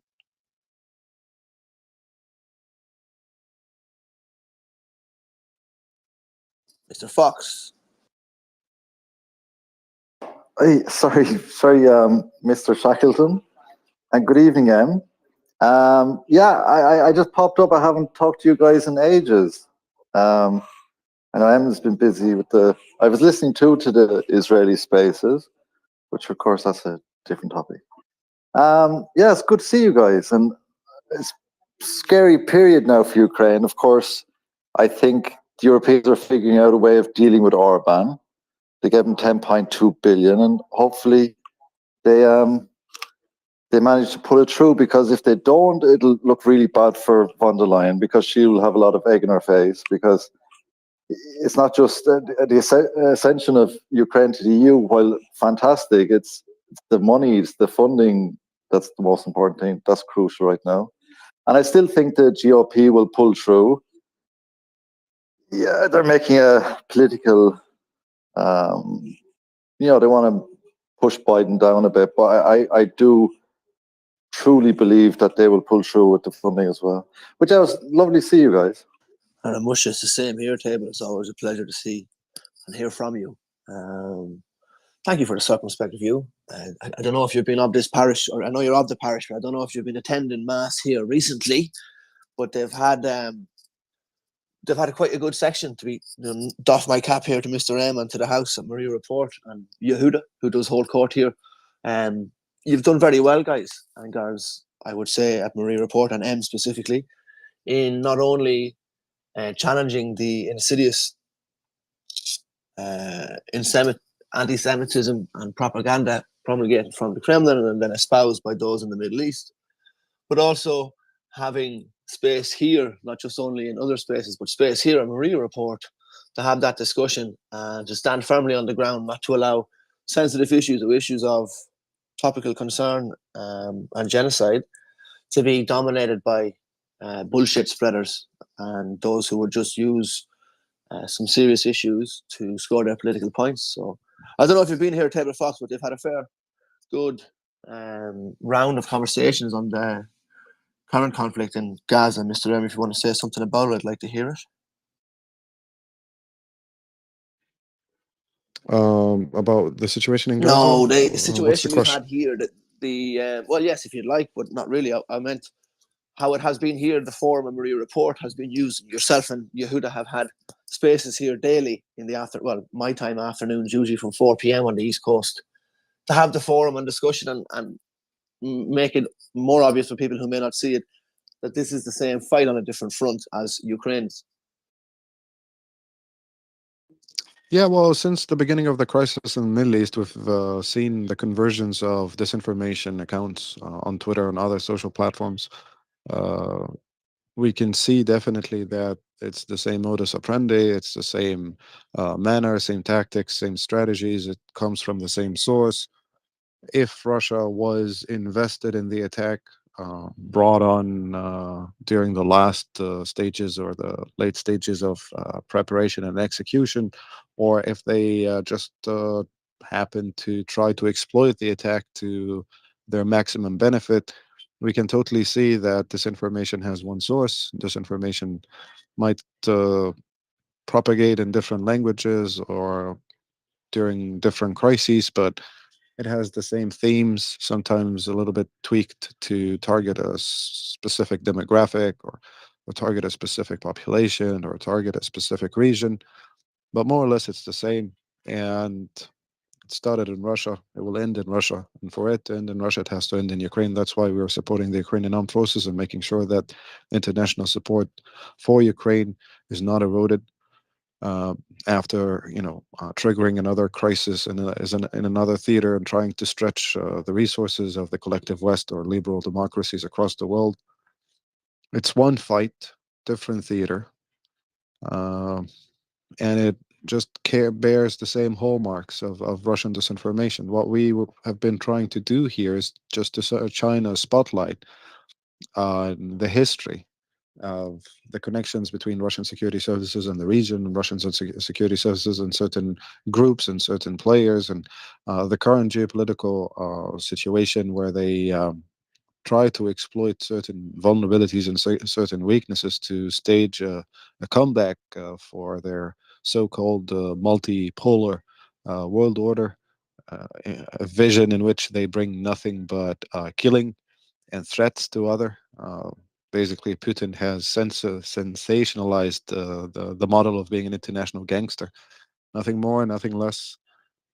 And with that said, and before we start covering Ukraine, let's go to Amanda first, and then I'll be bringing you some news and updates from Ukraine. Amanda, please go ahead. Hi, nice to meet you. I'm not very well, sorry, I don't know if you can hear me properly. I've asked if I could put my post in the nest. I've actually just messaged it to you. I accidentally put it in the nest, but it's gone again.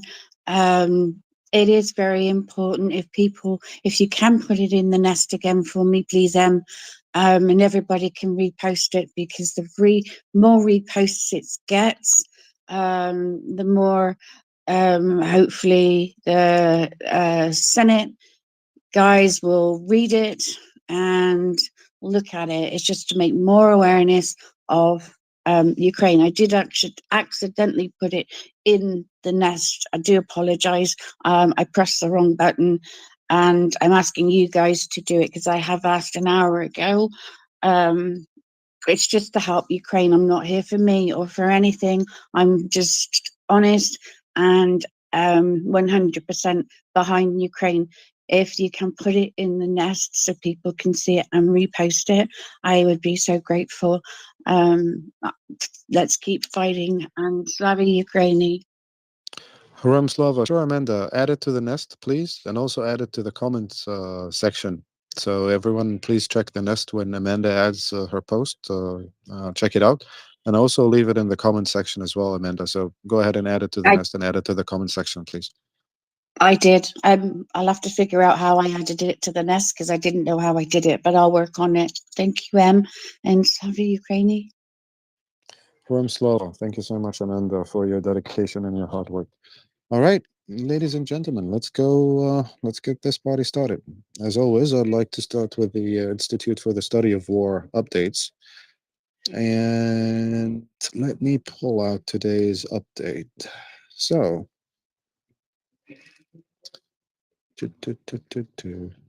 here we go.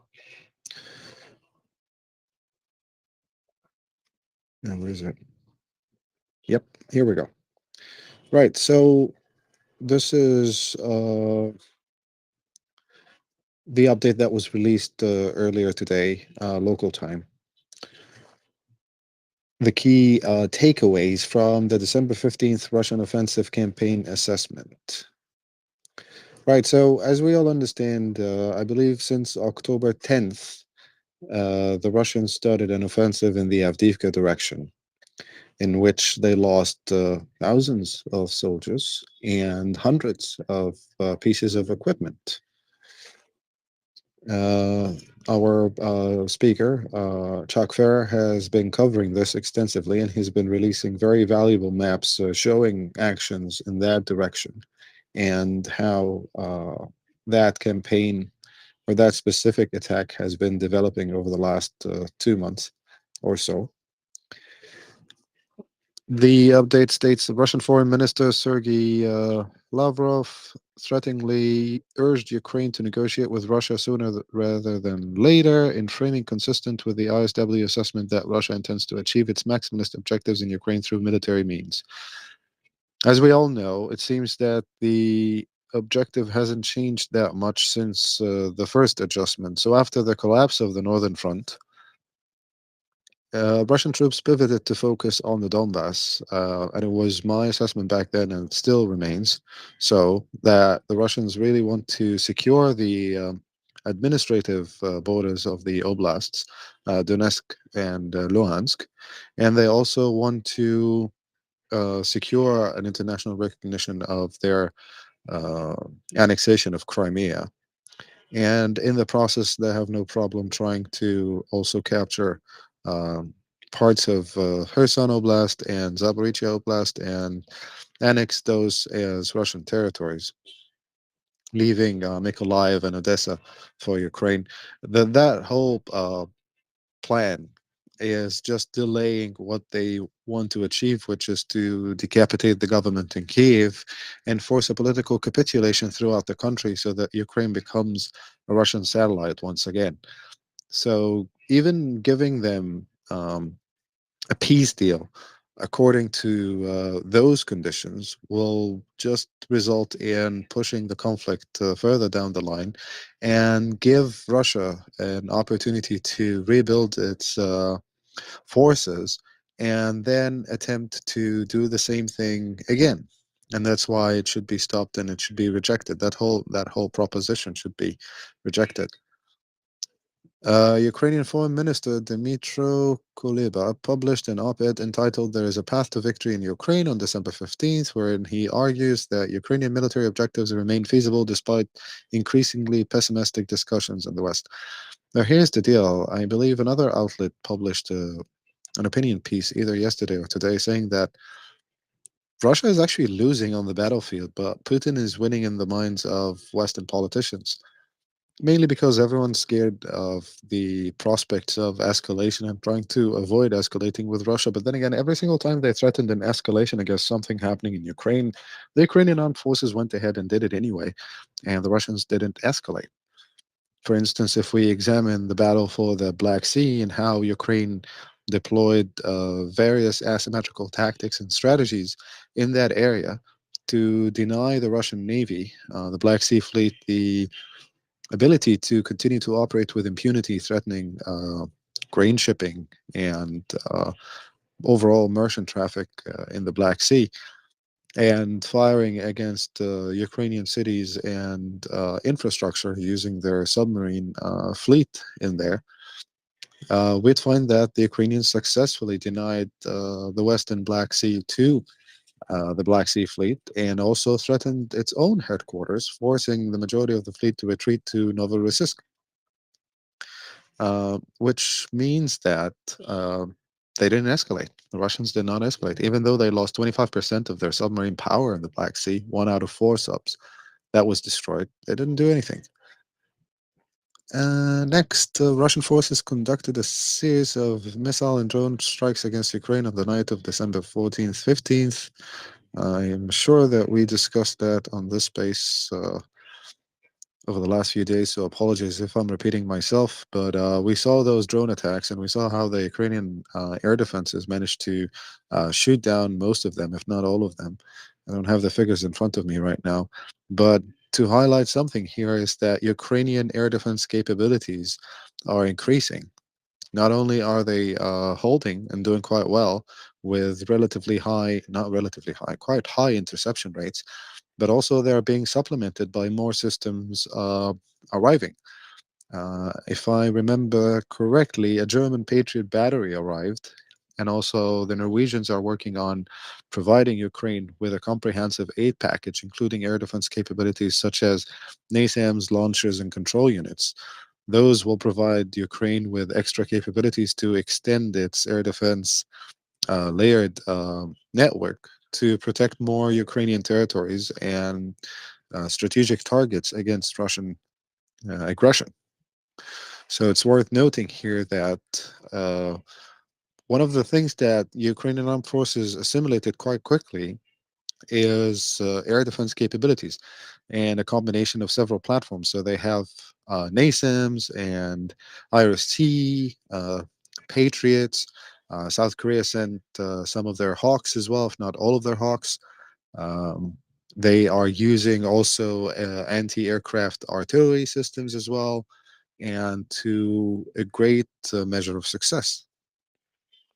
The next point on this specific update, Russian forces continued offensive operations near Kupiansk, northeast and near Bakhmut, near Avdiivka, west and southwest of Donetsk, in the Donetsk-Zaporizhia Oblast border area, and in western Zaporizhia Oblast, and made confirmed advances in several areas. The thing here about those advances, we're all aware of them. That's perfectly fine. They are just coming at a very high cost. A very high cost of personnel and a very high cost of equipment.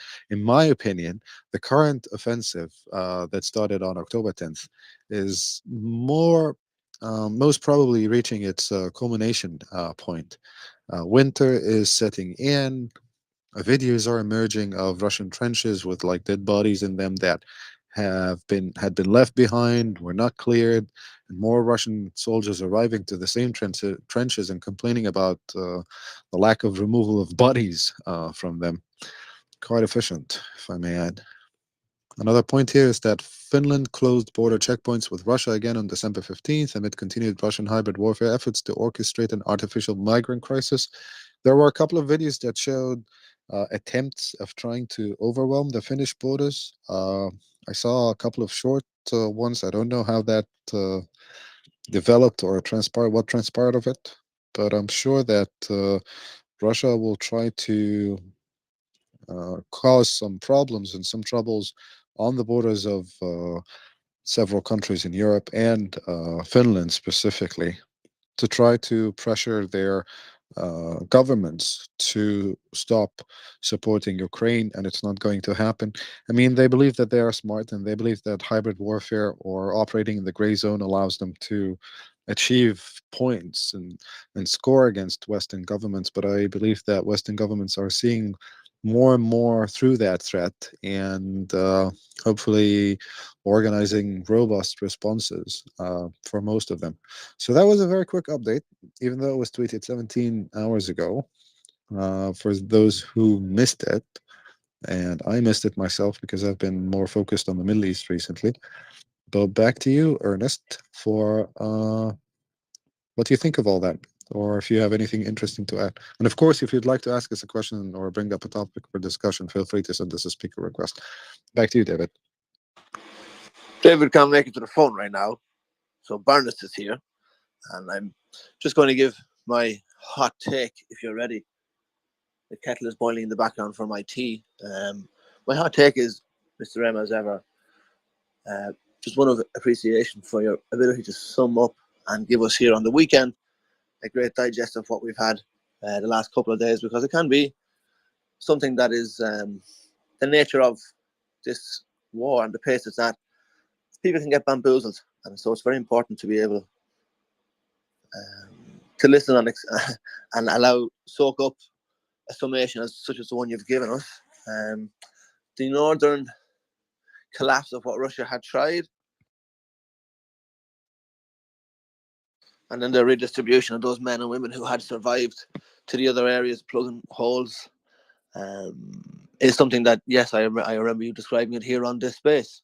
And then I remember you mentioning it again when Kherson was liberated and that battle over the left and right bank was happening. And I'm very happy to hear you mention it yet again, because it shows that these things can be studied and predicted, and that the enemy, the Russian strategy, is not some brilliant chess grand strategy. It's one of flailing and attempting to staunch bleeding and reaction more than any kind of visible signs of pre-planning or good military planning. So these are very, very important things to remember.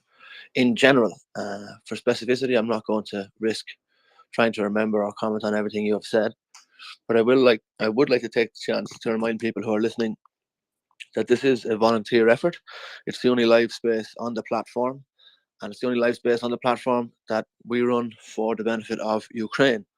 So those two are very important distinguishing factors between this and any other space or any other outlet you might choose to get information from. And so we rely on those listeners and participants in the community to help us spread the word. So retweet, share the space, share it across Instagram, any other social media you like to use. Tell a friend, bring a friend. And there has been a crash recently in the last 2 or 3 hours, as Tracy mentioned. Shout out to Tracy and James. Mr. James, for doing the hosting earlier on. So we are trying to repopulate and spread the word out, and the algorithm won't do that for us. So we do rely on people, listeners, to retweet and share the space. So if you haven't already, please do. If you have, please do again. And come up and speak with us. I see Ghost has requested to come up. Amanda, you're back up. Thank you for coming back up. I know you had tried to come up and went down and come up again, so I salute you. Welcome back. And Mr. M, as ever, I'm going to wrap it up and say Slava Ukraini. Heroem Slava.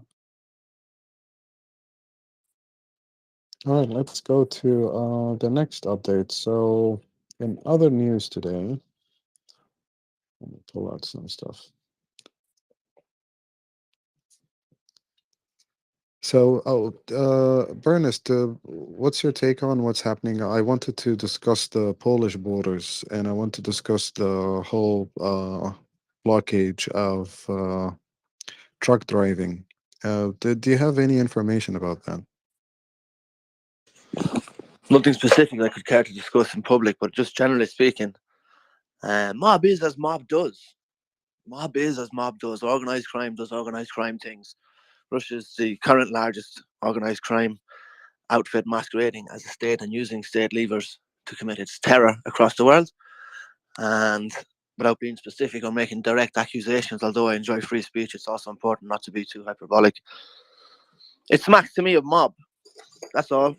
Truckers, organized crime, trying to slow down the trade, trying to slow down commerce, exacting some kind of price, which sounds to me kind of extortion-y, which again,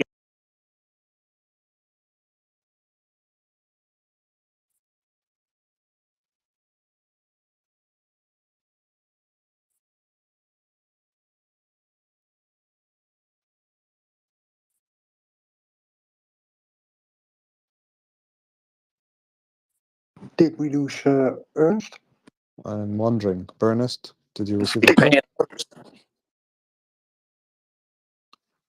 Oh, it's his Wi-Fi. All right. As we wait to get Ernest back, a notable piece of news today is that the Ukrainian military received the first batch of its new AK-400 drones. So what's interesting about them is that they are produced in Ukraine. It's a Ukrainian company called Terminal Autonomy. And their production is planned for 100 units per month that can be increased to 500 per month. It's low cost. It has a range of 750 kilometers. It can be launched from short runways or catapults, and it's capable of carrying a payload up to 32 kilograms that can be doubled with reduction to the range, of course. It can be quickly assembled. That means that mass production should be easy. And it's quite feasible economically.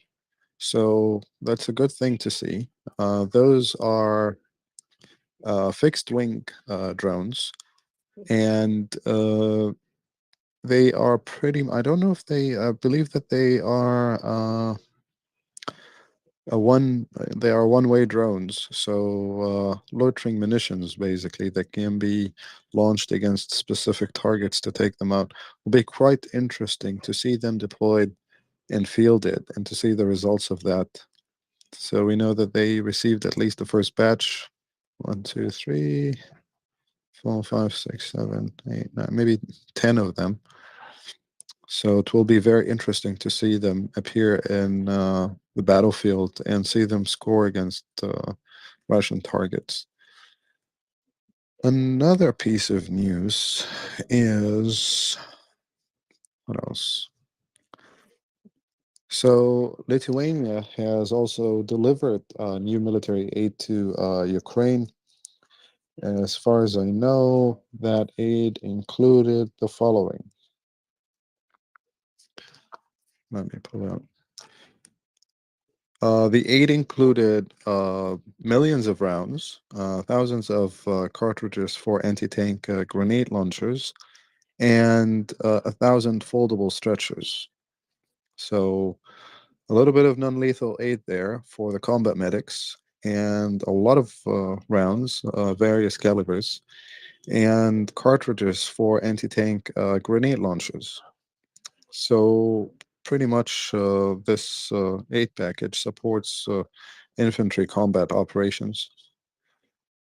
What else?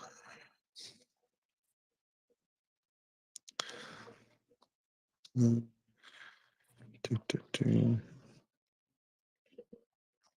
you have a beautiful singing voice, Sam.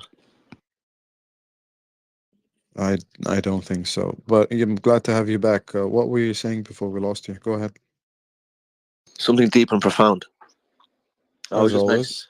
I was just remarking on how dreadfully mob organized crime it looked like, and how false it was to dress it up as a union movement or organized labor movement, because true people of labor and the union movements know to never ever use a strike or use stoppage of work, because then you kind of cheapen its fear factor, or the factor of it being useful for negotiation. So I see it as both local and international facing, and it's useful for propaganda, very very useful.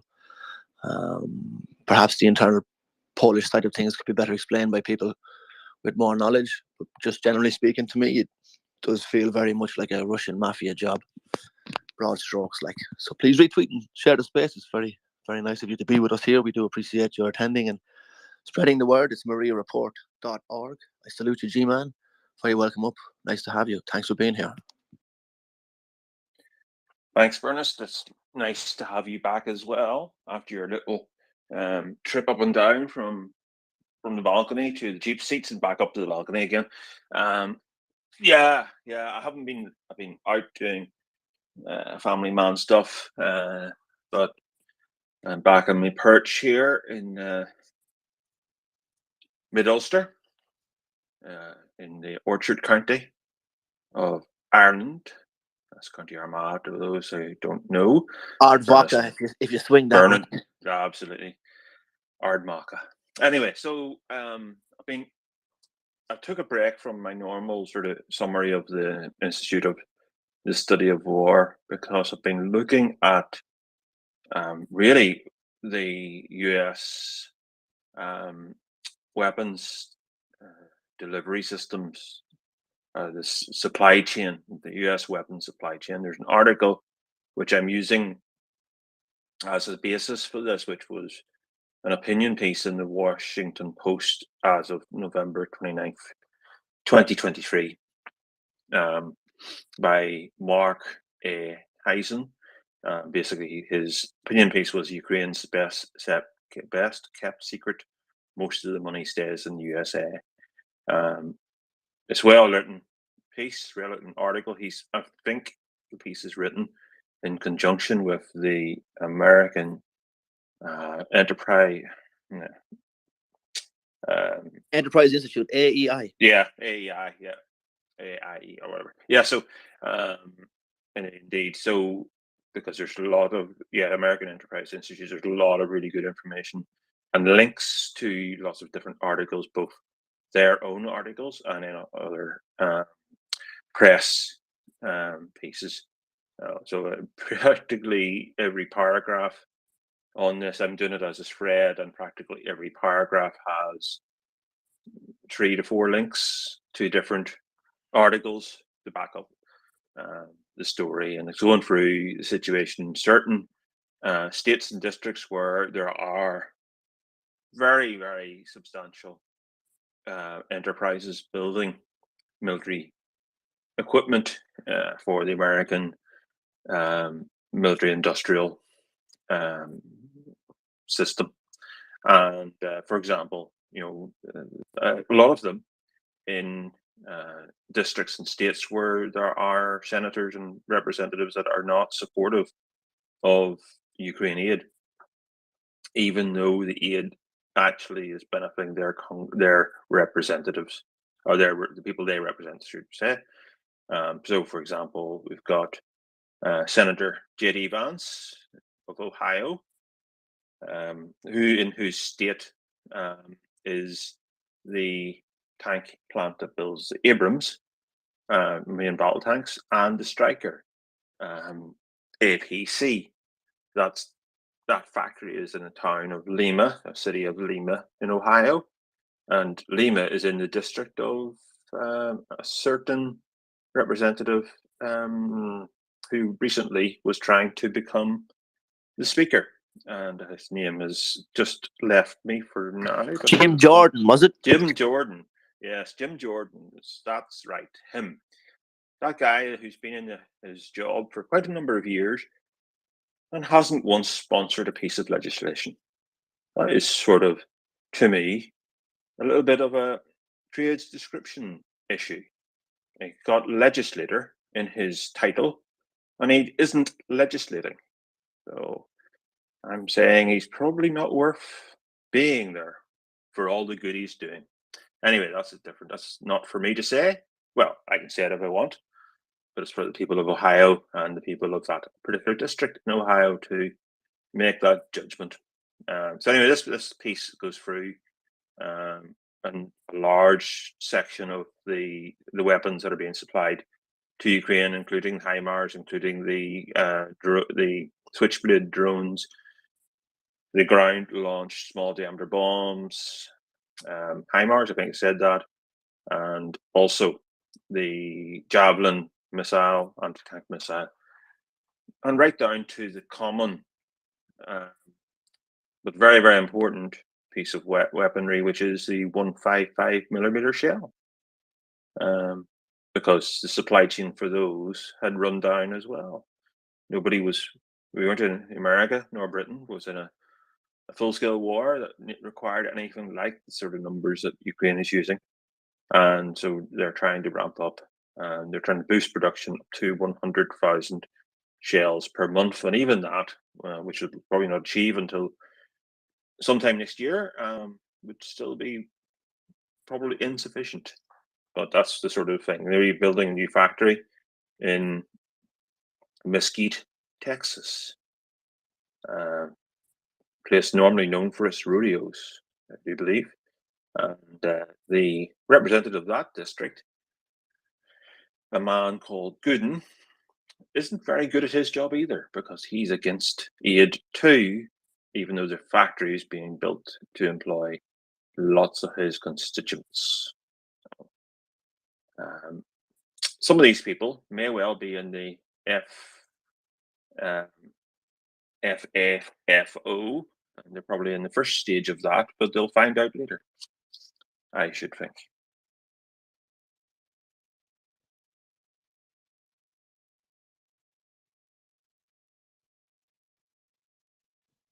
All right, thank you for that, J-Man.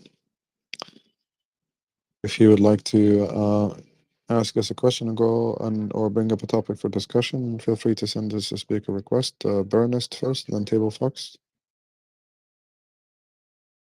Thank you. I just wanted to welcome and thank G-Man for his contribution, and to point out that those future workers on those factory lines and those people who will work there will very quickly find out, as anybody who has worked anywhere, who is the contract for, why are we doing double, triple shifts?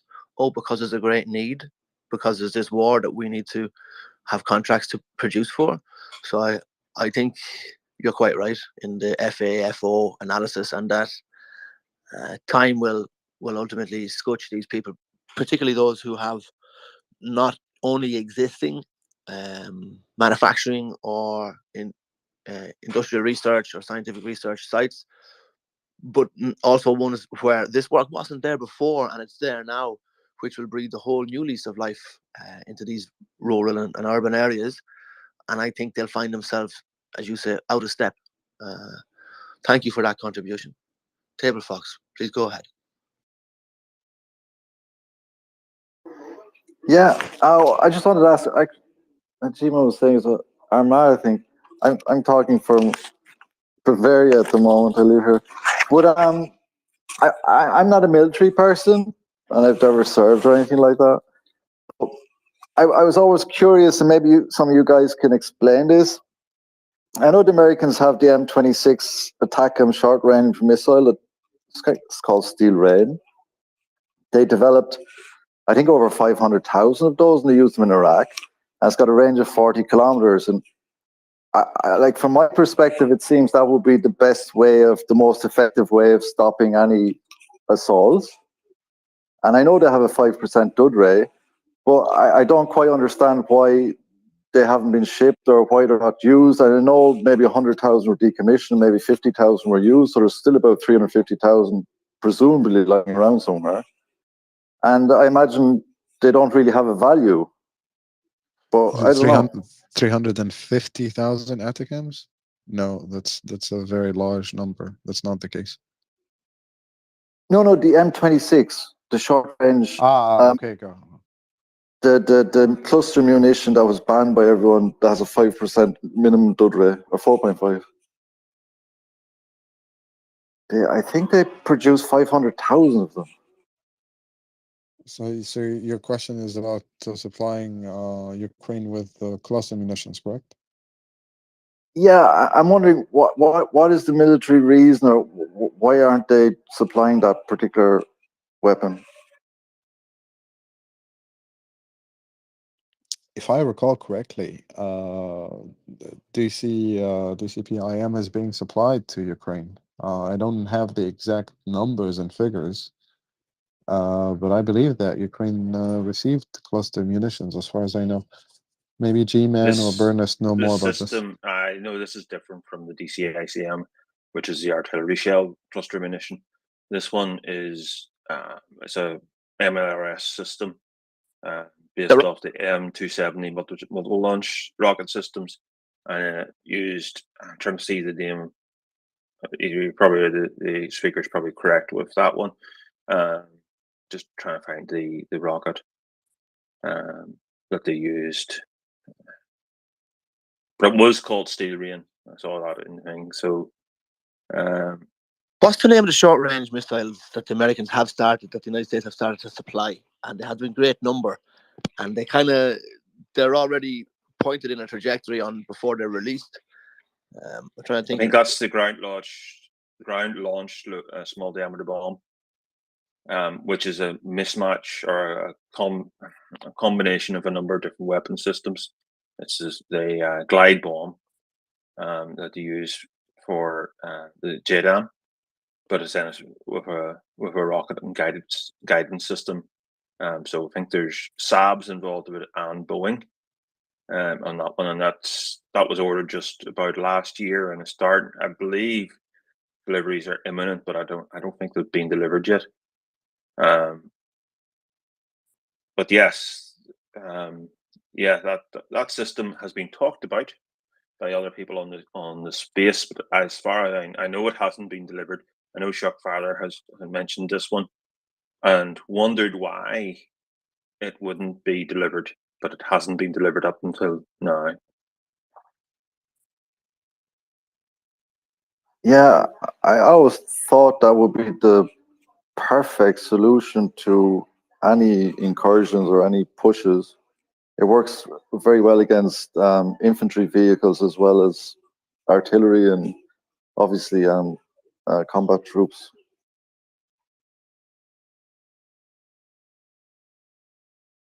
Ernest.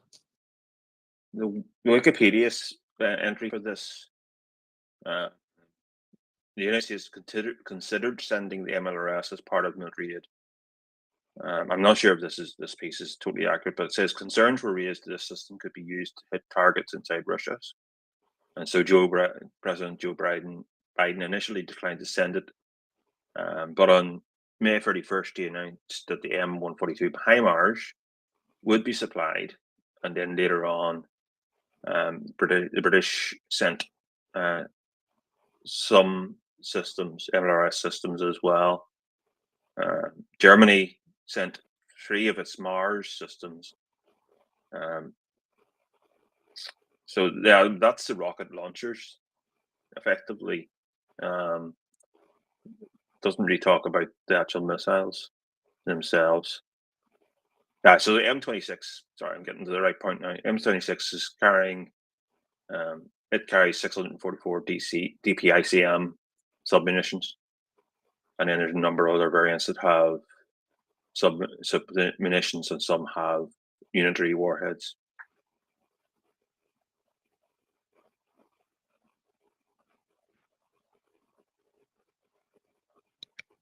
Ernest. Thank you, thank you, folks, for contributing. And if you're listening, please retweet and share the space. Come and join us, add to the conversation. And specifically, I'm going to make a request for someone who has artillery or rocketry knowledge. If you served or you've worked in it and you're free to speak about it, please come up and enlighten us.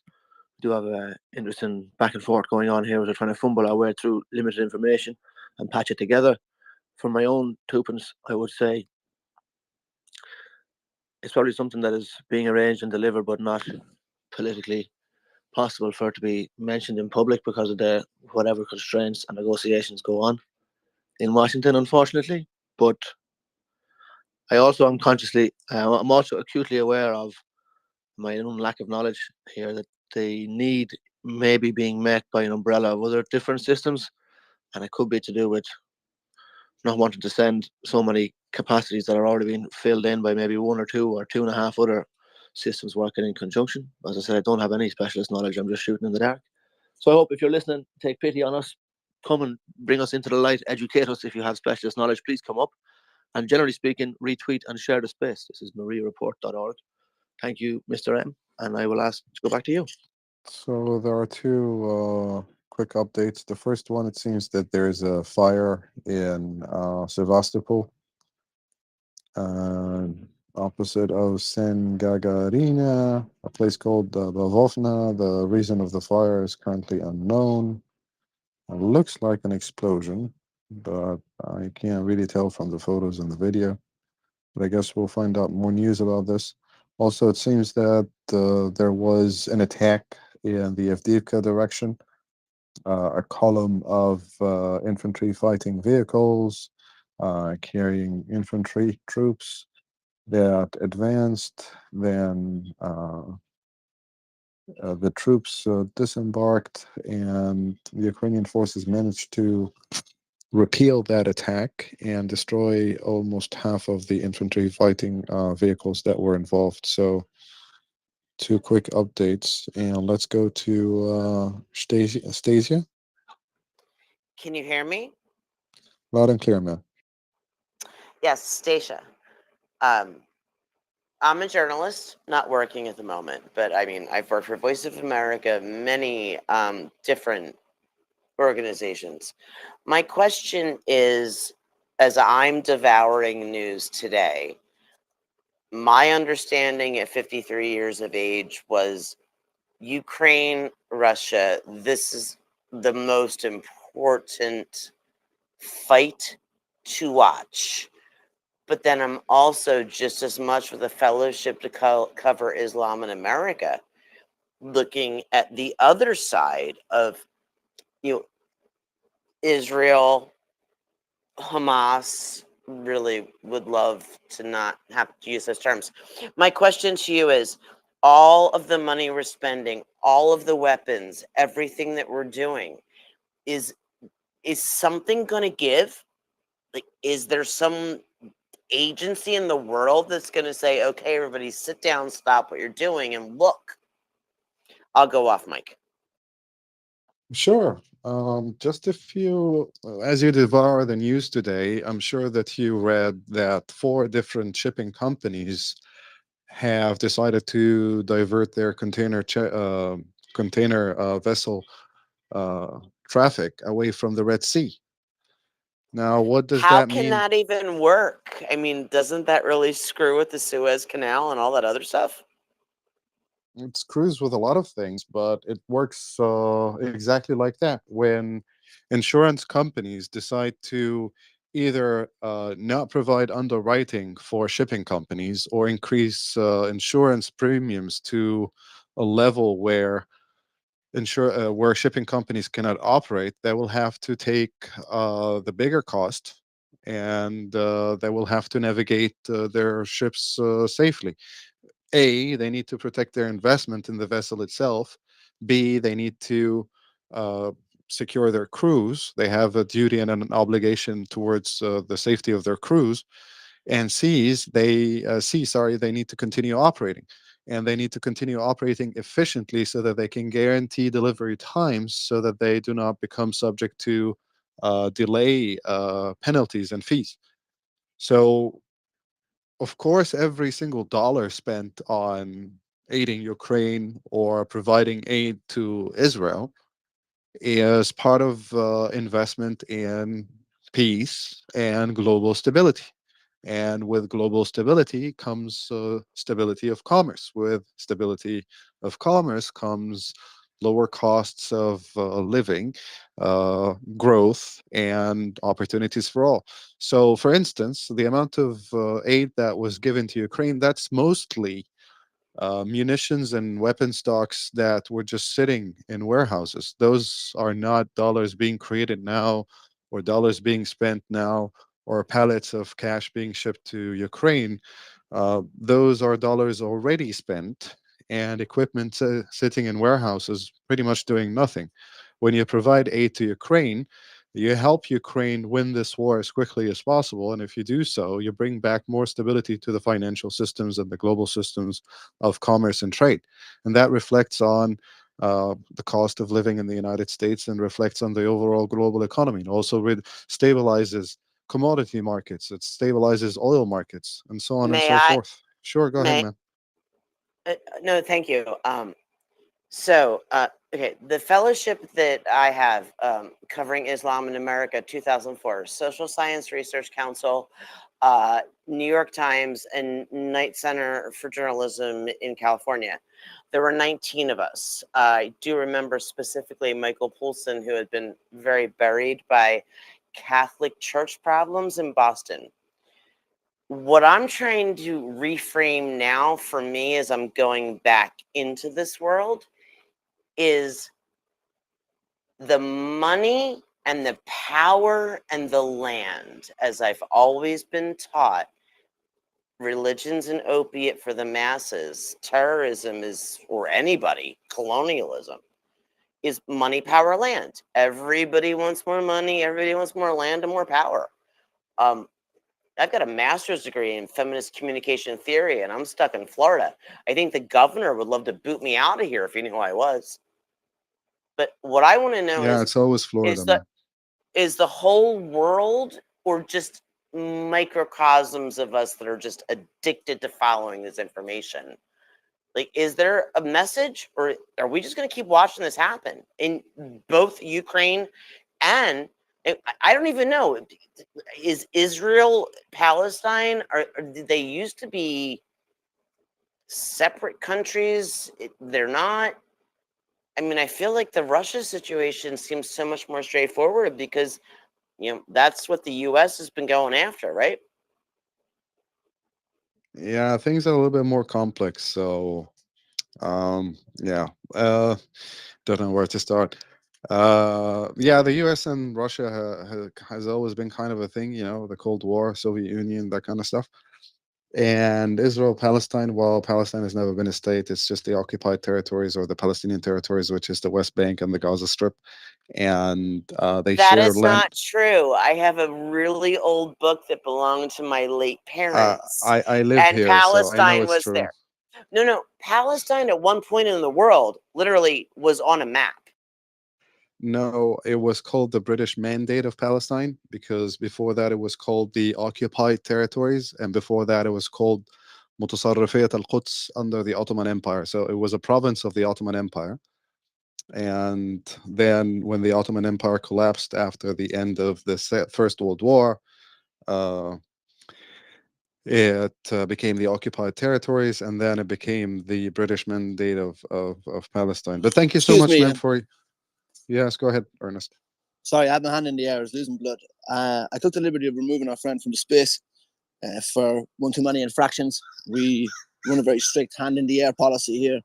Wait your turn till your hand is in the air and is called upon, then you take a turn to speak.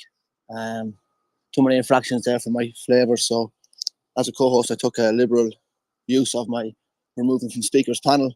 Person that's still in the space, more than welcome to contribute and stick on, but we do have to enforce these rules of decorum because otherwise the space, would you believe, gets dragged in all kinds of directions. So we're going to refocus here on support for Ukraine in defeating the disgusting Russian mob outfit as it is continuing its genocide in Ukraine and in other nations such as Moldova. I'd like to recognize Marcus and Cece. Thank you, Mr. M, for having the patience of one of the saints. I don't think I would be able to do what you do, and I admire you. Job, thank you, Table Fox. Cece, you're next with the hand in the air, and then I recognize Marcus. Go ahead. We're My going to hand in the air. Point forward with the topic you come to speak on. Yes, Cece, thank you with your hand up. Go ahead. My hand in the air, just like I really do care. Heyo, heyo. Heyo. So the bomb you were talking about is the SDB, which is the acronym for the glider bomb earlier, launched from the ground. Thank you for coming. Thank you for telling me that. You're welcome. Yes. That's a Boeing integrated defense system. So, and the answer also on the U.S. is getting ready a batch of these. So they're like $40,000 each. I think they started them like, yeah, it is 2005.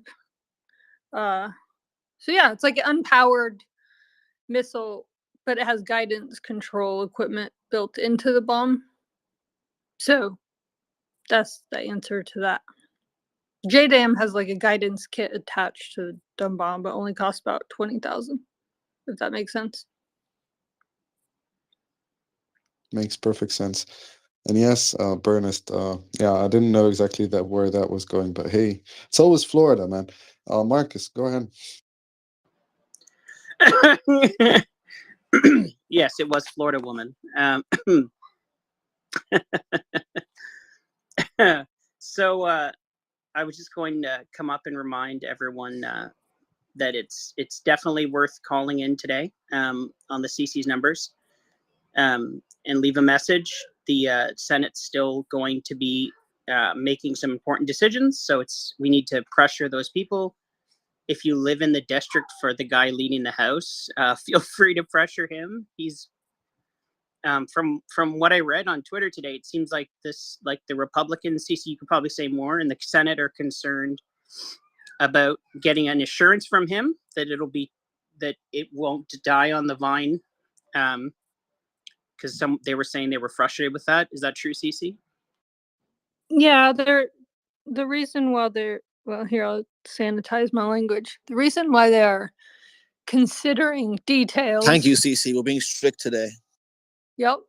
They're taking a lot of details under consideration with a bit of animosity, is because they're trying to find out if they're going to actually put the legislation in text form from the quote unquote framework. Right now they're heading toward a framework, right? But they can't vote on a framework. They need the actual text. So that's kind of where they are right now. Oh, and by the way, not everyone, many people on Twitter keep saying that one of the guys in the negotiations brought bagels from a company that he has stock in. He divested from the bagel company 3 years ago. So there's the bagel gate going on. Who doesn't right now. love bagels? People are churlish. And bagels are going to fuel the fires of the compromise too. It's like a bipartisan issue, bagels. Well, at this stage in the world, I'm just glad they didn't call them Jew circles. You go to hanging out with the wrong people, Marcus, but carry on. You're very entertaining. Actually, so I was speaking to my father today about the information space, and I asked him, I have a 17-year-old brother, and I asked Dad, so what does Max think about the war in Gaza? And Dad looked disappointed, and he said, well, it's a genocide against the Gazans. So I had to sit down and give my dad the speech for like 25 minutes, where I was just like in my head channeling M. I don't know how many times I've like tried to play back M's No speech joke. by M. It's a great technique. Marcus, you're right. I'm not the only person that does that. I know someone else told me the same thing. Is what the argument M puts together, and Yehuda in their segments become like a footnotes, not footnotes, but like short form notes. Cliff notes. Yeah, right? cliff notes for us to speak to our loved ones. So Dad told me that I should probably give Max a text. But the problem is it's all TikTok, right? He's 17. That's the space all the 17-year-old boys are on. So I'll go and I'll do that, and I'll give him a recalibration. But it makes me worry for this info space. There's a lot of good kids that are being told propaganda, right? So war crimes are war crimes, genocide, different things. This isn't that. Anyways, just wanted to bring that up and thank M, because I was able to channel him a little bit and it helped me get through. And I'll be doing it later with my brother. You're very kind, Marcus. I think M is indisposed at the moment, so I'd accept your thanks and pass them on when he's back. Please stick around. I also want to hail you and congratulate your young brother on even having a political conscience and a political sense. Yes, he has been misdirected and led astray with pretty rank black propaganda, but I would point out that this is an opportunity moment for when he is given accurate data and walked through it in a logical way, which I'm sure will be part of your conversation with love and care. He then will become a vector for positive influence and change in his own wee circle. Once he has been tuned into it, I'm sure having been politically awakened and now having a political conscience, although misled, once he has been brought into the light, or you've been able to show to him how he can figure out the right from wrong himself, that will become a very powerful tool for him in his own life. So I think it's a great moment of opportunity and growth, and between two brothers, it's wonderful to see. So thanks for sharing that love here with us. You're very fortunate, and I think we're lucky to hear about it. See, you have your hand up, Marcus, so for right of reply, I'll hit you back briefly, and then we go every child and CC. After me, yeah. So really quick, just so that was one of the things I've been trying to do. So the first thing I did that filled me with some hope or some peace was contacting my member of parliament. So advocating directly. Action. You're absolutely right. Right. And now it's been talking to my friends and family, not just the ones that I normally spoke about, like the Ukraine situation, but to try to, because like the most powerful thing about an information space that is all based on your a perceived parasocial relationship with people on the screen is that it feels like you're talking to people you know, but talking to your friends and family is always going to be more impactful for changing minds. And if everyone spoke to the people they loved about these things and helped, as Malcolm would say, recalibrate, I think we could change the information space as well. And it's going to be more powerful than Black propaganda. Thanks.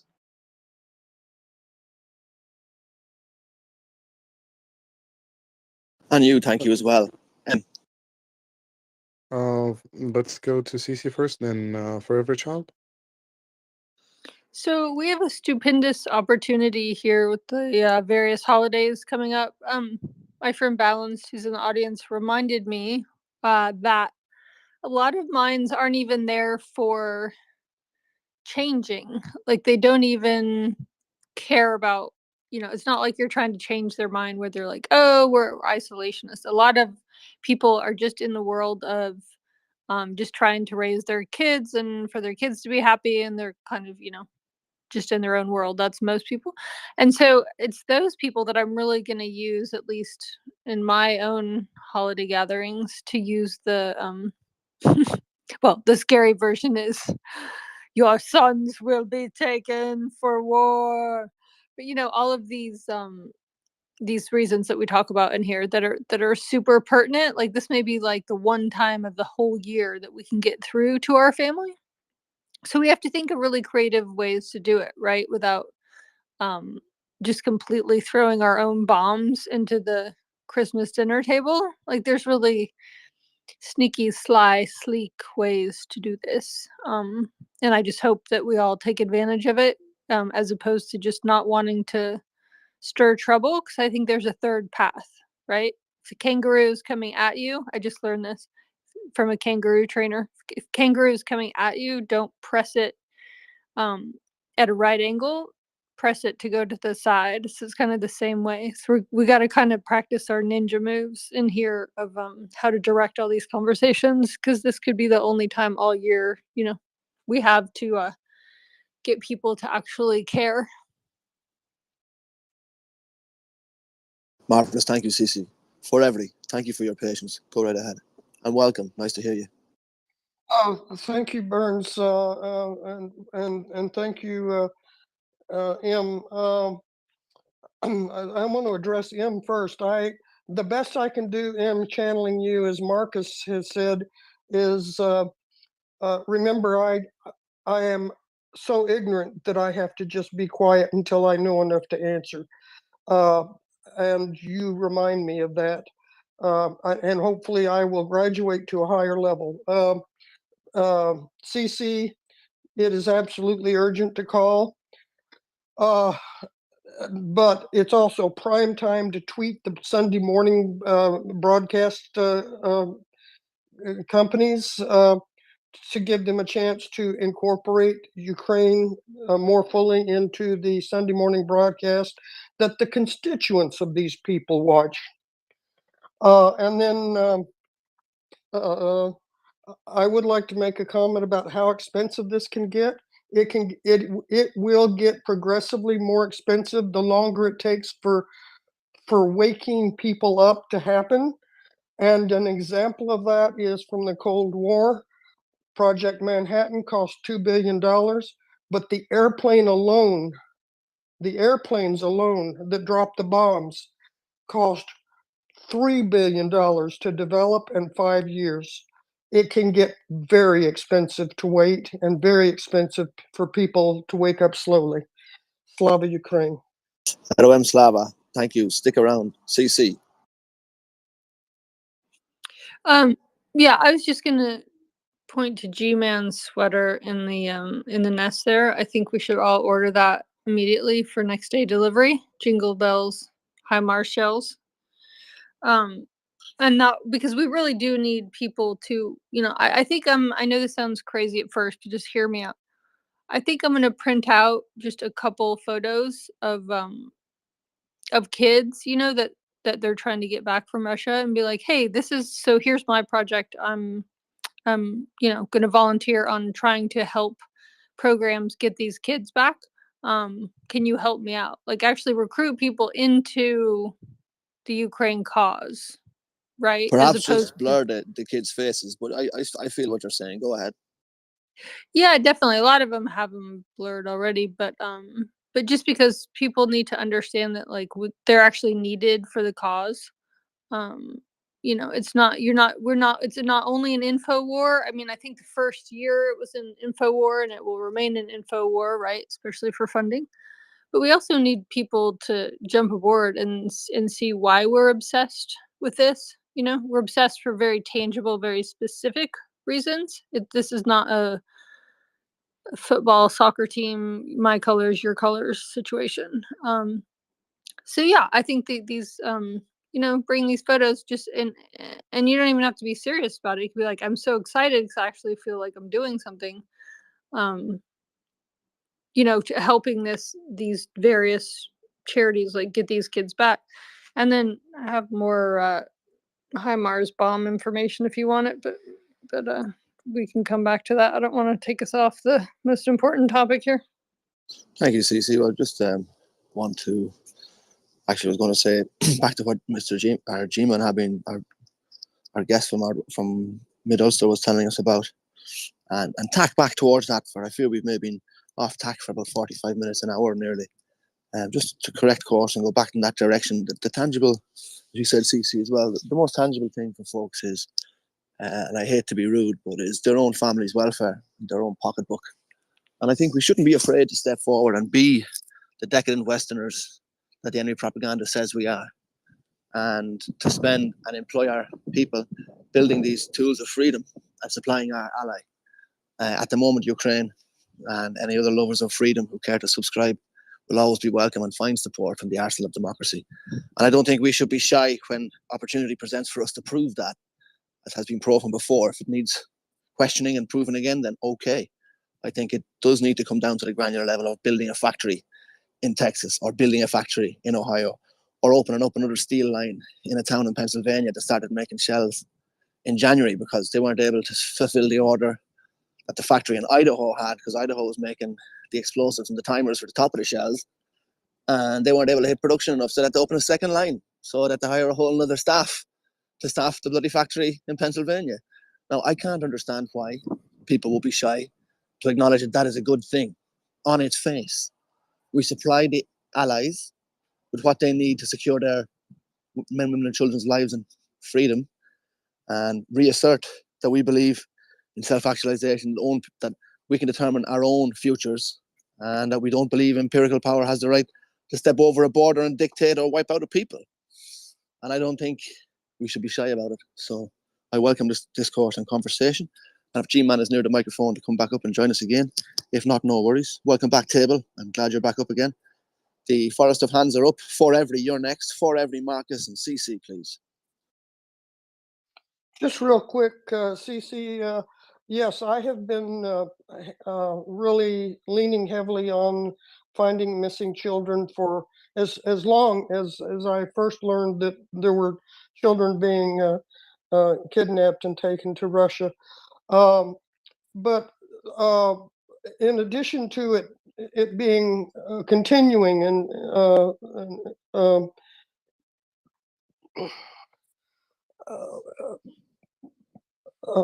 I'm struggling for the words.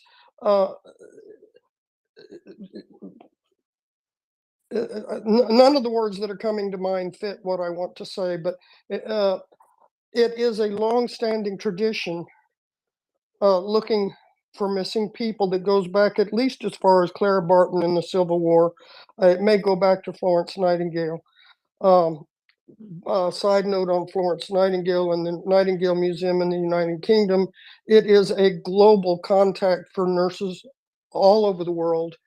I still have not reconnected with the museum, and anybody who can develop a relationship with that museum, it is a hub, a global hub for the nursing community. Slava Ukraine. Hello, Slava. Stick around. Thank you. I love to hear your perspective, and I too struggle with my words sometimes. So please stay up here. Marcus, I believe I called you next, and then Yes. Cece. Thanks for being patient. So, as an addendum for CC's Christmas conversation, which can start in any way. For example, yeah, you said it's been cold this week. You're not kidding me. It's even colder in the trenches, right, Aunt Martha? Aunt Martha, have you ever served in the trenches? And then boom, go from there. So what I say, You're like a ninja, Marcus. Wow. Yeah, so smooth. Slipped it right in. So nobody make a joke about that. Just calm Am down. I pregnant now? No. Stop, please. Oh God, help me. I know you're a fertile young man, but carry on. Okay, moving on. So once I get to the point where you talk about the children abducted, by definition, it's genocide. Get to the end, and my capstone is, if you ever wonder what you would have done in 1939, now you know. And that's like a boom, and then like throw your glass on the floor and walk off. And then tidy up the slip and fall risk because you're a responsible person. And I know you're an engineer, but yes, I understand. Yes. Just come back sheepishly with the mop. Just had to sweep this up. No, but you're right. And it's not just an orator's flourish. It's true. It does have a boom, impactful line. If one ever did wonder what you would do when they were passing the Nuremberg laws in the 30s in Germany, now you know. Now you know, because it's happening. Look around. Our allies in Ukraine are fighting for their right to decide that they rule themselves. Now is the time for action. So thank you for being here, Marcus, as ever. Please retweet and share the space. It's MriyaReport.org. It is 17 minutes past the hour of 3 p.m. here on the Eastern Coast, United States, whatever time that is where you are. Thank you for joining us. Retweet, share the space, come up and speak with us. CC, I see your hand. Thank you. Go ahead. Yeah, I was just gonna say, if you have a state where you want to know about which factories do what, Texas, please. reach No, out Texas, to me. really. Texas, please. If you could give us, if you know anything, I know you're from Texas, but I'm asking for a different reason. I'm curious about Texas, please. Well, we were just talking about Mesquite, Texas earlier. One and location, yes. There's a couple others, one outside of Dallas. Where I'm going, Arkansas, they make HIMARS, so I already printed out. Y'all, I am ready for this family vacation. So does Arkansas get anything from Texas? Sorry, I want to hear about family vacation, but do they get anything from Texas vis-a-vis computer tech guidance rocketry, or is it all in Arkansas? A lot. Okay, A lot. okay. Yeah, because Texas Instruments TI is here. That's what I'm saying. Like, what's that place outside Dallas? What are they knocking out over there? 155s.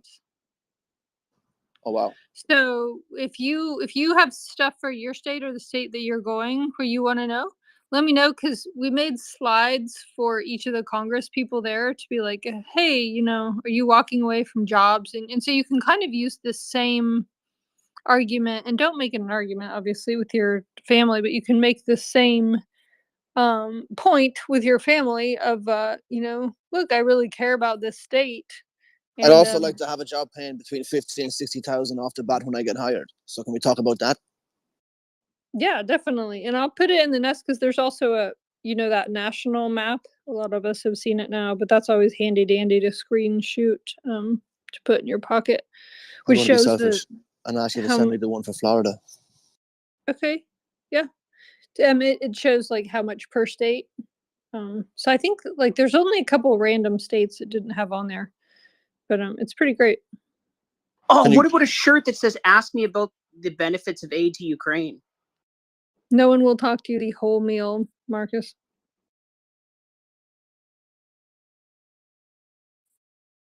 hello, Amanda. Thank you for joining us. I see your hand is in the air. Thank you for observing the protocol. Go right ahead. You're welcome. I hope you're feeling a little better. I know you're under the weather.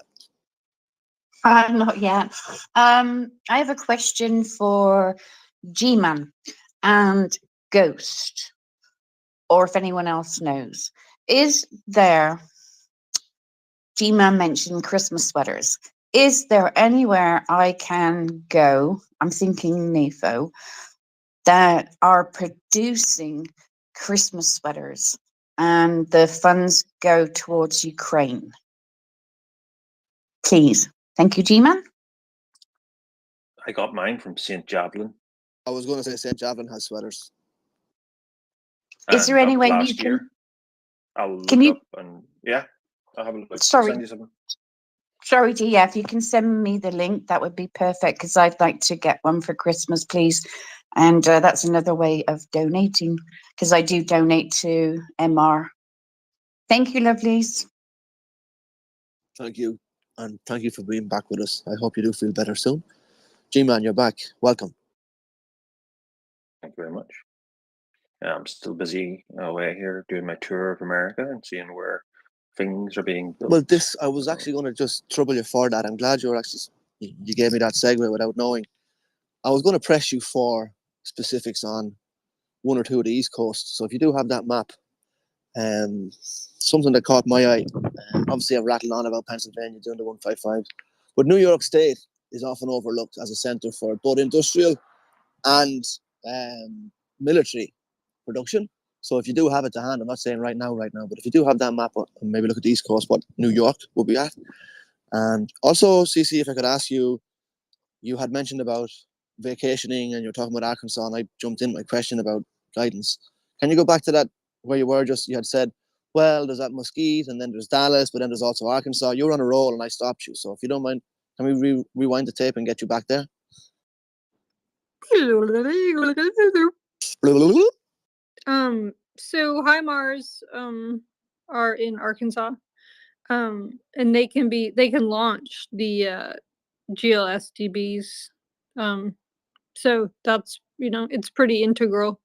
They're originally developed for use by aircraft, but they can be ground launched from, different launchers, but HIMARS is kind of the best to do it. It's like combines SDB with that M26 rocket. I think G-Man was just Well, talking about it. isn't it because the HIMARS can take a cassette? It doesn't matter what you stick on it, it'll fire it, right? Yeah, it'll play a Clash cassette from the 1980s even. Wow. Thank you. Deep cut. I was a Cure fan, but carry on. Yeah, but you visualized the guitar smashing the album cover. For every, thank you for being so patient and observing the hand protocol. Go ahead.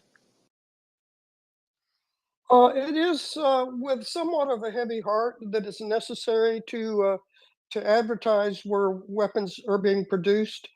In World War II, these places were absolutely covered with camouflage, so that they would look like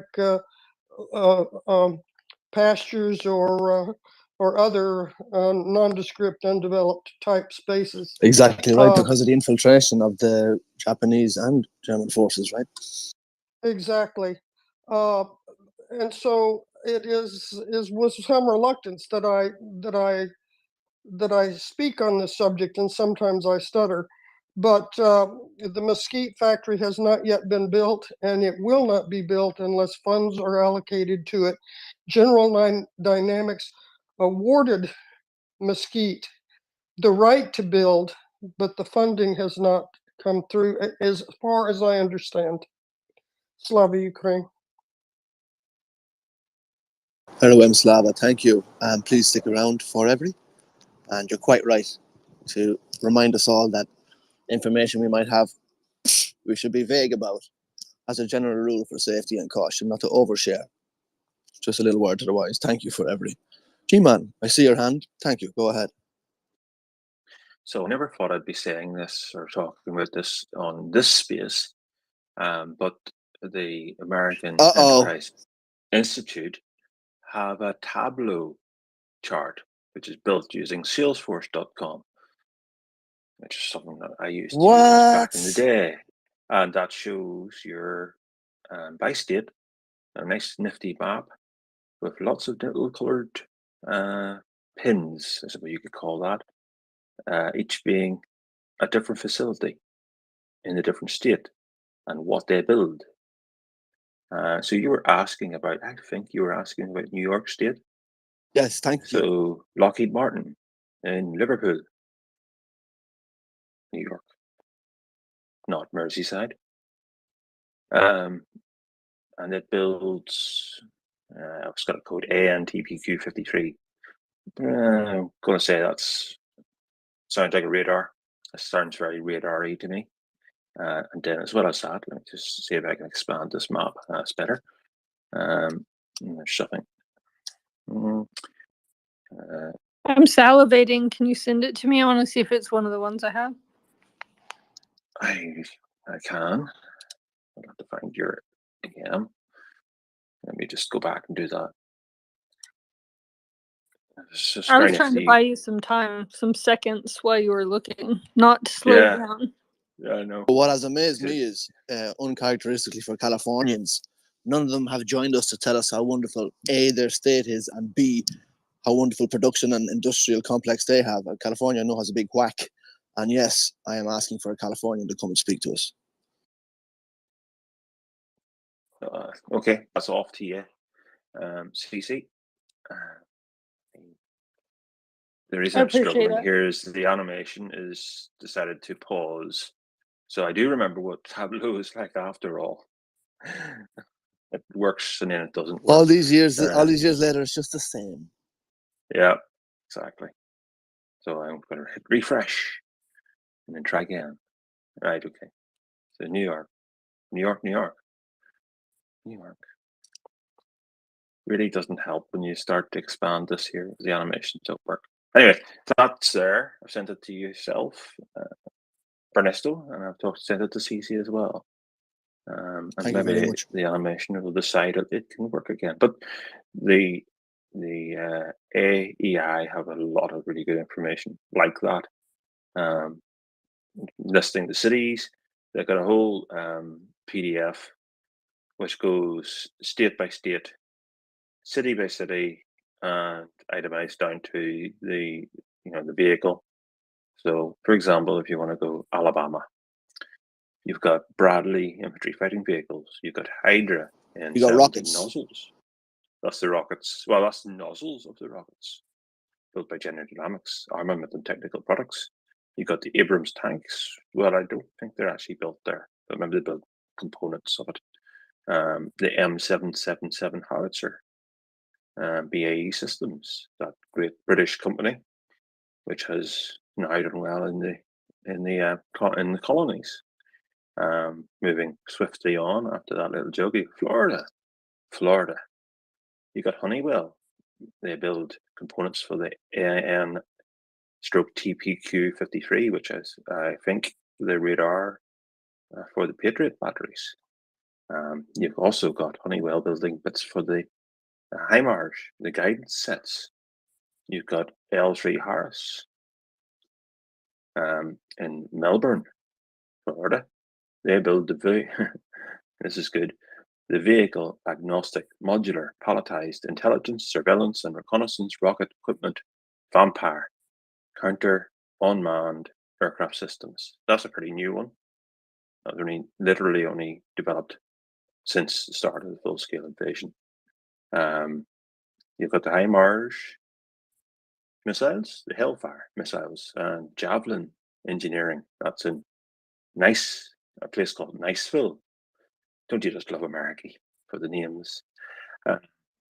Florida's also got more Javelins, more HIMARS, more Meteor caliber propellants. Lots of lovely stuff. Illinois has got 120 millimeter tank ammunition, Meteor medium caliber ammunition, and high mobility artillery rocket engines made by Caterpillar. Who knew? In Indiana, you've got the Humvees.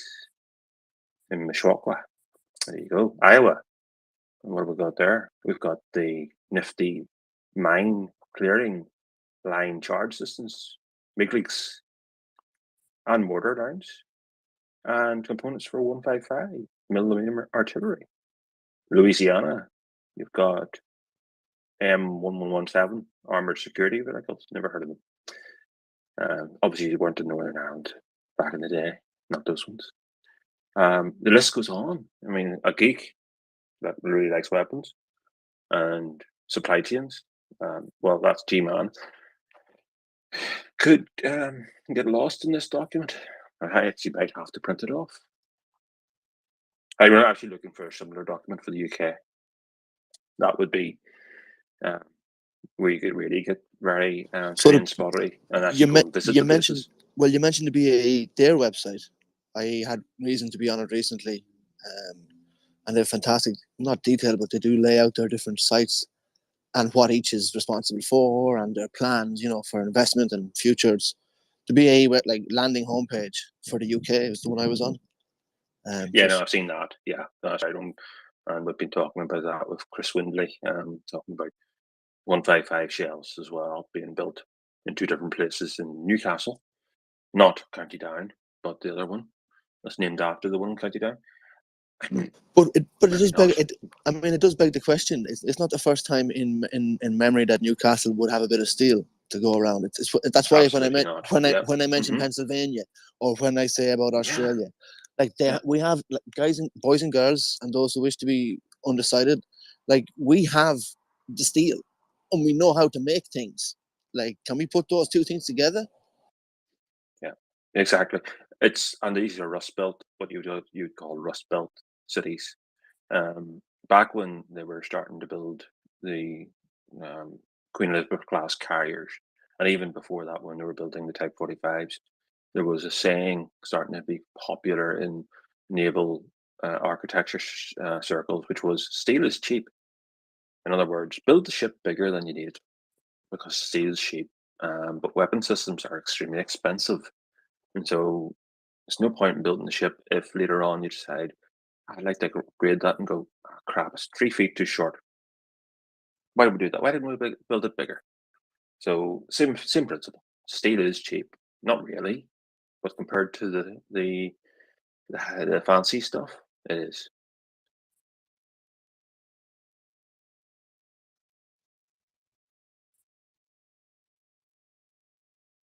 CC then Forever Child. You're asking about California. Lockheed, who obviously builds F-16s, is there. F-35s and the Raptor. Sorry, CC. Segundo? El Segundo? Not anymore. They don't build the F-16s there because they wanted to make space for the F-35s. So the F-16s are now built in Greenville, South Carolina. Oh, cool. Good over to fun you. fact. That's a really random place, Greenville. That's bizarre. And then I would have liked to see that pitch.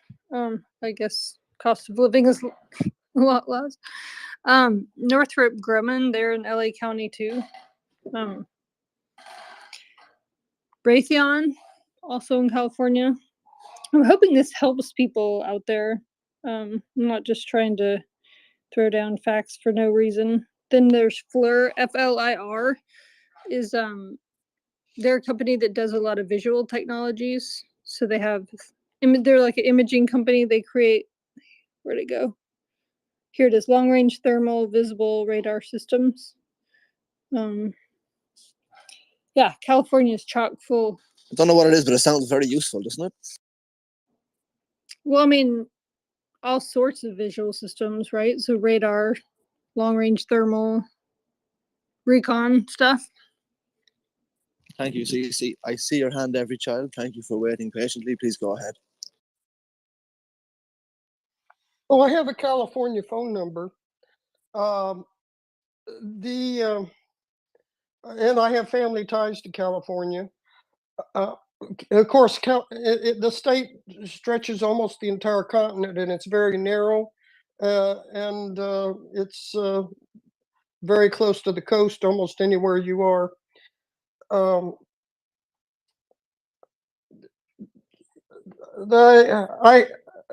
I hope that you can get somebody from California that can speak. I was met twice with a police presence driving places that they didn't want me to be. I asked a friend about one of them, and she said it was a military installation, but she had been there her entire life.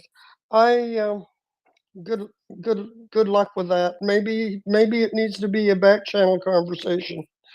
Wonderful. I've had a similar experience in the not in DC itself, but in the environs of Washington. I was driving a rented car and was met by two very serious but polite Marines and asked just to turn back around there. You're in the wrong place.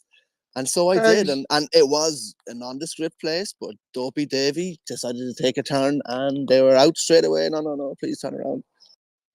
And they didn't want to be helpful at all in helping me get back to where I wanted to be. Oh no, they just point and say, like they're pointing you. They're not up close. They're pointing you back, like. Yeah, just leave and leave now. Yes, and everyone in California that has been there a long time is aware of that kind of response that they get, and I think you might find a lot of Californians to be very tight-lipped. Thank you. Please stick around forever. I love to hear from you. Chris, good evening. Thank you for joining us. Please, everybody, retweet and share the space. Chris. Good evening, all. Yeah, G-Man has taken me into a part of this AEI document that I didn't find before. So just so that everybody knows, G-Man, if I'm looking at the same thing that you are, and I don't use whatever you called it, tapestry or whatever, but if I'm looking at the same thing you are, so the fascinating thing about this is that that it basically lists the parts that were sent to Ukraine, right? So the either the weapon or the part of the weapon or something that was sent to Ukraine, the state it's manufactured in, the company it's manufactured by, and the facility in that state. Is that what you're looking at, G-Man? I don't know if he's there. Okay.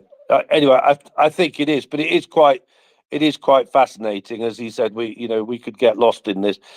He seemed to be indicating that that there was actually UK sites on there as well, which I haven't found those yet, but it's very fascinating, I must say.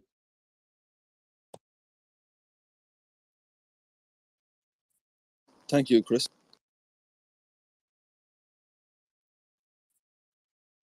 And also, Ghost of Mr. M, I don't think I've said hello. Please forgive me. It's nice to see you. Thank you for being up. Yeah, good evening, Bernie. How are you doing? I see you keeping the fort ready. So CC has her hand up, but I can, Thank you, can wait. Mr. Ghost. It's always nice to hear from you. I'm doing okay. It's a little windy and rainy here, but we're alive and we're still kicking. Please, everybody, retweet and share the space. It's MriyaReport.org. If you're of means and you have time and you feel like spending some of that disgraceful Western decadence, go ahead and visit MriyaReport.org. Make a donation. If you pay tax to the IRS, you'll get yourself a tax-deductible receipt for your charitable giving. CC, thanks for waiting. Please go ahead. Oh, that was very kind, Ghost, but I always love what you have to say. You're one of my favorite people, Ghost, so didn't want to interrupt what you were saying. Okay, I can give some update on Adivka. There seems that the Russians again marched in the column in the area of the Adivka Telecom. About 50 AFVs with infantry drove through Krasnoyarivka to the south to Terekon, dropped the infantry and drove back. Thanks to the combined effort of all the brigades on the site, more than the half of the equipment was destroyed. The infantry is now concentrating in the windbreaks. Destruction continues, except a video of Russian equipment. destruction from the Ukrainian brigades in the coming days. Tactics generally do not change. Regularly, columns attack in the hope of a quick operation. Again, we are talking about the important role of observing the front line from drones and other UVs, with reduced to zero the possibility of any blitzkrieg on an operational tactical level. So they are still keeping their grounds in Avdiivka, around Avdiivka, and the Russians are still trying to gain some territory, but basically it is more like throwing meat to a meat grinder, just like what happened in Bakhmut. Giving them a little and then let them come, and they basically fall into a trap. So that is what I'm seeing on this.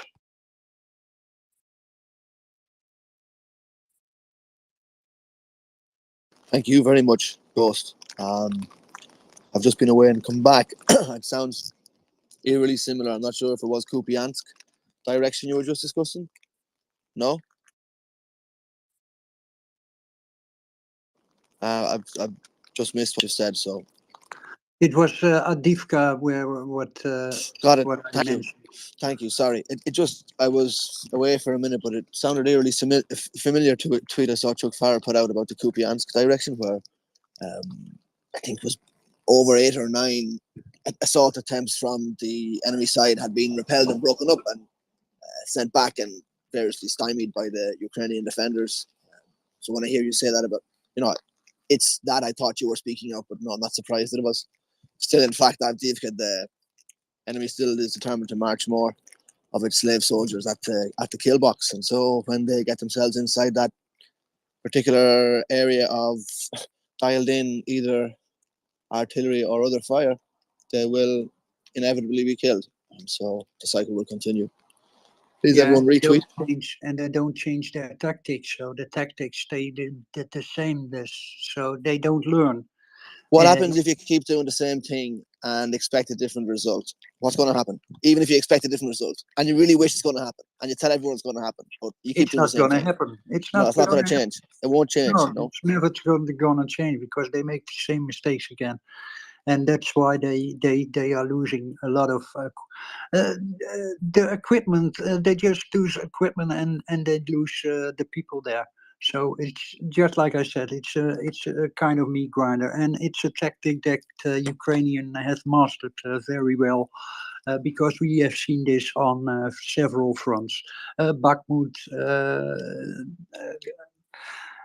name it.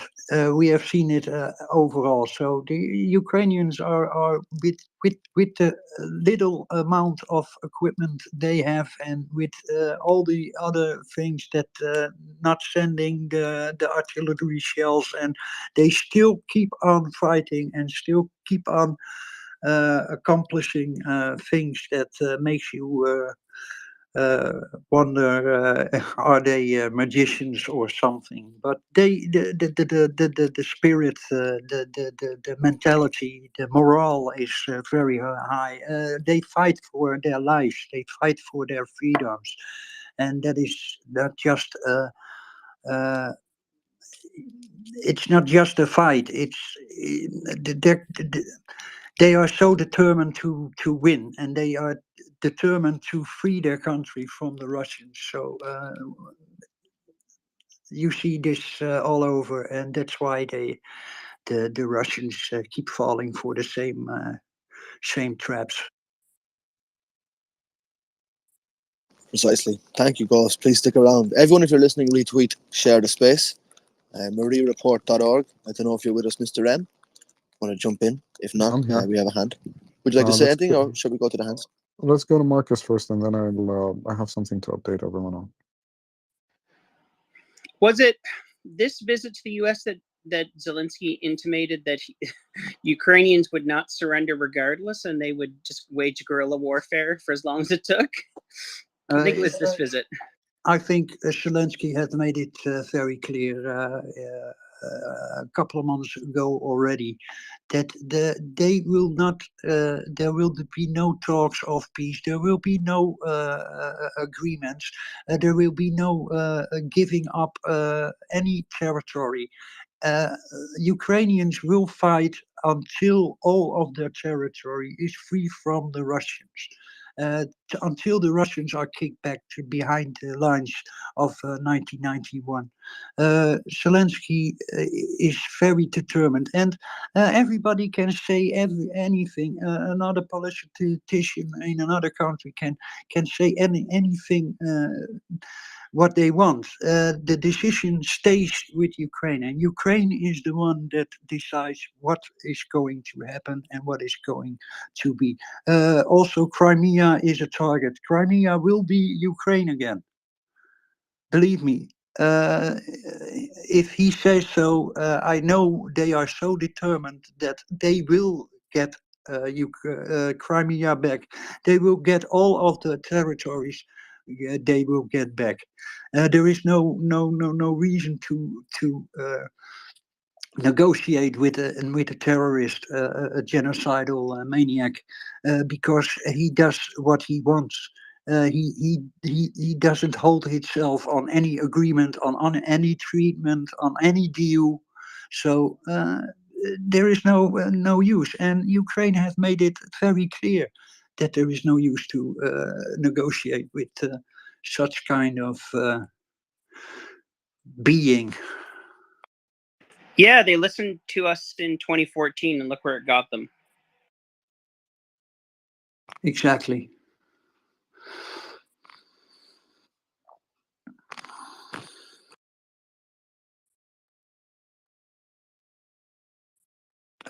M, you wanted to say something, or should we first go to Forever Child? Let's go to Forever Child. I'm sorry, I didn't know my hand was raised. It's a mistake. Okay, Sure. So I had something here that I wanted to share with everyone. Were you going to tell everybody to retweet and share the space and to donate at MriyaReport.org? Not that, but just give me a minute. I'm looking at it first to confirm. No problem. Take your time.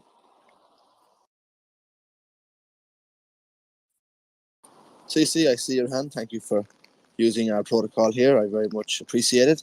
Go ahead. We were talking about a lot of domestic U.S. stuff. For the audience, everyone in other countries, did someone have a kind of an overview? I'm hoping the only upshot of all this hideousness in the U.S. is that European countries are panicking. I know that and actually giving a lot more than they normally would. Someone was starting to do an overview earlier today, and I missed it. Does anyone have that overview of what like Norway and Finland and others are giving?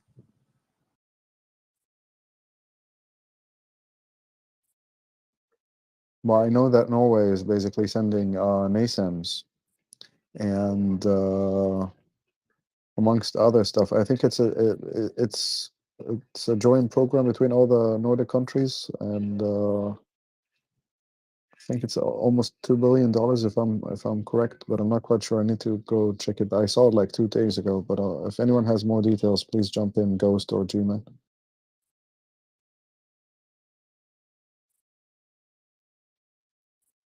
And I was actually looking at this whole thing with Sadiq Khan stopping the export of used vehicles to Ukraine.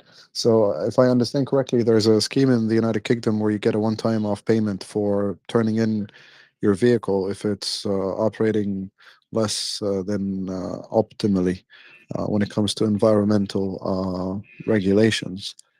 And he rejected sending them to Ukraine, even though some of them are SUVs and 4x4 cars that can be very useful for the Ukrainian armed forces. And I don't see any reason for that. I mean, the letter that he sent states that it's not in the best service of the people of London. I mean, if we have a British person here who can come up and comment on this, I'd be very grateful. Oh, we have Chris.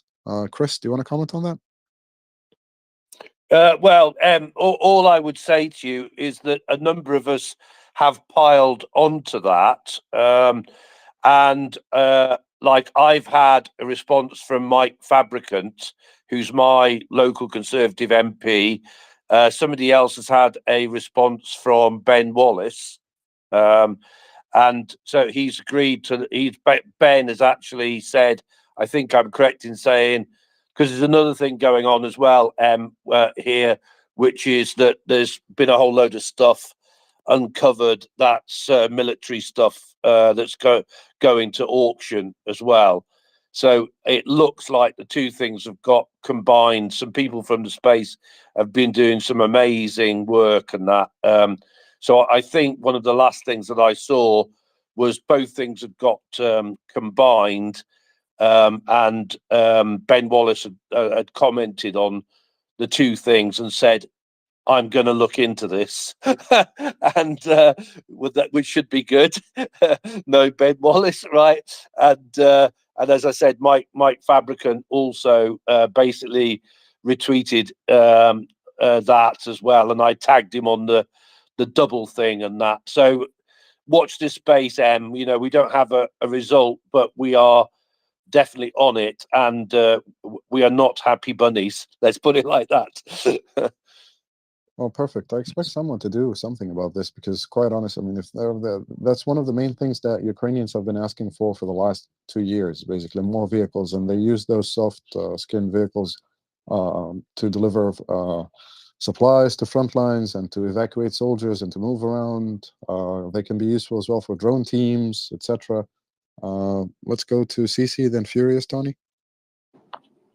I was just gonna say something super useful you could do is everyone go to Chris's page and go to his replies. And look at if you in other words, when his MP sees a lot of responses saying, yes, what is the deal? We support Ukraine. Why in the world doesn't, always be polite? But the more responses that we put under there, then the more likely the MP is actually to act. So if anyone ever says this, I try to jump to their page and really give some supporting fire. Not that will alienate the MP or congressperson, but that will, help draw them in. And it's a polite accountability, right? Kind of, we're waiting to see what happens here. We're not going to forget this one sort of attitude. And how cool is that? This is such a great example. Like our friend Nell got Ben Wallace on her post. I mean, you really can do stuff on this platform.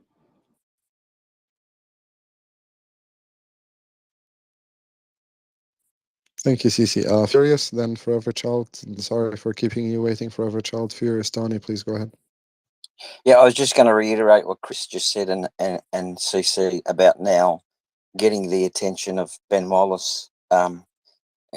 See what we can do. Chris, could I just ask you, someone texted me a message of a warthog and a Spartan, I think it was, that's up for sale by Defence UK or Defence HQ. Chris? Yeah, well, obviously I'm not Army, mate. I'm Navy, but yeah, sounds. What's the question? Are they up for sale? Yeah, there was a post about it. I can't find it, and which one are being combined because I've noticed the petition. The petition. Richard, what's his name? Richard Lofthouse. He started the petition back in August 24 this year. So you're a bit slow there in the UK, not jumping on a petition. Ours took 4 days. Yeah. Thanks, mate. Thanks. Yeah, we know we're a bit slow. We've got it. No wonder you lose the ashes. So there was a petition, or there's some military Warthog and Spartan vehicle that's up for sale from the Defence HQ. I just was curious whether that was the one that was you're saying is combined. Oh well, listen. It's actually difficult to keep track here, right? Because I think what's happened now is like, once somebody's found one list of stuff for sale, everybody's on it, and now multiple lists of stuff for sale. You know, it's Yeah. bit like your discovery and that. You know,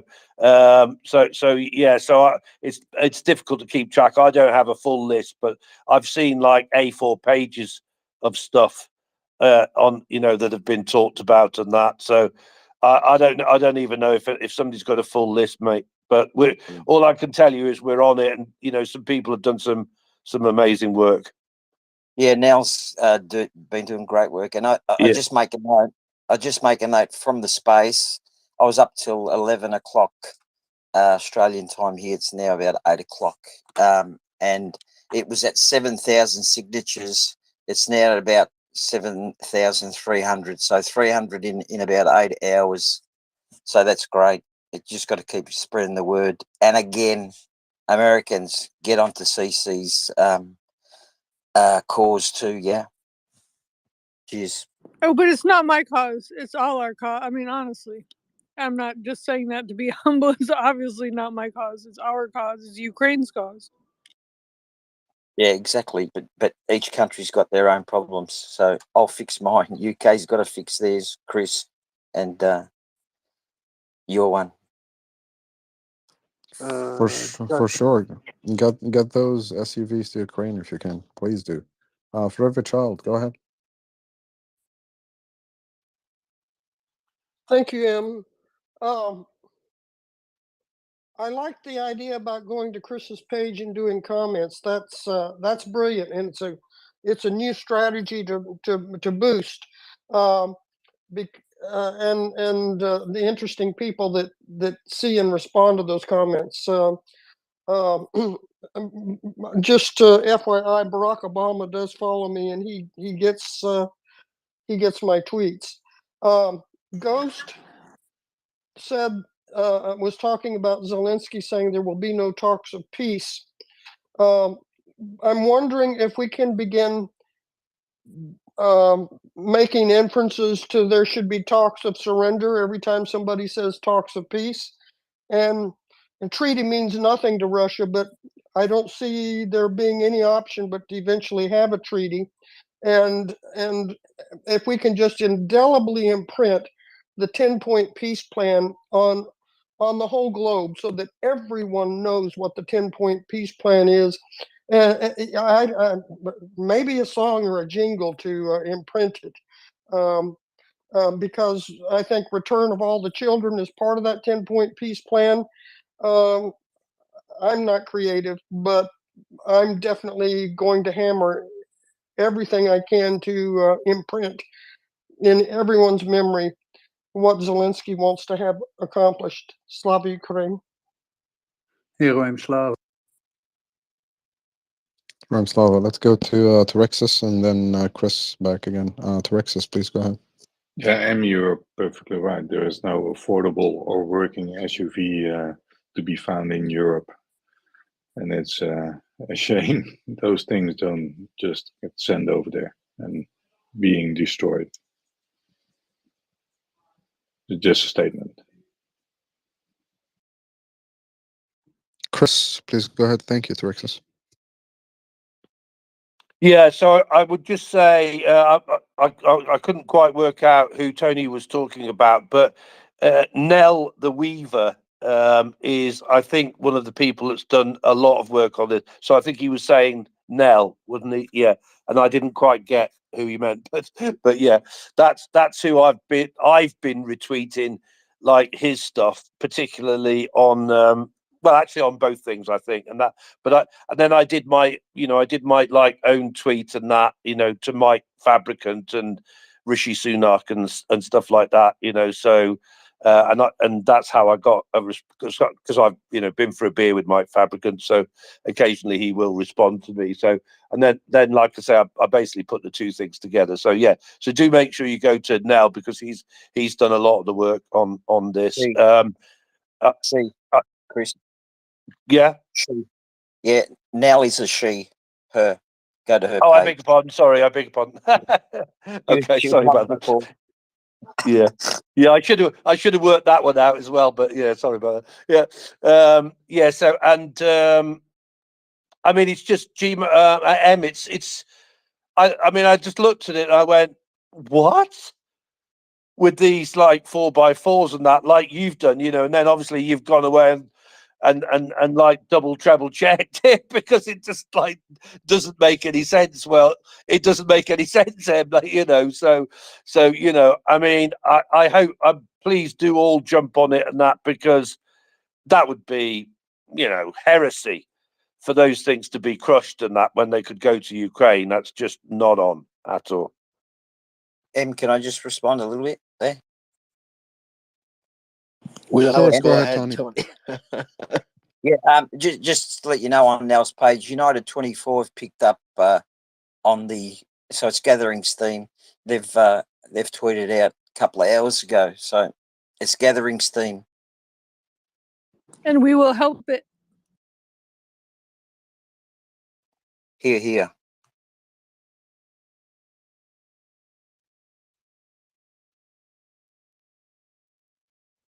All right, and with that said, it's 2300 here, Cairo local time, Kiev time as well. I will be handing over to the next co-host. Thank you, Ernest, for co-hosting alongside me for the last 2 hours. Thank you, everyone, for being with us. And I will be seeing you again soon, hopefully tomorrow.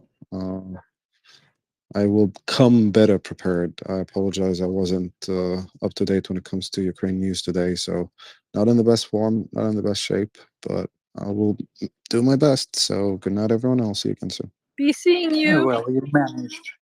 Thank you very much, Mr. M. It's wonderful to have been up with you, and no need to apologise. You're very gracious. Good night. Sleep well. Thank you for your support and volunteering here. Everybody, if you're listening, retweet.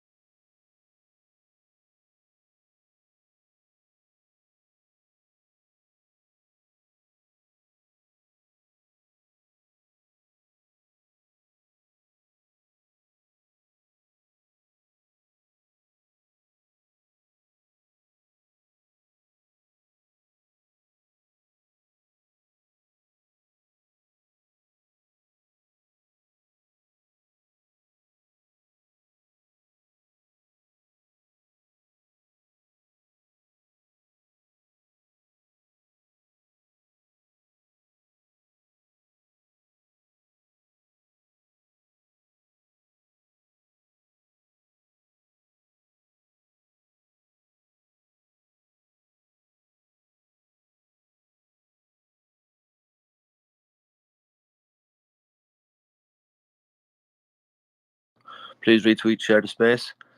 It is MriyaReport.org. Visit the website, make a donation. This is the only live.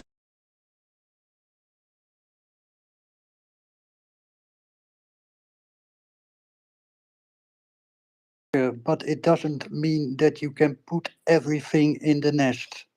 So there is a speaker. If you want to nest something, you ask the co-host and not go on yourself and put everything in the nest, because otherwise the nest is getting flooded and we could get a crash. So please do not put anything in the nest if you are a speaker. Ask the co-host. Thank you. Thank you, Ghost. I really appreciate that. It is a community notice. And I'd like to say hello and welcome to Michelle. Thank you very much for joining us. It's great to have you here, and I appreciate you volunteering. Hi, Bernesto. It's really nice to see you as well, and I hope you're doing well and are having a really nice day. Thank you. Doing as well as I can. I very much appreciate it. Everyone, if you're listening, please retweet, share the space, come up and join us, put your hand up and request to speak. We will follow the order of the hands. This is a 24-hour live space in support of Ukraine. There are fundraising initiatives ongoing always. Please visit MriyaReport.org, where you can see the previous successful missions delivered and the current ongoing fundraiser. You can make a charitable donation at MriyaReport.org. It's a registered charity, so if you pay tax to the IRS, you get yourself a tax-deductible charitable donation. So that's my little piece said. Michelle, how are you doing? I'm doing well, and I just wanted to jump on what you were talking about with fundraising because we are in the middle of a fundraiser now for our friend Scruff. And as all of you know, Scruff and his unit are in Ukraine right now. They're currently being attacked by Russians from all sides, and they just need a lot of help and support from us. So some of the things that we're fundraising for right now include thermal drones, signal boosters, night vision goggles, and so on. And I know that Scruff comes up and shares his stories and his insights with us, usually in the evening time, North America time. So if anybody has any extra spare change to help Scruff and his team out, it would be much appreciated. So I just wanted to add that in, Bernesto, and just let everyone know what we're actually fundraising for right now. Excellent. Thank you very much. I don't know if it's already in the nest, but perhaps. Oh, it is already. Wonderful. So everybody, if you could, the first tweet in the nest is about our current ongoing fundraiser. So click that, please retweet and share it, and let the internet know you're here. Your support is greatly appreciated. If you can't afford to make a monetary donation, then being here with us is more than enough, and we're very happy to have you. Please retweet and share. Torias, I know you had been with your hand up. I don't see it's up at the moment. I don't know if you wanted to say anything, but it's lovely to see you up. I don't mean to put you on the spot. I was just saying hello. If anyone would like to come up and speak with us, please do put your hands up. Mr. G-Man, I wonder, are you still trawling through that wonderful document? And if so, I might invite you to come up for air and bring with us a little tidbit as you had previously. If you're indisposed at the moment, then obviously no worries, we will move swiftly on. But if you're near the microphone, I'd like to invite you to come up for air and bring us a little tidbit if you're still at it.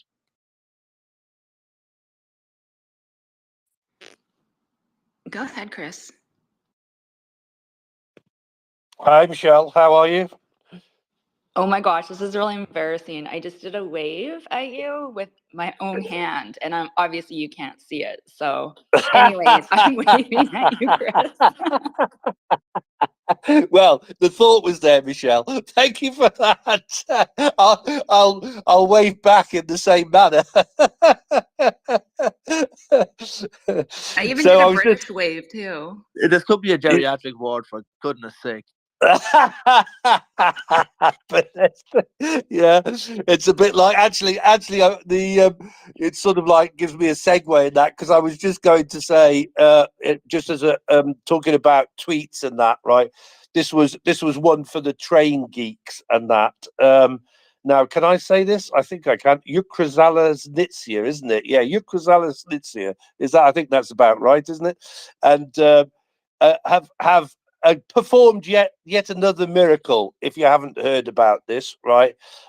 So whilst they've been fighting the war with one hand, they've been designing grain wagons, railway wagons, right, with adjustable wheels, so that they can basically go from the Russian system rail in Ukraine to the European system rail very easily, right? So they are now having perfected the design of this particular grain wagon.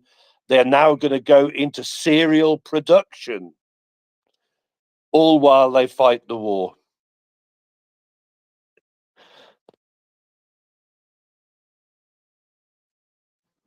Hold on, can you repeat that again, Chris? Just the last part. So yeah, so did you think it was a pun, Michelle? Is that did I make a pun? Serial production. Yeah, so basically having designed the grain wagon that can change tracks, they are now going to go into what they called serial production. Sorry, that is a bit of a pun, I realise now, but it was unintentional, Michelle. Well, that's what I was thinking there. That's why I had you repeat it. Okay, there you go. Well, it's a good start, Michelle. It's going to be a sparky session.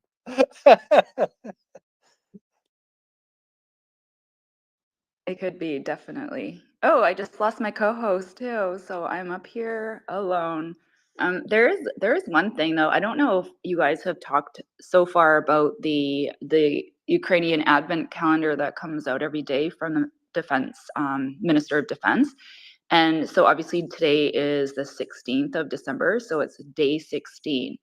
And one of the things that that they want to highlight is the NASAMS air defense system. And so they really want to thank some of their partners. So they're thanking the Norwegians, the Canadians, the Lithuanians, and the Americans for helping them out in securing the Ukrainian skies.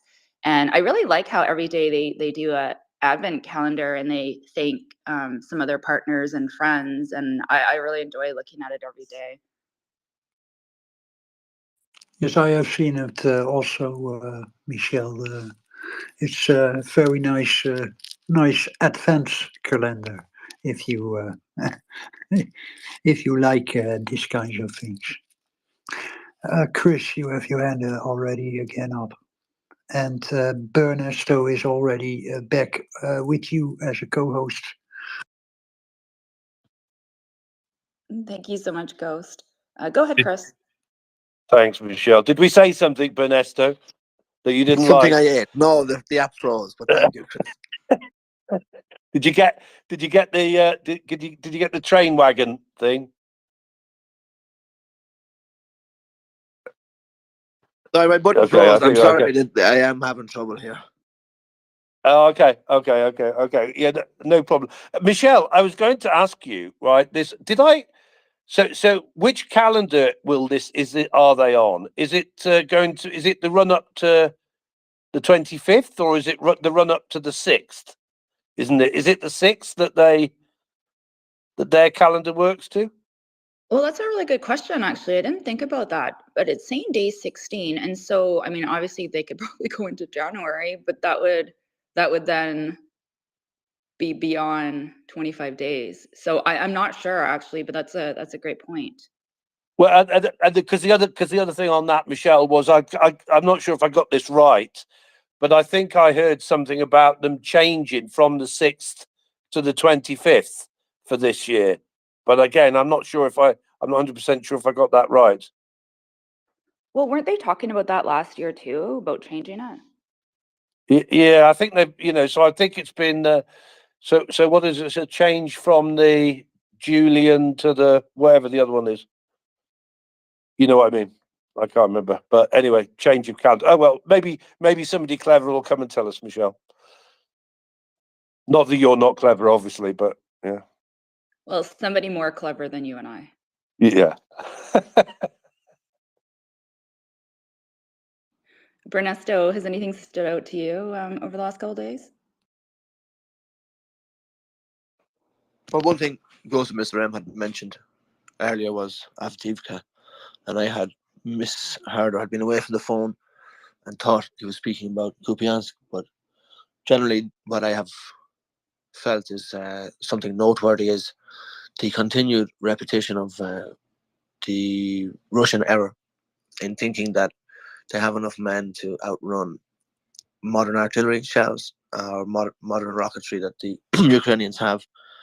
I don't mean to be brutal when I say that long may their error continue, because it seems to be something which the Ukrainians have observed and are taking wonderful advantage of. That can be said in that way. So I think that for me, when I heard Mr. M, or Ghost of M here, as opposed to our brother M in Egypt, when Mr. Ghost of M was talking about it earlier, it caught my ear because I thought he was speaking of Kupiansk, but it is just a repetition of this continuous failure, military-wise. And they just repeat, rinse, repeat, hold up for a while, maybe refresh their troops, get another push, and then try to run into channels that are pre-marked and programmed in. And when they get to a certain spot, then they are dispatched. And so the cycle will continue. And I don't mean to sound dreary about it, but it's just something that really does grasp me, even these many months and many days in.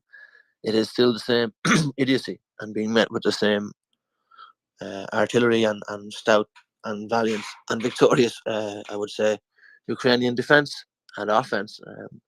I think it's not to be overlooked as well, the continuing reclaiming of land on the bank of the Dnieper River, where the bridgeheads have proven to be more and more than just bridgeheads. I think with Russia's continued failure, as Avdiivka was mentioned, and Kupiansk is what I thought I heard about, but it's also the same 8 or 9 or 10 assaults per day failing from the Russians from all different vectors, and be it from air attack or ground wave or some kind of mechanized vehicle assault. And they just keep losing every day and not learning from it. So I suppose that hasn't changed. Doesn't surprise me, but that is at this time becoming more acute, and by that I mean the Russians are pushing harder. So it shouldn't escape people that be there various different distractions and localized disputes that will be inflamed as distractions to hopefully allow Russians some dignity in their defeat. It's not to be forgotten that sideshows and distractions of Red Sea and bombing ships and that kind of thing is but a distraction. Allies of the Kremlin have hoping to draw forces and support and attention away and achieve their own localized goals at the same time, but shouldn't be avoided or shouldn't lose sight of the fact that even with that and even with the extra push the enemy of Ukraine are trying to put in with their increased number of men and failed attacks, they are not succeeding any much more. They're just continuing to lose more men and material. So that would be my takeaway, I think, for the last couple of days or from our discussion here. Thank you for asking. And what about yourself, Michelle? What would you say if you were to, I know it's a kind of a wide-ranging question, but it's always, as you say, there's always a couple of things that just strike the mind when we look back. So what would be for you the couple of things you would have been struck by the last couple of days? Well, one of the things, actually, before I go ahead, I just wanted to say one of our kind listeners DM'd me to say that yes, they changed it back to the 25th this year and moving forward as well. So thank you so much, Debbie, for that. So for me, it wasn't so much something on the battlefront that stood out, but it's this whole misinformation and disinformation campaign that we're starting to see. Obviously, we're seeing it with Palestine, and obviously even more so, we've been noticing it and watching it over the last 2 years with Russia. And I was reading an article that I thought was really interesting, where the BBC had investigated into this, and they found out that there was nearly 800 fake accounts since July on TikTok. And they've TikTok's actually taken down about 12,000 fake accounts that were originating in Russia. And so we've been talking about this whole Russian propaganda campaign, like I said, for the last 2 years and probably even before that. But now we're starting to see it on accounts such as, or social media avenues such as TikTok, and how they are actually spreading disinformation about the war in Ukraine. And I thought it was kind of interesting because one of the things that came up where this was subject to were the false claims about senior Ukrainian officials and their relatives buying luxury cars or villas abroad. And this would have been after the Russian invasion. And what struck out, or what really stood out for me, was that I was in the US a few months ago, and I was, I don't know how this happened, but this lady sat beside me at the pool, and we started talking, and it turned out that she's originally from Ukraine, been living, actually weirdly, I think she actually lives in Florida. Maybe not, maybe Arizona. Okay, it could be Florida. So she's Ukrainian, had moved to the US when she was quite young, has one brother who is still in Russia, who they're trying to get out of Russia so that he doesn't fight against another brother who's Ukrainian and fighting in Ukraine. So it was a really interesting story. And as much as I assume that she would have been on Ukraine's side, it turned out to be the actual opposite. And she was one of these people that said to me how Mrs. Zelensky goes to New York and spends millions of dollars on jewelry and this and that. And I didn't believe her, but I just thought it was really strange and interesting how this person who's Ukrainian was all of a sudden really like just bashing. And then to see this article that came out that claims that TikTok is propagating some of the same narratives. And how it was found out was there was a lady who got a call from her husband while they were on holidays, and he says to her, "So you have a villa in Madrid," and sent the TikTok link to her. So she kind of dismissed it, but then she started to see more and more clips, and some of her friends started reaching out to her and sharing it with her as well. So that was one of the things that I thought was interesting this week, given it's something we've been discussing over the last few years. And now, and I think especially with the Palestine Israel conflict going on too, where a lot of the misinformation seems to be coming from like these TikTok videos that the Palestinian side or Hamas side is propagating. So that was one of the things that stood out for me this week. And we have a couple hands, so let's go to hands first, and then see Bernesto if you have any comments as well. Go ahead, Chris. Yeah, firstly, just to let you know, Amanda is messaging me saying that she's got her hand up. I actually can't see it, so maybe you can't either.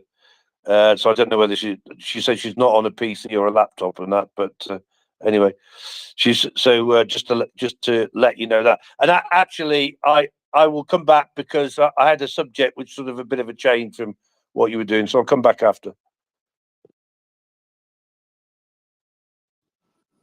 Sounds good. I actually don't see her, and I don't see her hand up. Go ahead, Cece. Yeah, I was gonna say I can't see her at all either. Just data point. I can I call this segment "Weekend at Bernie's"? Weekend at Bernesto's. It's one of my favorite movies. So the funny thing is I was seeing this Reznikov nonsense on Instagram, like early on in the conflict, and I remember just being like, "What a bunch of bullshit is this?" And I remember looking at the photos of Reznikov's daughter's wedding, and like they went all in on this, and they've been doing it for a while, right? They don't let up because it's all about persistence, and that's why our phone calls are so important. And it's just a battle of persistence is what this war is going to turn out to be. Excuse me. So it may seem like we're all sitting here kind of calm, just seeing what gradually unfurls, but that's in the background. We're all, just as fast and furious as we can, writing on democracy.io and leaving these voicemails because it's introvert weekend.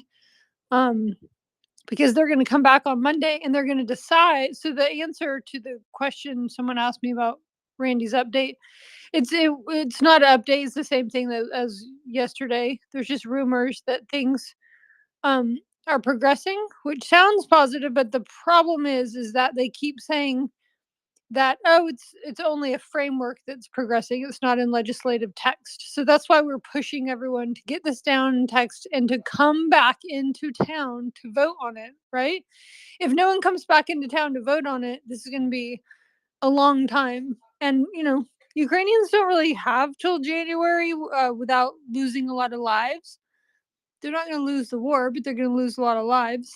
So even though it may seem like a call time, a calm time, this is a call time. It's like furious, fast and furious. We're trying to press them to do the right thing. So you can see on my timeline, we're both prepping the House, people in the House, who is the committee that's supposed to receive this, and Johnson. Is Marcus here? Yes, Mark Ronald Johnson, Micro Johnson. And this committee, which is like Lolota, a guy called Crisco, you'll see on my timeline there. So we're really trying to make this happen, and because they're getting a lot of border calls, so that's why we're doing all this. And they're also getting all this, just an influx. People are going to be sitting around the Hanukkah Christmas tables, and they're going to be talking about, oh yeah, no, Zelensky's a beggar. Zelensky's has a bajillion homes. He has a Barbie mansion. And so this is why we're countering all this disinfo, and this is why we're calling and writing, is because there really is a battle that's on us.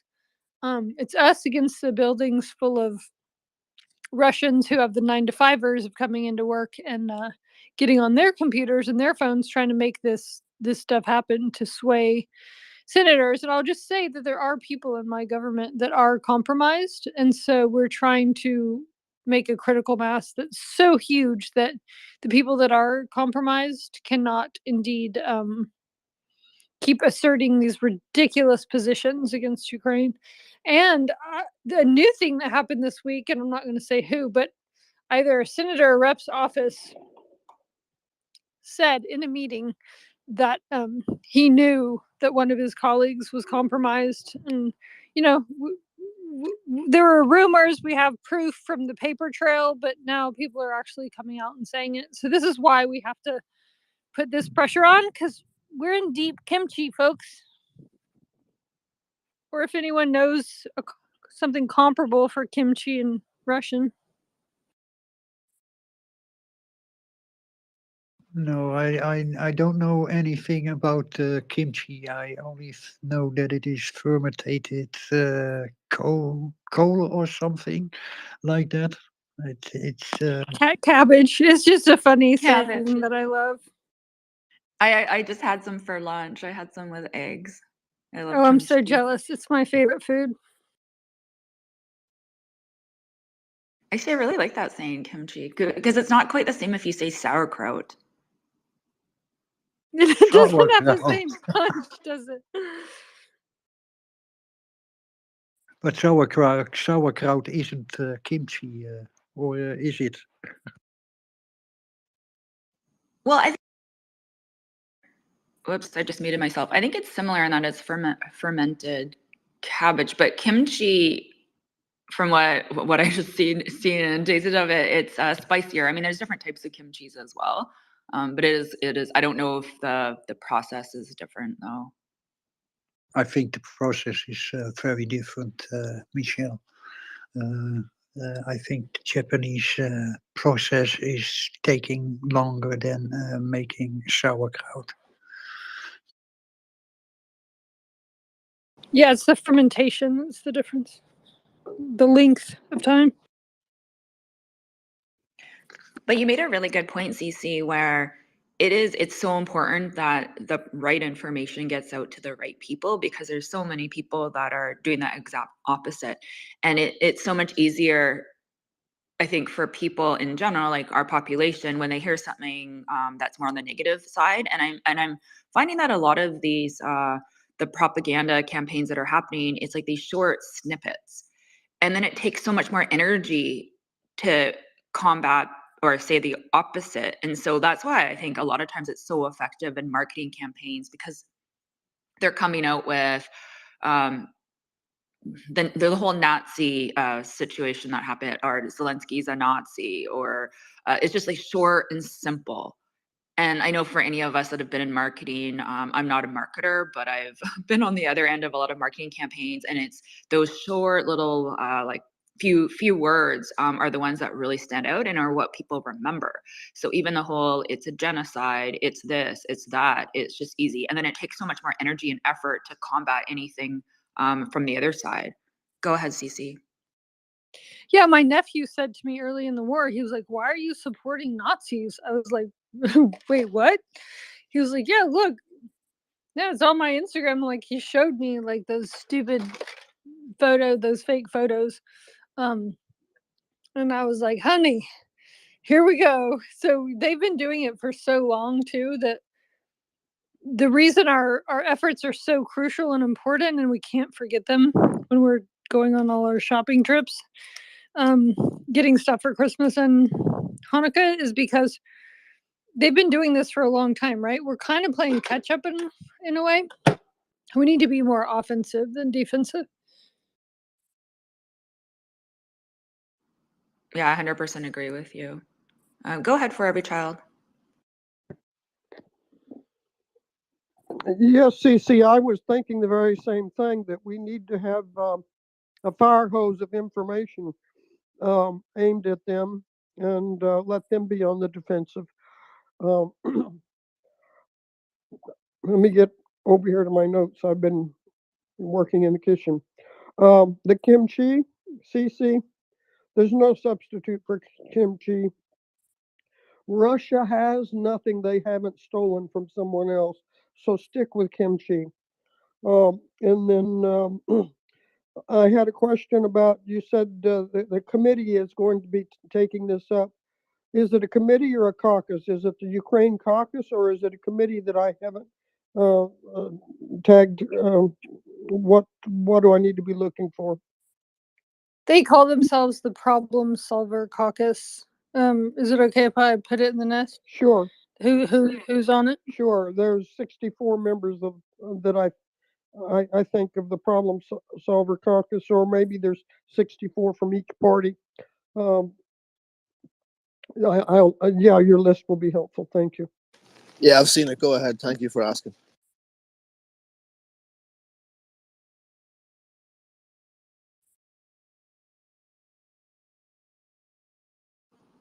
Go ahead, Skykiss.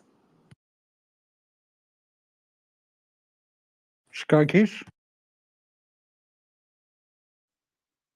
Sorry, I didn't hear.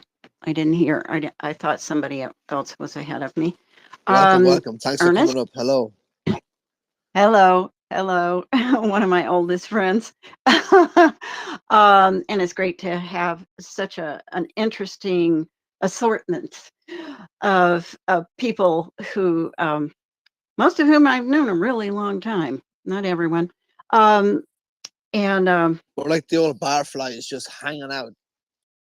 Well, like you and Whiskey said, the old timers. And yeah, we were in a couple of breakout sessions. So I guess maybe 3 days ago, Cece and Joanna and Aaron Booma. And I was in that and I was listening very, very carefully as they were crafting these messages to get out to everyone. Calling the senators and working really, really diligently to make sure that people didn't give up. And then, when was it? Yeah, Thursday. Alan was co-hosting, and he said, "Oh no, the Senate is going to stay. They're going to stay, and they're going to meet, and they're going to be talking." Over the weekend, and you want to call, and like Cece says, it's the introvert hour. I like when she does her little DJ moment. That's really funny. Please, Cece, if the spirit moves you, say it again. Anyway, so I just I sent you, Ernest. I sent you, I think, 3 of the updates that I did, and I've been trying to turn those out. I saw them. Yeah. Okay. Yeah. So it was just updating to remind people that don't give up. No, they're staying. They're staying, and they're reconvening. And I think Alan said, was trying to tell everybody, don't give up. You can still call, leave the messages, still write. Over the weekend, they're going to be working on this. They're thing. still getting paid, right? I mean, they're public servants, so. Well, I mean, he said he wouldn't be surprised if the House was called back next week and go, no, guys, you got to come back from wherever you thought you were going to for like 3 freaking weeks. We pay you. Get back to work.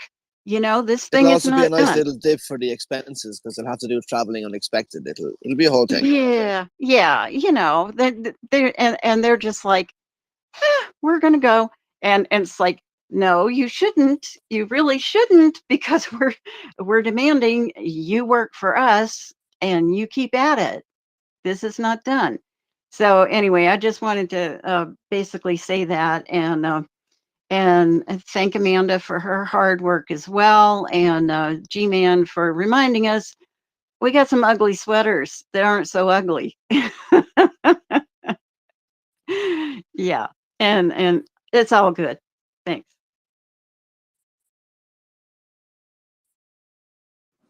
Thanks, Skykiss. Go ahead, Cece. It's 89.9 Introvert Weekend. Thank you for coming, everyone. You should also be writing on democracy.io and calling 202 224-5792. Thank This you, is public radio Skykiss. service announcement. That was magnificent. It's introvert weekend, y'all. Smooth jazz. Okay, hold on. Can you go into a little bit more detail about this introvert weekend? Yes. So Christopher was entertained one day You mean when excruciating detail?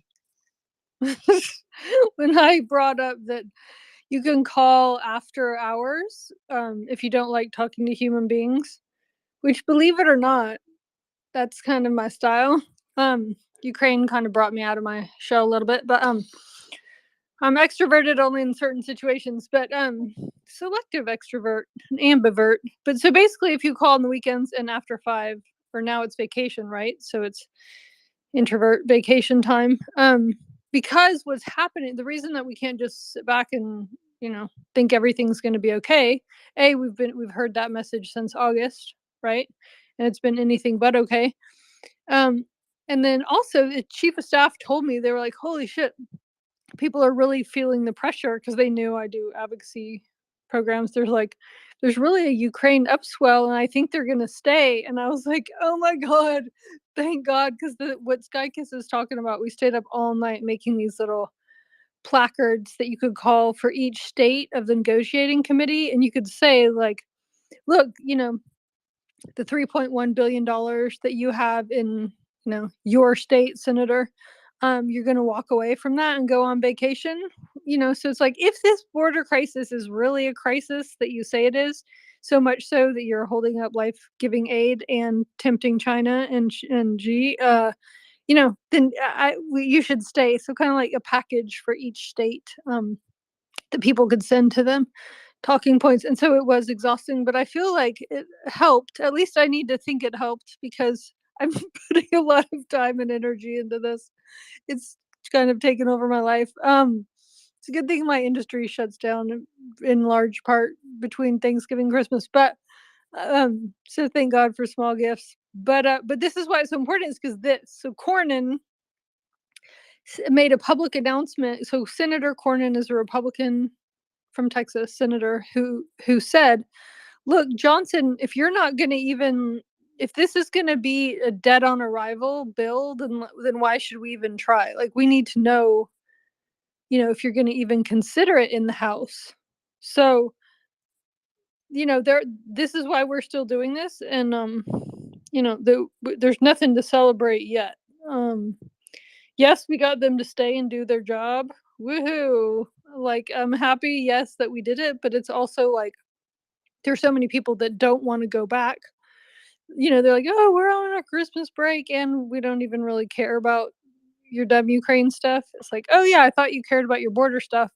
So this is why we're trying to get both sides to come back into town, and for the speaker, the leader of the House, to actually take, I think Johnson made some vague comment about well, we would need actual text and legislation to vote on, kind of trolling the process. So that's kind of the flyover of where we are right now, and why we keep putting on this pressure, even though it's the vacation. Great job. It makes a lot of sense. I really like the idea of introvert weekend. I'm the same as you. I'm an ambivert. So as much as I think people think that I'm pretty outgoing, and I can't be, I need a lot of downtime too. So great work there. Go ahead, Chris. Cece, remind me never to do anything to have you on my case. Yeah. And do you guys see Amanda or not? I don't see her. Bernesto, do you? I don't. Ah, well, that's the problem. Okay, well, I have told her to recycle and that, so I can see her, but you can't. So, okay, I'll pass that back. Thanks. There's been some weird Twitter glitches. The other day, there was someone who was speaking, and I'm like, "Whoa, where did you come from?" And this person was in the speaker panel talking. I couldn't see him, so that was like one of the most bizarre experiences. I can. Anyways, oh, sorry. Go ahead. Go ahead for every child. CC, I've been using the hashtag All Borders Matter, and today I started using a hashtag with that, not only our borders. You know, I know Twitter's not a big thing for you, but it's a tool, and it's a tool on the weekend to get the medias, the Sunday morning medias to bear down on helping Ukraine.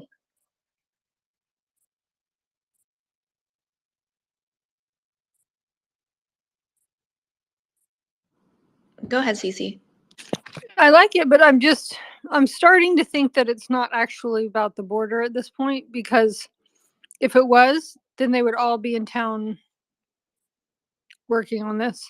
So I kind of I have two minds. One is, yes, it's good, and one is like, oh well, that's kind of playing into this gaslit situation that it actually is about the border, because the border would have been solved under Trump, who actually ran on the border as an issue when the Republicans held both seats in the House and Senate and the presidency. And it's their number one election talking point. So I'm not sure it's actually about the border at this point. So that's all I'd say.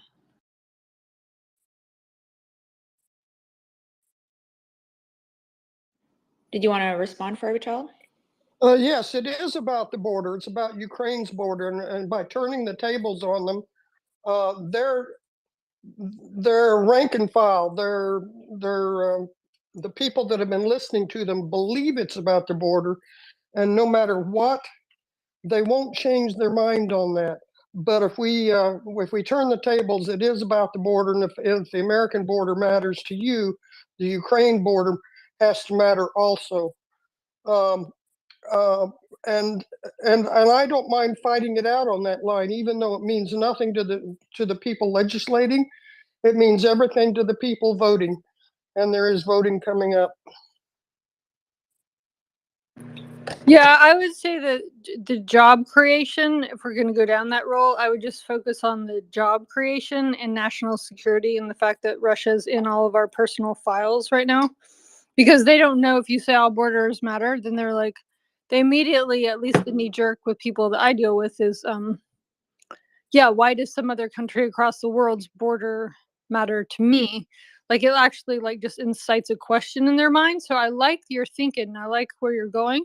I would just take it one step further, and let's try to brainstorm one of, for national security and job creation.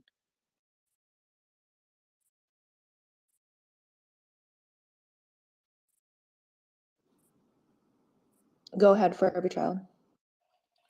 Yes, I'm doing all of those at the same time. Yeah, we don't have to be a Johnny one note. We can do more than one thing at a time.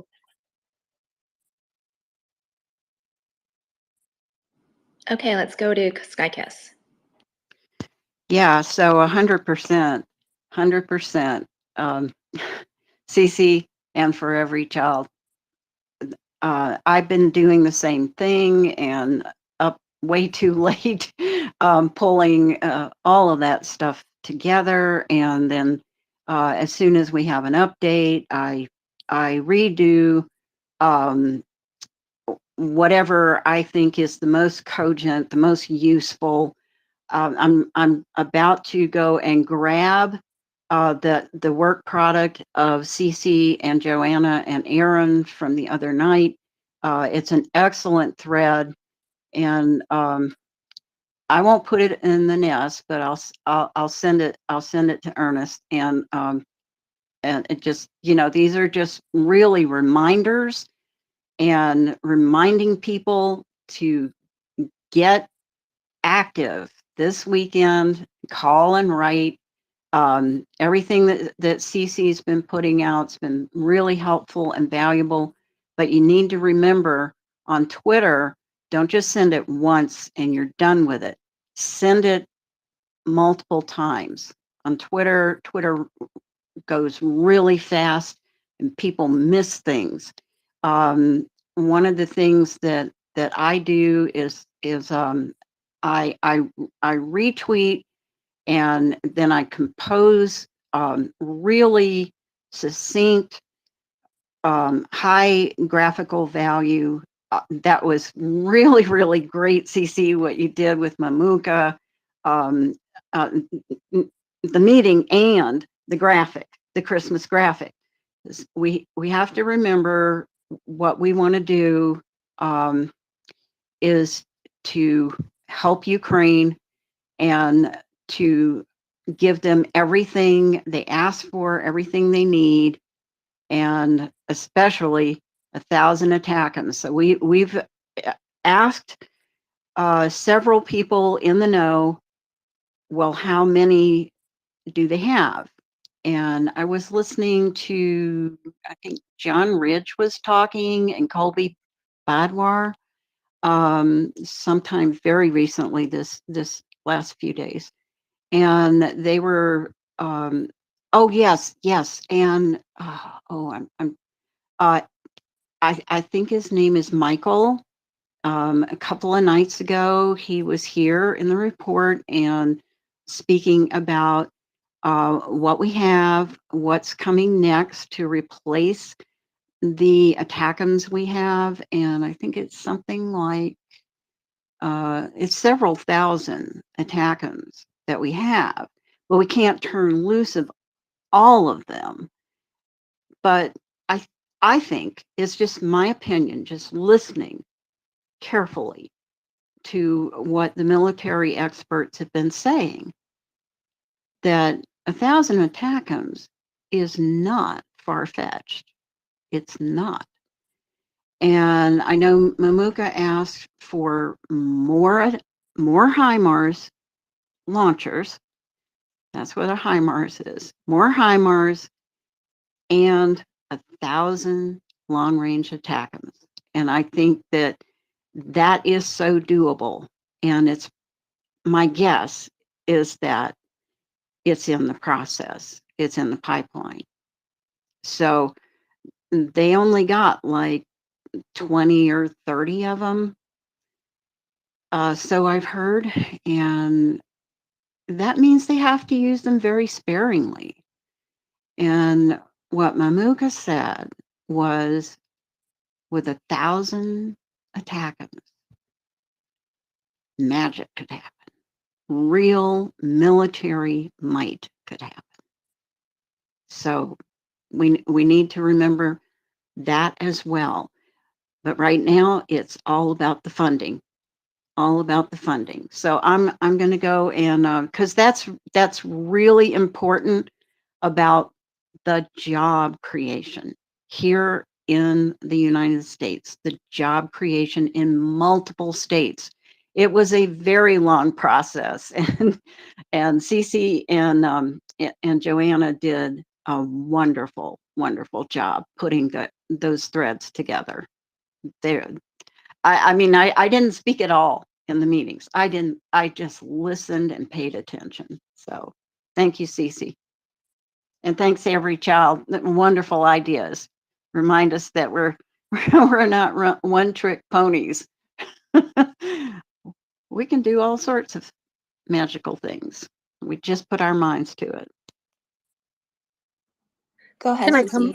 Yeah, go ahead, Thank Cece. you. So I would say, so all of those cards, unfortunately, that we did were for senator. I mean, it's fortunately, I think they worked, but or they helped, but they were for senators, and so now we're going to really have to, or I have been really, kind of had, I guess I can't say crosshairs on a public channel, profiling the House members that are going to be dealing with this. Now that we have the senators staying there. So I'd say, you can keep calling the senators, right, that we want the legislative text, not just a framework, but it really is priming. Is focus a good word? Not targeting. You should Yes. focus. There you go. Yeah. Because the people whose desks it's about to land on, and try to get them to do their actual goddamn job and stay there. and prevent It's children their from sworn dying. duty. Not just they swore to do their job, right? Not just do a job. They They swore did to do it. indeed swore. They took an oath, and so and there's a lot of Ukrainian Americans whose Well, families like are I gone took a here. job and I'm expected to perform for money, but I didn't swear. You know what I mean? That's a great point. Yeah, it is other level. So what when you're not taking care of even issues that you're professing to care about, like the border, this is why it's going to take pressure to get them to care about an issue, which they're negotiating against their own self-interest, because this should not be an issue of one party.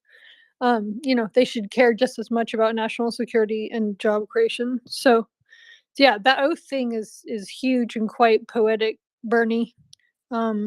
Because it serious as a heart attack. Like It's the you reason they swear. wrote it in the Constitution, and that's why it's so gripping for people when we remind ourselves of it. Because oh yeah, shoot, we did decide to come together to represent ourselves, and these efforts are supposed to swear to do the right thing. Some of them don't use the holy books. That's fine. They use other texts that mean a lot to them. But the point is, you take an oath, or if you're not a person who's allowed to swear, you give an undertaking or you affirm. But you get what I'm taking. It's supposed to be an elevated position.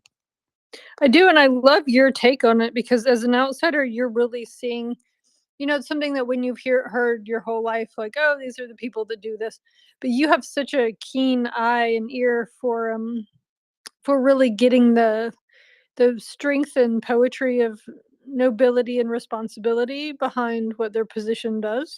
These aren't just people who are supposed to work in an office for our state and push paper. These are the highest offices of the land. So, Biden should be sending stuff sooner, faster. I think he's kind of getting the idea now after what's going on with Putin, especially right now, right? Because on Russian channels, they're celebrating this. So if the Russians are celebrating something, then that's a blueprint right there for what we need to do, which is exactly the opposite.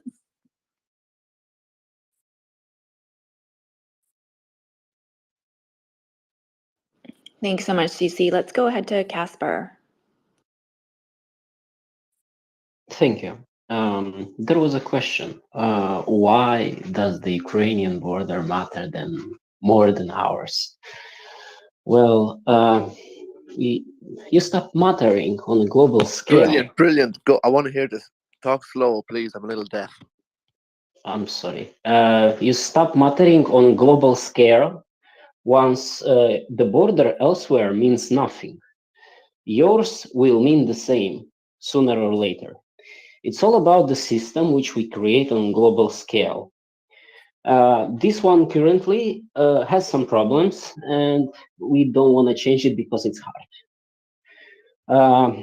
Why is it only one border you should care about?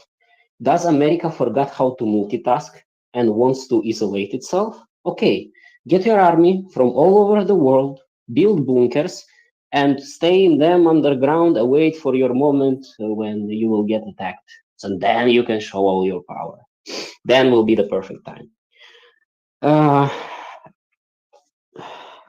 The moment you lose your influence, the moment you isolate yourself, your influence sooner or later will become not even enough to solve one issue, even the one wholly depending on yourself.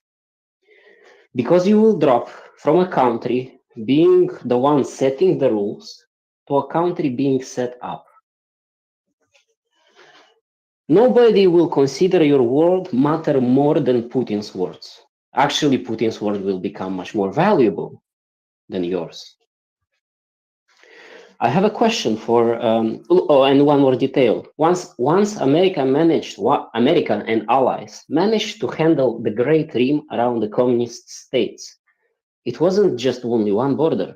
It was the water, it was the land, it was negotiating, it was the proxy wars, it was a lot of stuff to handle. But you did that. Now you are not managing to do two borders. It shows something. I want to ask something for every child. What's the ideology of the Western societies? Is it just too different from one part to another, or is it just lacking? Is it not existing?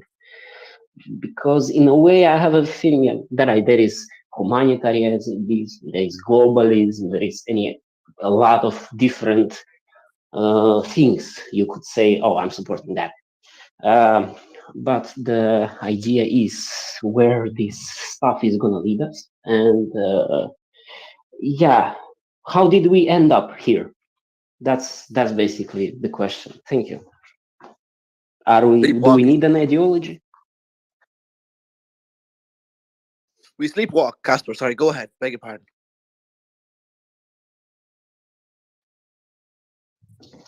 Did you want me to answer, Casper? Yeah, in a way, like, what's the ideology of the Western world? Is it just absent? And that's why we can't really think globally, and we are trying to isolate ourselves because, oh, there are so many problems, I better go to bed and just sleep. Yeah, that's all I want to do. I just don't want to hear about your problem. That's it.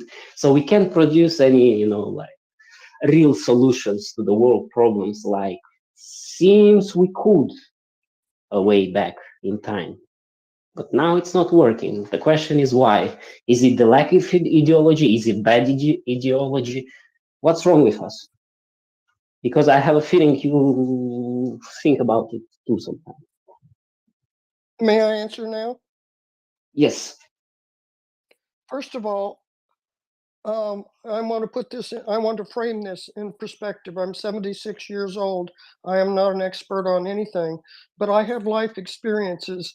And if my life experiences resonate with it at all, then fine. If not, I plead ignorance. You're mistaken that anything has happened. We are the same people. We value the same things that we always have. What is different is the rise of fascism when Putin was successful with his disinformation, and we didn't see it coming. Nothing has changed for us. What happened was his disinformation spread across the globe, and the same thing that we are struggling with in this country is the same thing every country in the world is struggling with, whether they know it or not. And I'd like to come back later for what I had originally raised my hand for, but in my humble opinion, you're mistaken.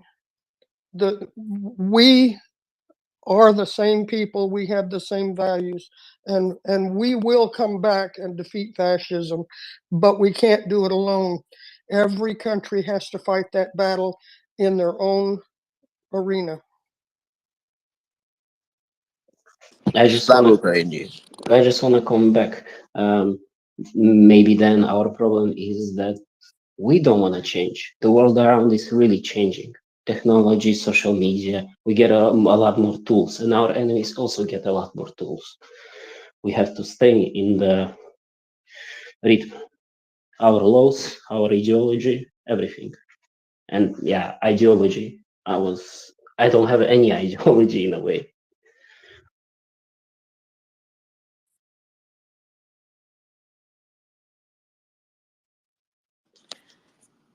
I think for every child, you probably have another question, comment. So before we go to, I just wanted to thank Bernesto. So he quietly came down, or I guess it came down from the balcony, and I'm waiting for James to come back up. So thank you so much, Bernesto. It was a pleasure as always, and I hope you have a great Saturday evening, and we'll chat soon. So go ahead for every child. Okay, and just welcome, James. Sorry there. Welcome, James. Definitely welcome, James. Do I need to wait for James to talk before I talk? Hello, I'm done. Very well. Casper, I think there's a generational issue here. And I won't get into it any more than to say that I'm not going to answer quickly. I'll consider your words and perhaps answer another time. But what I originally was wanting to say was I wanted to speak to Amanda, Skykiss, and Cece. Amanda, you're brilliant. You're absolutely brilliant. The only notices that I really get that keep me on track are coming from the notices that you post. I know Cece's working her heart out, but I sleep sometimes and I don't always catch what she's doing when she's doing it. And you really nudge me on that. So thank you very much for all of your work. And Skykiss, the 1,000 attackums, I'm a little confused on that because I don't know whether, but I'm going to stick with it because that's what's on the Santa thing that I'm boosting. And so I will stick with that. The attackums are not built in Arkansas, so for the Arkansas audience, I'll change it. What really lit a fire under me for more urgency, for so much more urgency, is the price tag that will accelerate the longer we take to move and shake the world, to change direction.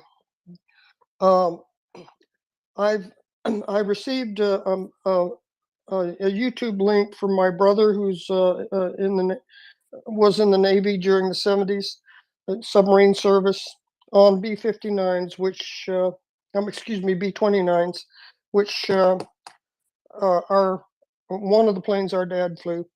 I was stunned because I had always thought the Manhattan Project was the most expensive war project our country had ever been involved in. The B-29 was $3 billion to develop in 5 years. The Manhattan Project was $2 billion. I was just so rocked. And the first order for B-29s was more than 1,700 planes, and that was just the first order that went to China for a mission there. And I'm not sure, but I think there may only be 2 or 3 of them left flying. And I'm only 15 minutes into the video, and it's a 2-hour video. So what lit a fire under me was the monumental money that can just explode all over the world, what it's going to cost us not to work as quickly as possible. Again, thank you, Cece. Thank you, Amanda. Thank you, Skykiss. Thank you, James. Thank you, Michelle. Thank you, Chris. Thank you, Casper. Thank you, Marcus. Thank you, everyone. Slava Ukraine. Herom Slava. Thank you for every child. Appreciate it. What else can I say than that after you said all that? So let's see.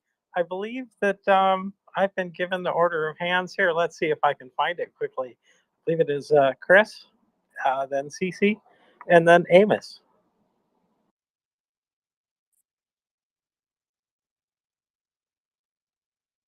Chris? Can anybody hear me? I can hear you. He might have fallen asleep with his hand up. I'm not sure. Well, that could happen. Yeah. Well, let's just move on then, Cece. Hello. Yeah, his hand's probably falling asleep with him. I would say that to answer your question, Casper, that it's a question of inflaming the idea of finite resources. So there's certain people, disinfo, who wants people to think that we cannot do 2 things at once. So it's either, the border or Ukraine. It's domestic issues or foreign policy. And they've hit that so hard and in so many ways for so many years that there are a lot of Americans that now believe that, it's America. If you've ever heard the phrase America first, that's where that's derived from. So there's so many Americans who don't understand that America as a country is rich as hell and we can do a lot of multiple things at once. In fact, we always have. Um, we've done some badly. I'm not saying that we are this sterling country who's, beyond reproach. But I am saying that, we've done really major high dollar things for many, many, many decades, but they've been convinced, Casper, that we cannot do that. That so if you're gonna say like, okay, is it your family's budget or some family that you don't know who's been otherized? The other. They've made them the other by design. And they don't understand that things, are completely intertwined. We're so globally intertwined now. There's no way to be isolationist. You couldn't if you tried. So it's kind of always funny to me when people say they're isolationists because everything in their whole entire house is from every other country. So that's really the sleight of hand, that disinfo, and that our own politics in the U.S. They use that to their benefit, right? Pour salt in the wounds of divisions, of existing divisions. That we all know who that is. That sounds mightily familiar.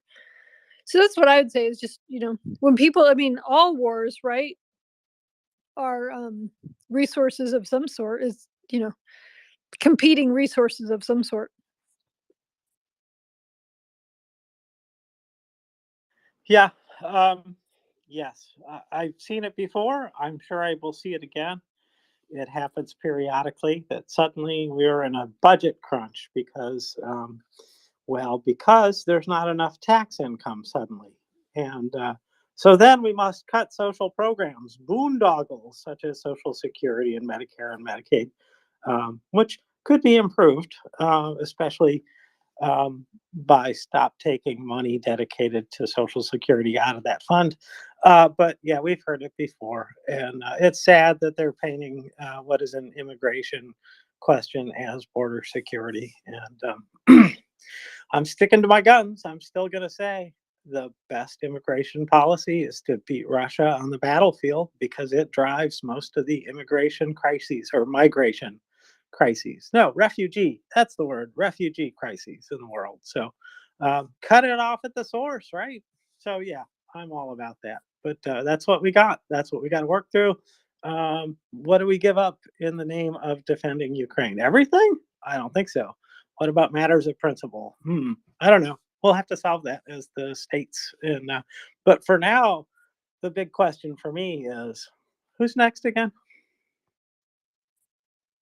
I think it's Amos. Amos. Hello, Amos. Welcome. Hey, James. Thank you. Yeah, interesting discussion here. I wanted to follow up on the, Casper, right? I haven't seen him on here before. And I believe, looking at your profile, I think it looks like you're from Moldova and Romania. And the question, why does the public and the citizens of the West react in the way that we've been reacting? And that's kind of really broad. I can't really speak to Europeans. I can speak a little bit, but I know a lot less about it than American, United States. So I'll just talk about that, and this kind of dovetails with what CC was saying. Um, you know, one thing that we've had going on in this country, particularly since a certain person came to the presidency about 8 years ago or so, 7, 8 years ago, is a strain of isolationism, and we've seen this before. If we look back to the pre-World War II era, there was very strong isolationist movement in the United States, and I think that a lot of the history is really overlooked. I myself knew a bit about it, but I listened to a podcast series. It was the Rachel Maddow series called Ultra, And if anybody hasn't heard that, if you want to hear a historical perspective, highly recommend hearing that series, because I was stunned at the extent to which this isolationist movement, which was also a fascist movement, the extent to which that penetrated U.S. citizenship. And that was actually being fed by Nazi Germany, by their intelligence operatives. And there was a very strong fascist movement in the United States in the 1930s. So strong, in fact, and very few people know this, but it was so strong and so dangerous that they came close to mounting a coup against Franklin Roosevelt, an actual armed coup to overthrow him and kick him out of the White House. And I know that sounds fantastical. It sounds like a conspiracy theory, but yeah, I won't go any further on that. But what I did want to say about this, though, is that this isolationist movement is something that's fed not only by foreign powers, but it's fed by and it's stoked by our certain politicians. And I'll just call them demagogues. And demagogues like to use emotional appeals. And, you know, they like to appeal to the baser instincts, I'll call it, the more negative aspects of the human psyche, like fear and envy and hatred and all of these emotions that they can stir up in people. So the isolationist aspect is stirring up selfishness in people, and it's encouraging people to not have empathy for other people, to be very withdrawn within themselves as a society and say, we're enough all for ourselves and we don't need to care about anybody else. It's really foolish because it ignores the fact that we're all interconnected here on this planet. Um, and it also ignores the fact that we erode moral um, our own moral foundations when we throw empathy out the window and we don't care if there's a genocide on the other side of the world. And we foolishly think, well, that can't affect us. Um, so the politicians do manipulate that. CC made a great point in what we're seeing now. The senators bang this border drum, and they stir up all this fear. And I'll just call it hatred against brown people coming across the border. Uh, and it's a lot of very negative emotions. And boy, you want to short circuit the thinking process. Just stir up fear and hatred, you know. And that's why the people, I guess, some of the people that we'd like to reach are so hard to reach, is because they're immune to reason, they're immune to facts, they're immune to logical thinking, because everything is very simplistic and everything is very emotion based, etc. But it's really interesting that these senators, I think CC is right. I think they're very disingenuous. They're very dishonest. Um, they pretend to care so much about the border. This border issue has been going on for decades and decades and decades. And the fact that i- i- they're ready to just pack up and go home for Christmas if it's so awfully important. Yeah, I wanted to say more, but I'm kind of running into a dead end with my thoughts. But I think it's important to look at our history. Um, those same isolationist tendencies, I guess, that can happen in Europe and elsewhere. But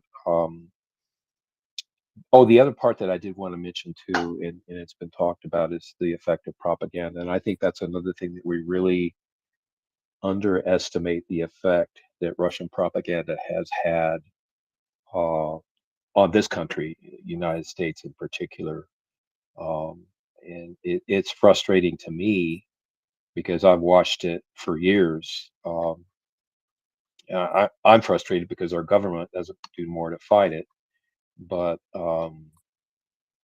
it's done a number on us, and it's actually encouraging people not to think through these issues. That's why disinformation agents and people that swallow this propaganda, they just repeat simplistic memes and messages that you don't have to think about. It just stirs up an emotional reaction, and you don't even have to engage your brain and think things through. So I don't know. That's kind of my thinking on that. Thank you, Amos. That's some brilliant thinking there. I agree with everything you said. Um, I was a little bit surprised about the story you had in there. It's like, what? So I didn't know that. And you're right. I think there has been a lot of influence that has gone unnoticed in this country. But if you look, it's right there. It's still historical fact. You can go read about it in Senate reports. You can read about it in Timothy Snyder's brilliant book, The Road to Unfreedom. Chapter 6, especially, is extra good. And regarding this particular topic about the United States. So highly recommend that. And we'll get to that in a couple weeks. So in book club. But anyways, thank you for that. I'm not going to belabor it because I can't improve it. Thank you very much. So I will say this, Michelle, hello. It's good to co-host with you. It's been, it seems like many months, but I think it's been 2 months or something like that. So that's how time goes. It's been a while for sure. My job has been keeping me busy and out of town often, so unfortunately, I haven't been here as much as I'd like. But it's really nice to see you, and you're right. I think it's been a few months or so. Yeah, well, this is how things go when this is a part-time job for you after your real paid job. So I get that priority. I am not encumbered by a real job, although my chores around the house, I guess those count, don't they? Anyway, I've got that, but not much else, and so I'm very happy to be able to spend the time here and with good people. I will say that. So I'm very happy to see everybody up here. Now I'm really confused because I was busy doing something else, and it's I see Marcus, I see Peter, I see G-Man, I see Sky Kiss. Oh, great, four hands, great. But who's next? Well, it was G-Man originally, but he put his hand down. But we'll go to G-Man. Before we go to G-Man, though, I just wanted to share everybody that there has been some reports of explosions in both the Odessa and Mykolaiv area. So we're just awaiting formal confirmation. But our friend Oscar Domesticated, she reported it, and Flash has as well. So we will wait for some more information about those two areas of explosions being heard. So go ahead, G-Man. Thanks very much, Michelle. Thanks for that. Just before I forget, one thing is I think Amanda has been trying to speak, and I'm not sure whether she can put her hand up or not. But what I was going to say just before that, whatever previous speaker was talking about, Forever Child was talking about the massive amount of money the US invested in two weapons programs, the Manhattan Project being the atomic bomb and the B-29 being the delivery system for the atomic bombs. Between those two, about $5 billion. I think that's 1944, 1940s money at that. Now, the Germans did similar. I mean, they spent about $2 billion, equivalent to $2 billion developing their vengeance weapons, the V1 and V2. And albeit one was the first cruise missile and the other was the first ballistic missile, but neither were more than a nuisance. Yeah, they killed people, but they weren't. I mean, the Germans called them Wunderweapons, Wunderwehr. And they weren't. Yeah, I mean, they were impressive, but they didn't change the war. The Germans had lost the war, the Second World War,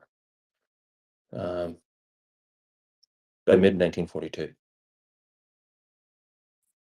They just didn't know it. And they didn't, and then even when they knew it in the 44, they wouldn't admit it. And so they kept clinging on. Similarly, Russia has lost this war already. I mean, that's not me saying that, that's Chuck Farther and others. But again, they're not going to admit that, and it's going to take something to kick in the edifice. But Germany wasted so much money, thankfully, on useless weapon systems. You know, that and the V1, V2, those five, $2 billion. There's other ones that never even got off the development cycle. There was a 4-engine bomber, Heinkel. Can't remember the designation. It was 4-engine, but it was actually like 2 combined engines on each wing. So it looked like a 2-engine bomber. They all blew up. They kept blowing up. They lost more and more test pilots. That was, they lost billions in resources developing useless kit. They couldn't develop a single strategic bomber. Things like that.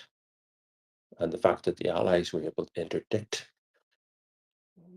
most of their means of supply of weapons, such as coal, and the actual weapons themselves, long before they got to the battlefield.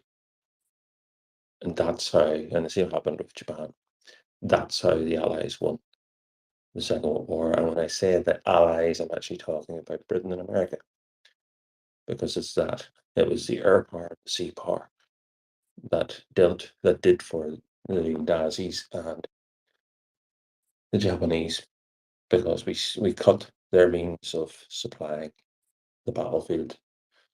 So anyway, that's just the one thing, and that's what we see. What Ukraine is doing that today. And then the only last thing is just got a message from Beneficial to say that his In the Zero Line film has got a website, so it's going to be released in the next few days. So that'd be exciting to see, although it'll be a difficult watch. Thanks.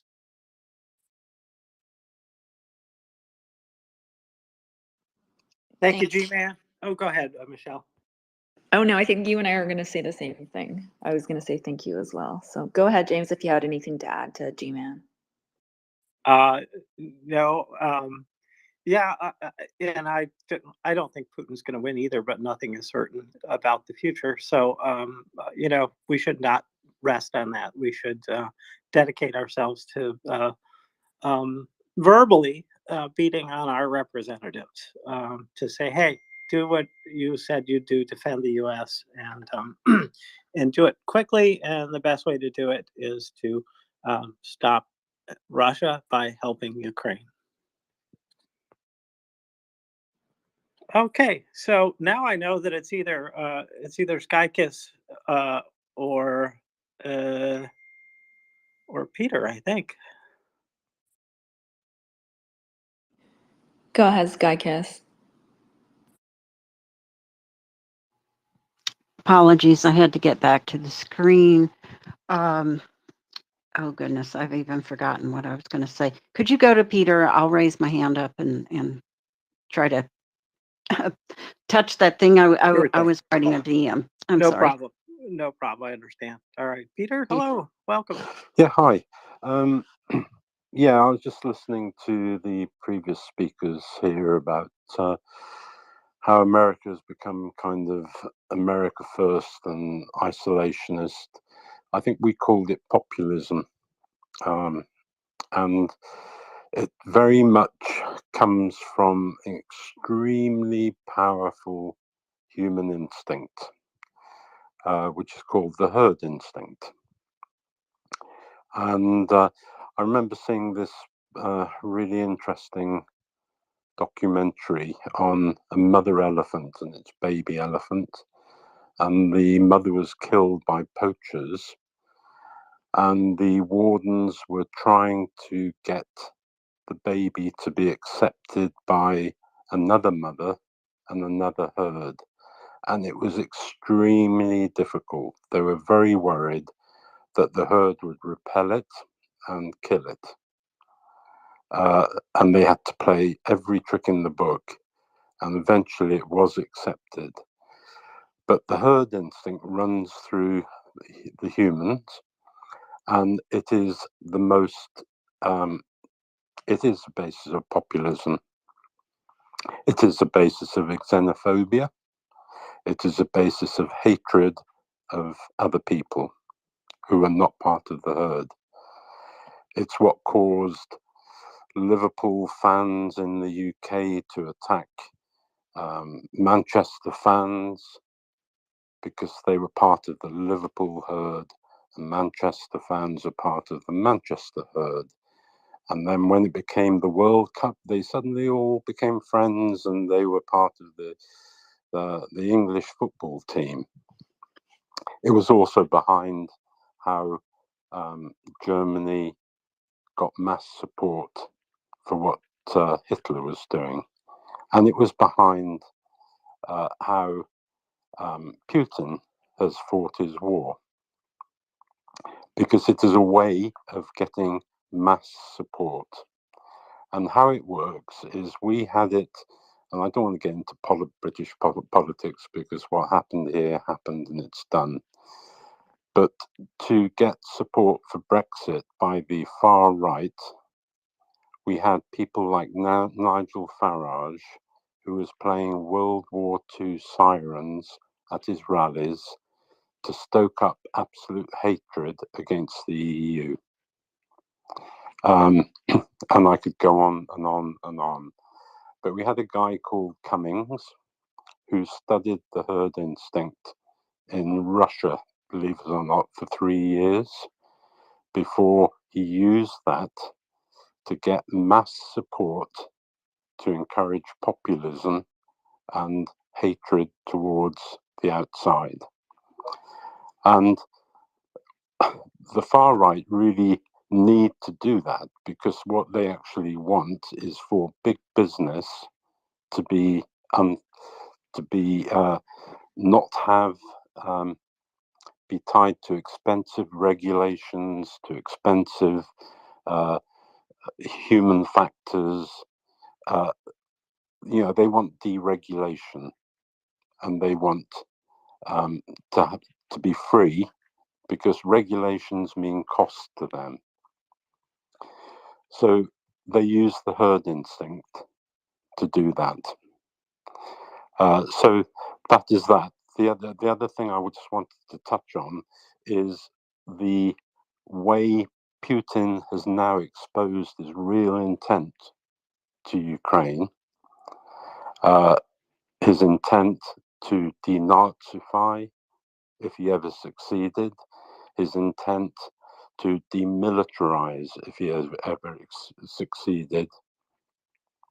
And what has caused this?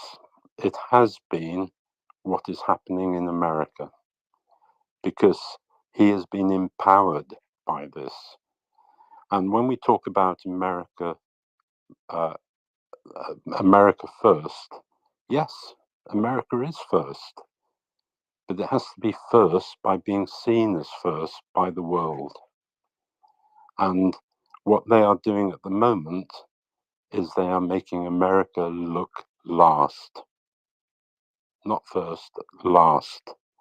Because all the respect America had, that all Europe looked up to America, that it was the police force of the world, that people looked to America for its greatness, for everything it stood for freedom, for democracy, for all the things which were good. They're shattering that. And if they want proof of what they're doing, just look at how Putin has blown his chest up and is now revealing everything he would do. And they have to be really careful, because at some point, some of the Baltic states especially will say, we're not going to stand by and watch this slaughter carry on in Ukraine, and they'll take part. And then somebody else will take part. And then NATO will be dragged in. So, there's only so much we can tolerate before all hell lets loose on Russia. and then it'll get totally out of control. All they have to do is to pass this stupid tiny amount of money to support Ukraine, to give it the weapons, to deflate Putin, and to kick him out of Russia. Thank you. Thank you, Peter. I like the theory of, the herd instinct, but the America First movement came directly from the Nazis. It was line for line, kind of what they were saying. So I appreciate it, but really it was, Charles Lindbergh kind of led that, and he was kind of a fascist himself. So I appreciate what you're saying, and I think that there's truth in it.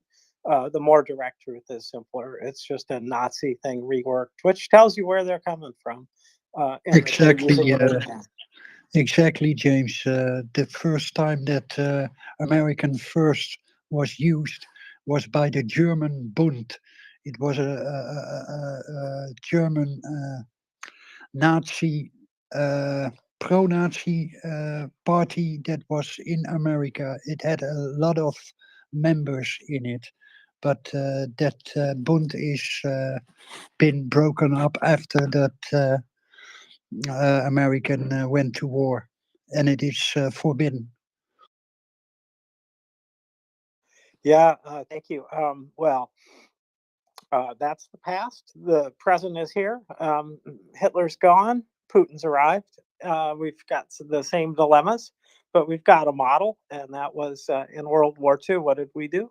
Well, we sent aid, a lot of it, and that beat Germany. And then from there, Europe recovered partly because of the Marshall Plan, partly because they were no longer, parts of empires, and they grew up to be democracies. And now they're in some ways, ready to grow larger than the United States in terms of being democratized, because we're sort of falling away. Hopefully, not any more than we already have. But it is not simply a national thing. It is there's international pressures, and not only it's not just nation states that act on us. There are many corporations, et cetera, that also act on us, particularly the press, and many of them are just actually every corporation is dedicated to the idea of making money. And while there's nothing inherently wrong with that, it does unfortunately provide a motive for a lot of people. And one way to earn more money is to slash taxes on corporations. So anyway, that's enough said on it. Let's just keep going. And Skykiss, your hand is up again. So I guess you've recovered whatever it was. So go ahead. Thank you.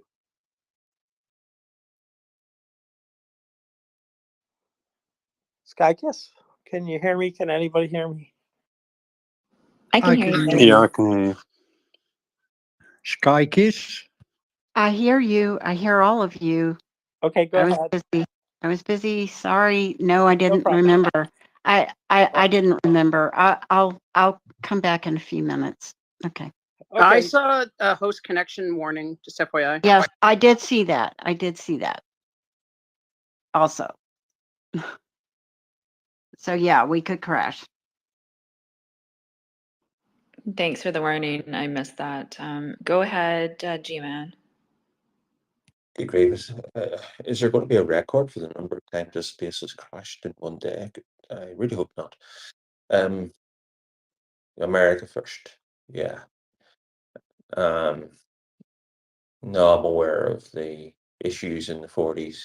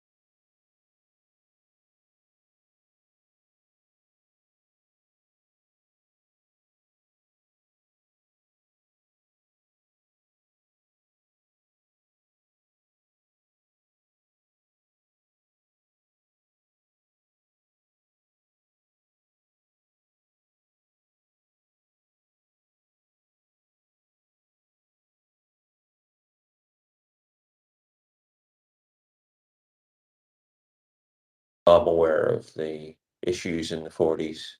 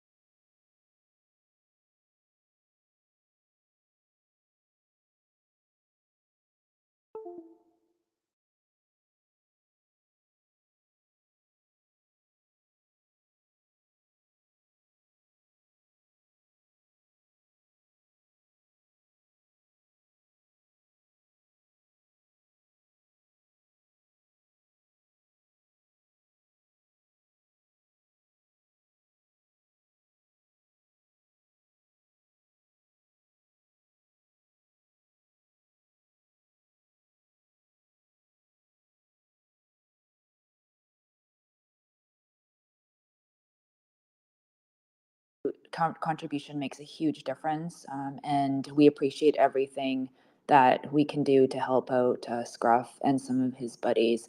So anyways, I will post that in the nest so that every